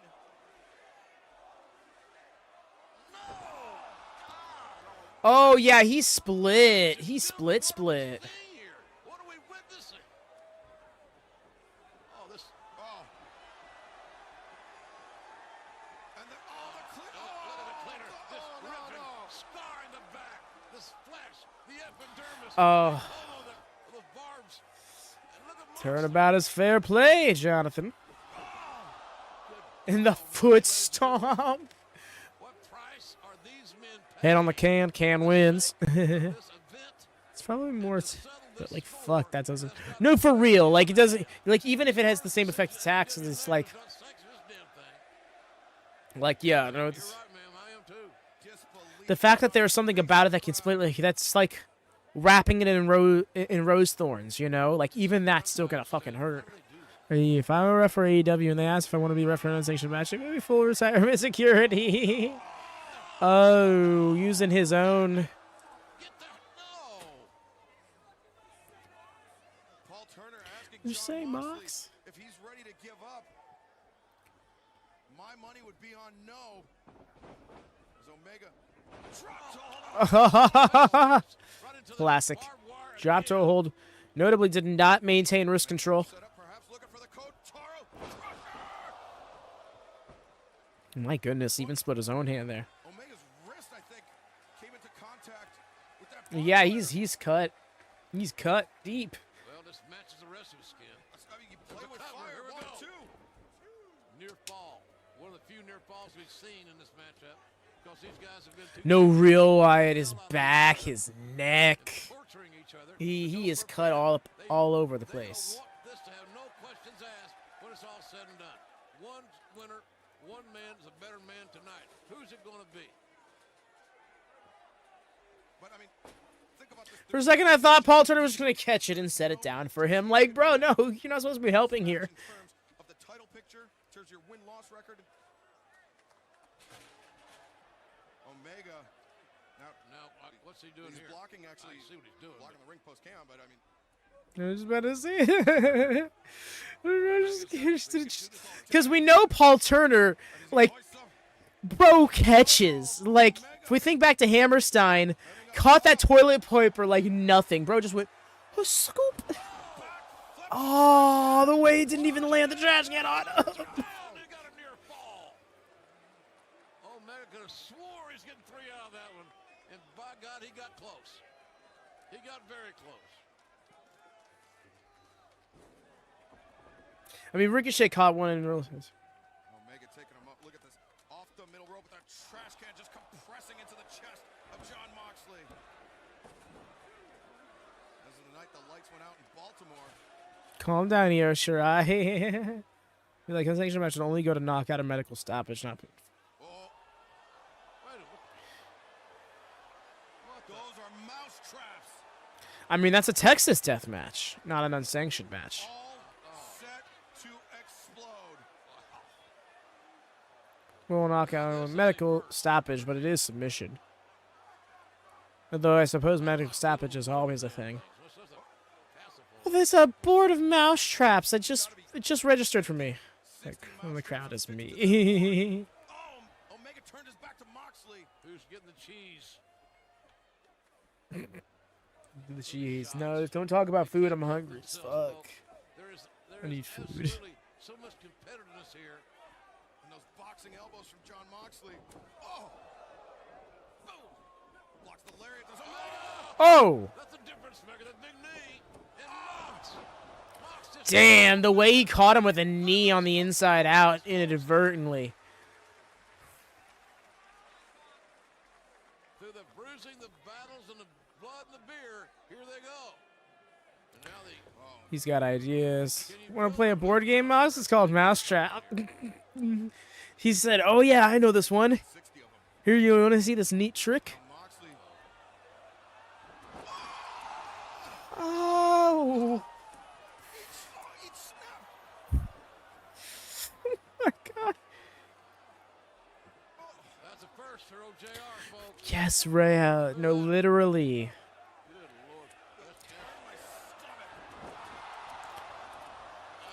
Like, this is just an iconic matchup right here.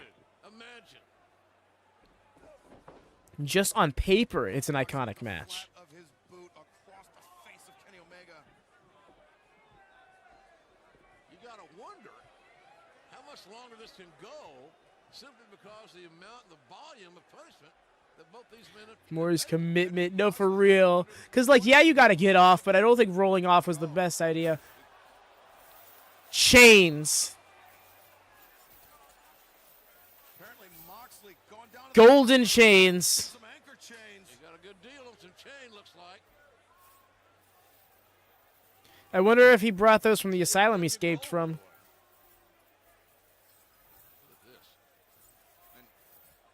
Piling up the chain. Oh my god. That's all it is. It's an awkward pile of steel. And a kick right in the But the thing is, it's such a jagged edge. Oh no. I'm cringing just thinking of the possibility of taking a back bump on it.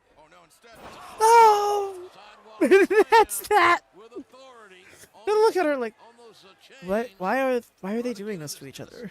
How much longer can this go? It's Jon Moxley and Kenny Omega. We could be here until midnight. I mean, if we were watching this in real time, that would be a much more realistic statement to make because this was happening within the inside of midnight on the East Coast. Kenny Omega, I mean, barely being brought up to his feet. Jon Moxley looking perhaps for a swinging neck breaker or a hanging neck breaker. Oh, yes. Like if we were watching this on November 9th, 2019 on the East Coast right now, it would be about like 11:15. That tells me Omega is in a bad way to kick out. Look at him. Oh, he said, "Ooh, you see what that means?" That displayed by Kenny Omega tells a giant story of where we are in this match. And closed fist, and Moxley just The wave was just like, keep hitting me. I want you to piss me off more. No, piss me off more. Oh yeah, now I'm pissed off. Kick.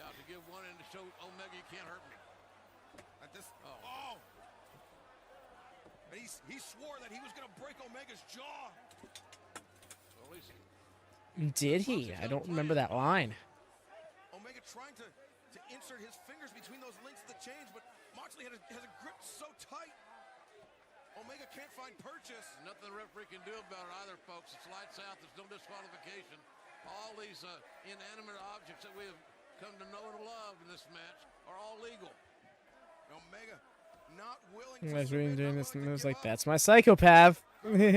Oh, just sliced him. He ends on style. Just nasty. Nothing but nasty coming from Jon Moxley. Yo, trying to go for that rear naked choke. Oh, switch the grip. Got it that time. Okay, that helps. That helps a lot. You need that. The grip is loosened sufficiently. Yeah. This hyperbolic violence is great. Speaking of hyperbolic violence, probably going to do a GCW watch-along next Sunday. I'm not sure how that's going to work. We'll figure that out. I forgot it was next Sunday. I thought it was 2 weeks from now. We'll figure that out. Did they just bring Daggett out for an unsanctioned match? If not, we'll do a watch party for it. But I'm interested in what goes on with that Hammerstein show, especially because of AEW's involvement in GCW as of late. Although isolated as it may be. Knife. Bro's got a knife. Oh, it is a screwdriver. Okay, never mind. Oh, what? All right, come on. At some point. Oh, this takes me. Oh, wow, that's right. Even more dangerous. Y'all, this is the origins of the screwdriver spot. Puncturing the top turnbuckle. Omega. Uh-oh, look at this. Moxley fights free. High angle backdrop on the chains. The Snapdragon suplex on the chains. That would have been it. Speaking of daggers, ice pick, right? Omega's body, right there. That could have been Omega's body if Moxley had his perverse and sickening way. Jon Moxley calling for the finish. It's like Moxley's been in prison for years and finally got an escape or a reprieve, or whatever you want want to say. And all that pent-up emotion, anxiety, anger, frustration are coming to the front here tonight.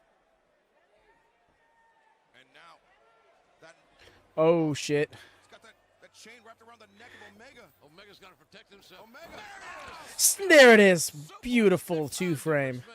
One of those scintillating offensive weapons in all of pro wrestling.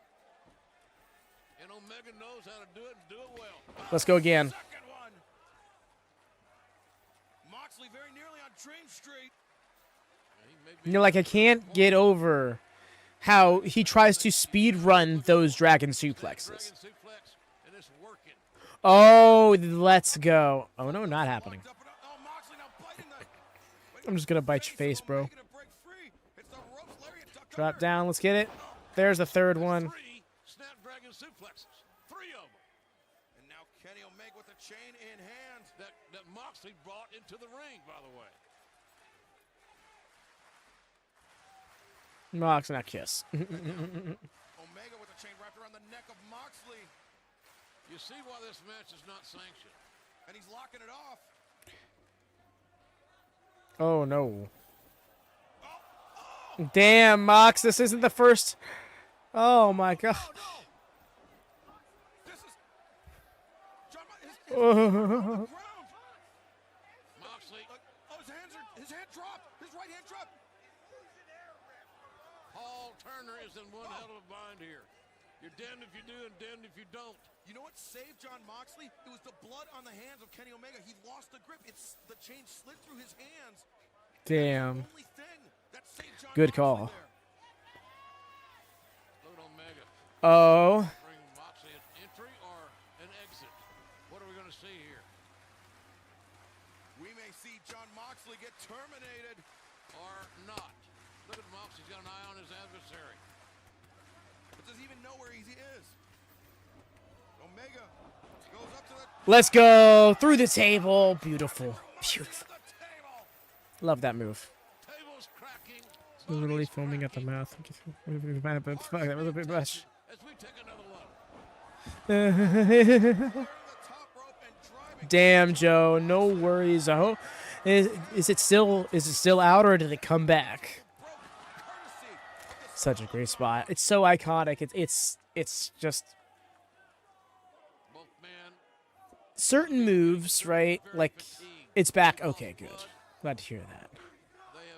No worries, Fred. If you need a resync or anything, I got you.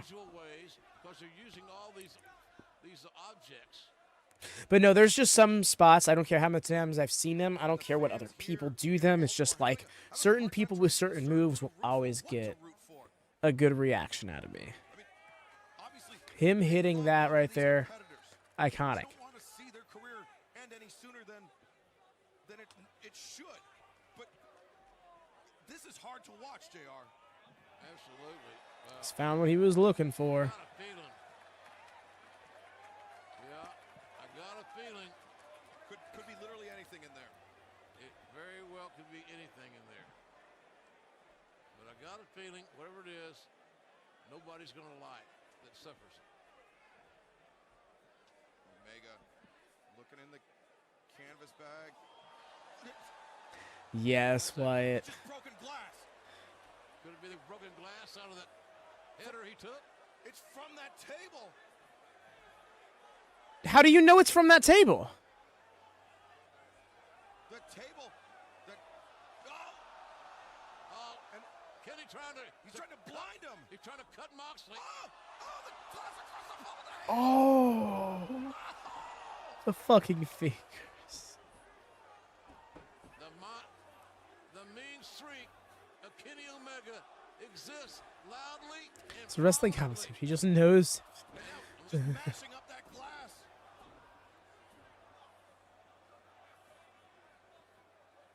Razor sharp. That one person in the crowd is just like realizing what's going on. Just listen to that sound, JR. Yeah, it's not thumbtacks. It's shards. The way that Paul Turner is just like, can you please not? And he said, oh no, I'm not going to stop. Everywhere. Mox bearing witness. Timestamp. Got you. It is 4:21:55, 4:21:56, 58, 59, 22, 01, 02, 03, 04, 08, 09, 10. Yeah, mans, you need to be wearing some better gloves out here. Those rubber gloves ain't saving you from shit. I haven't seen two men go through this much. Fuck that in particular. You ever had a paper cut in the wedding? Rubbing of your fingers? Got it. Bet. Love that. Oh my god, dragging him through the glass. Cleaning up after this match must have sucked. Oh my gosh, right? Oh. Scorpion Deathlock. Scorpion Deathlock, call it what you will. It's a submission. And John Moxley's in the center of the ring, and he has to. And he's got to crawl through. Oh my god, the way Kenny is like fully trying to keep his hips all the way down. Bro is sitting on him. You are so... Oh, that is fucked up. Mox is a madman. And the thing is, that rope break is not a thing. He just... Yeah, he was just using the ropes for leverage. That's all he was crawling for it.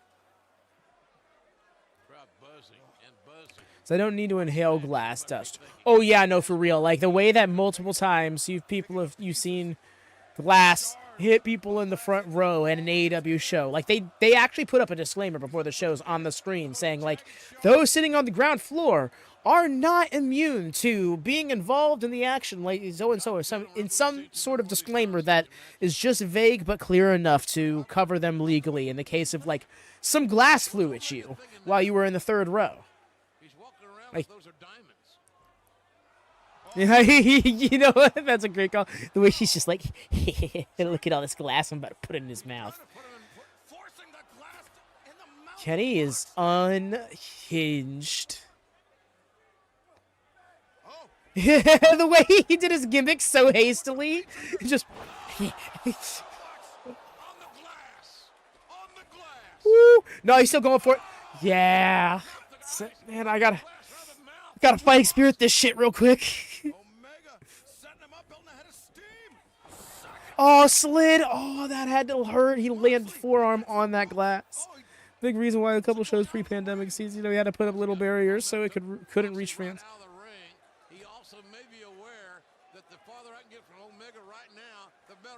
CZW was inadvertently ahead of the game. These boys are blasting each other, though, for real. I love it. That deranged look on his face. Oh. Or screwdriver. I can't even tell what it is. I think it's a screwdriver. I hope it's... it doesn't matter. It's an implement of destruction. Yeah, no kidding. It's an implement of destruction that has no business in a wrestling match. Oh, by the way, this isn't a wrestling match. This is a lights-out fight. And Omega just stalking his prey. Bathed in red light like a scene from a horror movie. Paul Turner trying to reason with Omega to no avail. Oh, come on. Oh, yeah. Oh, my God. Just dragging it. What the hell's Omega doing? Writing his initials in his head? And Moxley still... Right, his initials in his head. Omega looking lovingly at that object of destruction, whatever the screwdriver, ice pick, whatever it is.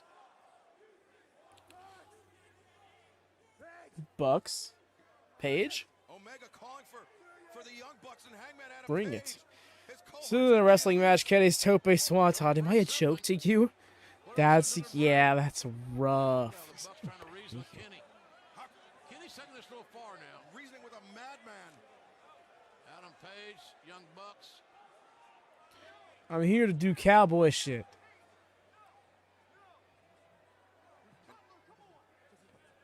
It's been a challenging night for the Elite, quite frankly. Page got a win. But the Bucks lost at the hands of the Proud and Powerful. You can see Nick still limping. Yeah, his leg got fucked up in that tag match. They may not want to be a party to any more of this insanity. That makes them an accessory.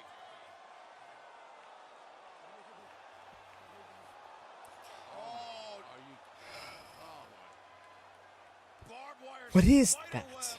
What even is that? It's a literal bed of barbed wire. Not just a bed of barbed wire, a bed of coils of barbed wire. He's thinking one-winged angel. No. How can Moxley withstand this? Moxley breaks free. Moxley counters. He's got Omega up in the fireman's carry. Omega the shoulders. Oh, slits out the shoulders. Blocks the V-trigger. Just a sided superplex. Oh my god. What are we seeing? The mutilation of two grown athletes who hate each other so badly that they're willing to do this. I'm just a match. Oh man. So much going through my head right now.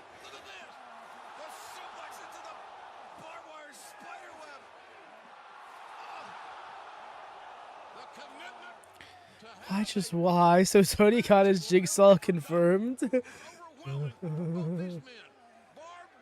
wrapped around their bodies. Now the question, how the hell do they get them out of there? Unbelievable.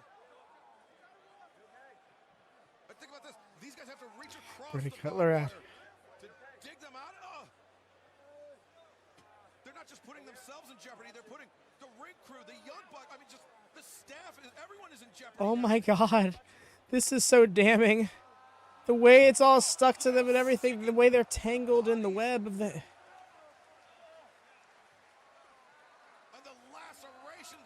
Shocked. You can stop this, Paul.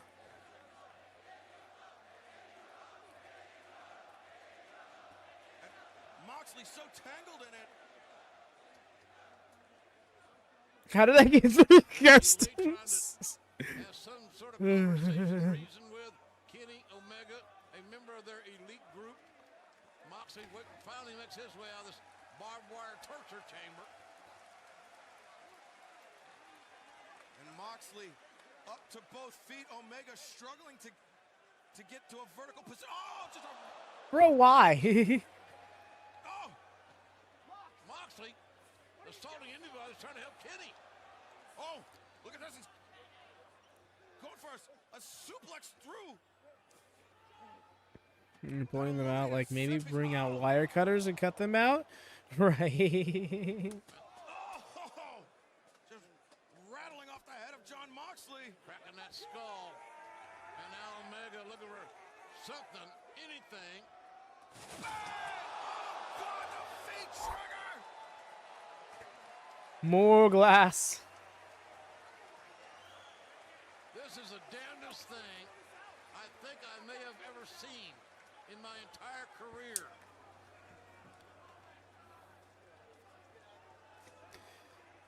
JR having commentated for like 35 years up to this point. That's saying something.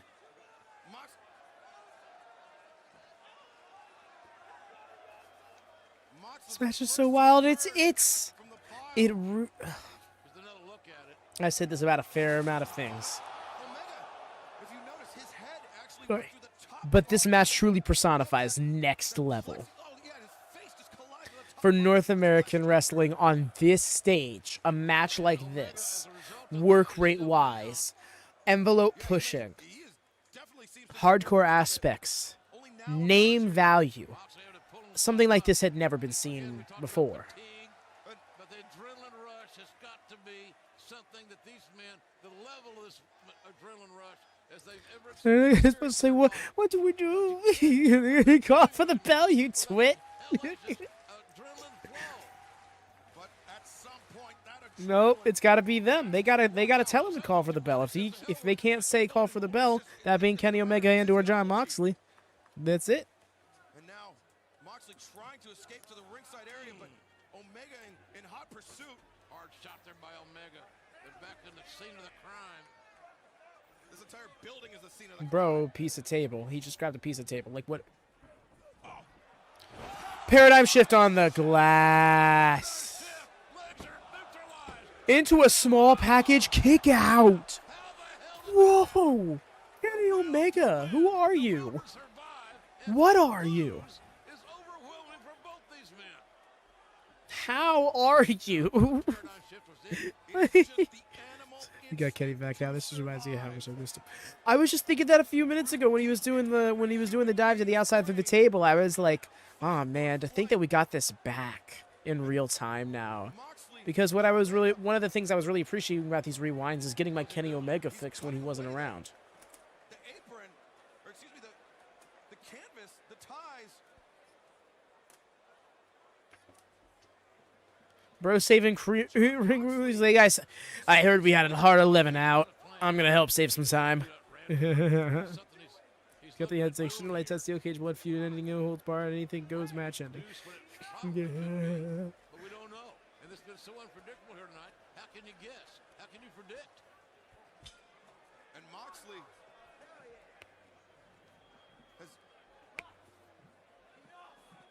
has undone half of the canvas of the ring.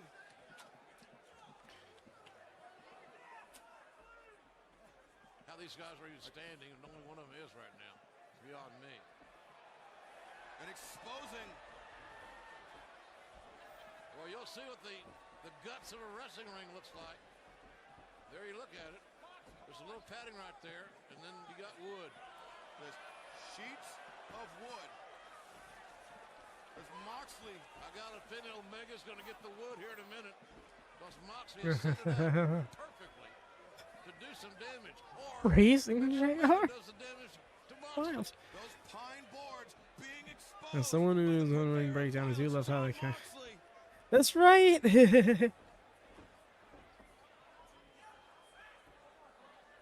been pissed at the canvas. And Just let it go. oh, look at this. Oh no. Yeah, you got Shawn, no. Gotch style hook. Nope. the elevation, the back body drop countered how that got Ow. a pile driver.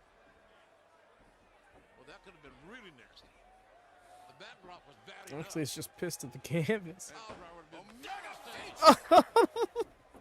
Executioner style V trigger. Yo. He's got him up. The leg is captured. One leg. No, turn it around. Trying to see it in the. Yo. Got him with the paradigm shift. Inside leg hook, not the best call. Still in it is Mox. So damn close. As Omega using Moxley's own finishing maneuver. So far, I believe up until this point, the only person to have gotten a win over Mox to have defeated Mox in singles competition since leaving WWE was Toru Yano. The absolved of blood. Yeah, the blood is kind of like he's just sweated off by now. The athleticism, the passion that we have seen from start to finish here tonight, and what a way to finish this pay-per-view. Omega, he's got Moxley laid out. He's headed to the top. Repositioning Moxley now. What are we thinking here? Moxley head first into those pine boards. Way up there in parts unknown of no man's land. No zip code here. Omega. No reason, no margin for error. Phoenix splat. Oh! And it went to hell. Bed of barbed wire comes out clean of blood. Into that wood. Omega. Fans cannot believe what they're seeing, and neither can we. Taking a page out of the Golden Stars playbook and paying the price. 1, 2. Oh my God! Omega Still in it. His spirit to win, to fight and compete is overwhelming. But right now, Moxley's got the upper hand. He may be one paradigm shift away from winning this war, and I mean damn war. Death Rider. The elevated paradigm shift. Omega got dropped on his head. Both legs hooked. Dunzo. Dutso. So that was busted here. The Virtues, let's see Mox checking with Kenny. Yeah. Is that what busted is? Ah, yes. Would I think so. No, he had a busted eye from earlier as well. No. Yes, you're right. This is what busted his eye. But at what cost? I don't think any of us could have asked those two men For real, Rhea. more than they have done to settle this thing. And Moxley is still full of piss and vinegar, fire and emotion. Jon Moxley has vanquished Kenny Omega. Moxley says he's the baddest son of a bitch in this business. I cannot argue that point whatsoever after what we've seen tonight. You can see them go at it again. Yes. The doctor checking on him, as are the young Kenny Omega versus Jon Moxley. Legendary work.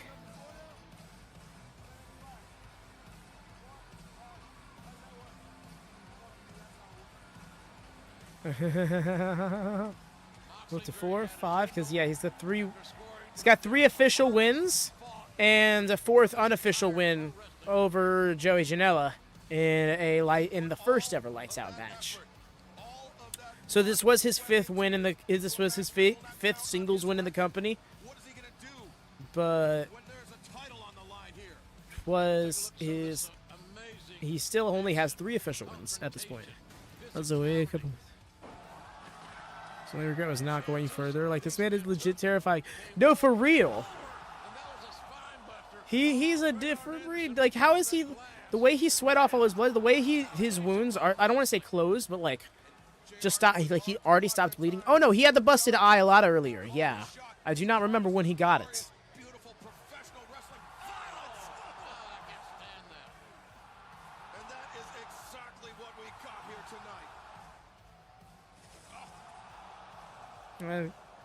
Feeling I remember something bust. I can't remember what it was at this point. So much happened to this match. Hey, that was a hell of a move right there, but it didn't get the pay winner done. Yeah, the paradise shifted to the pile of broken glass. Yeah, it didn't win it for him. I thought it was over there. Then this. Moxley exposes the wood. And then, and Omega just face first. Yeah, it finally paid off for Moxley. Talking about pay windows, but that bet was also definitely worked wire. Moxley wins it. Maybe he feels a little vindicated now about where his career has been and where it may be going. I believe it. Undoubtedly an upward trajectory here for Jon Moxley. He's special. Moxley is very, very special.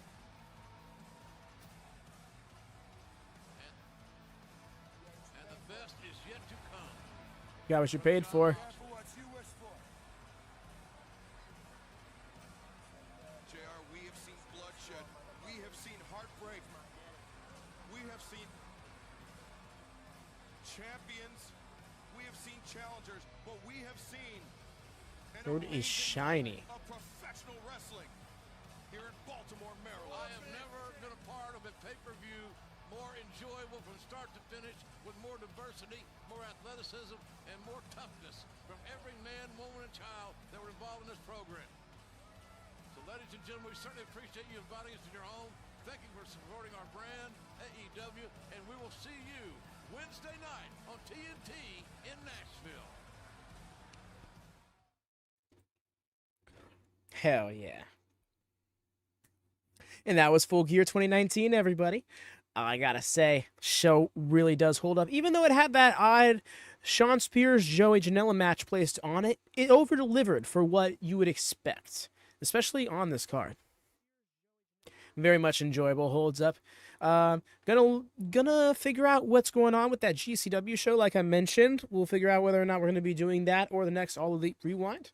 Because, yes, that would be taking place on a Sunday, if so. So we have to figure out the logistics of that. The best way you can keep up with that is by joining the Discord, because that is kind of like the central hub of the community, is where you can really be informed first things first when it comes to it. Of course, we will post on Blue Sky or here on YouTube in the post section as well if we need to make sure you get informed. But yes, y'all, appreciate y'all that came out either momentarily or long term. Yeah, I'm sorry. Completely forgot the words. I am burning out. I am starving. I need me some dinner, honestly. But before I go, y'all, do make sure to join us next time we go live here on the channel, which is going to be Wednesday for AEW Dynamite Maximum Carnage. And there it is right there, the link in the chat, so you can make sure you're notified for that stream. You see, but otherwise, we will be going live on our secondary channel, WM Network, for the 2WC. Haven't made the stream just yet, but it is going to be Madden 25 edition.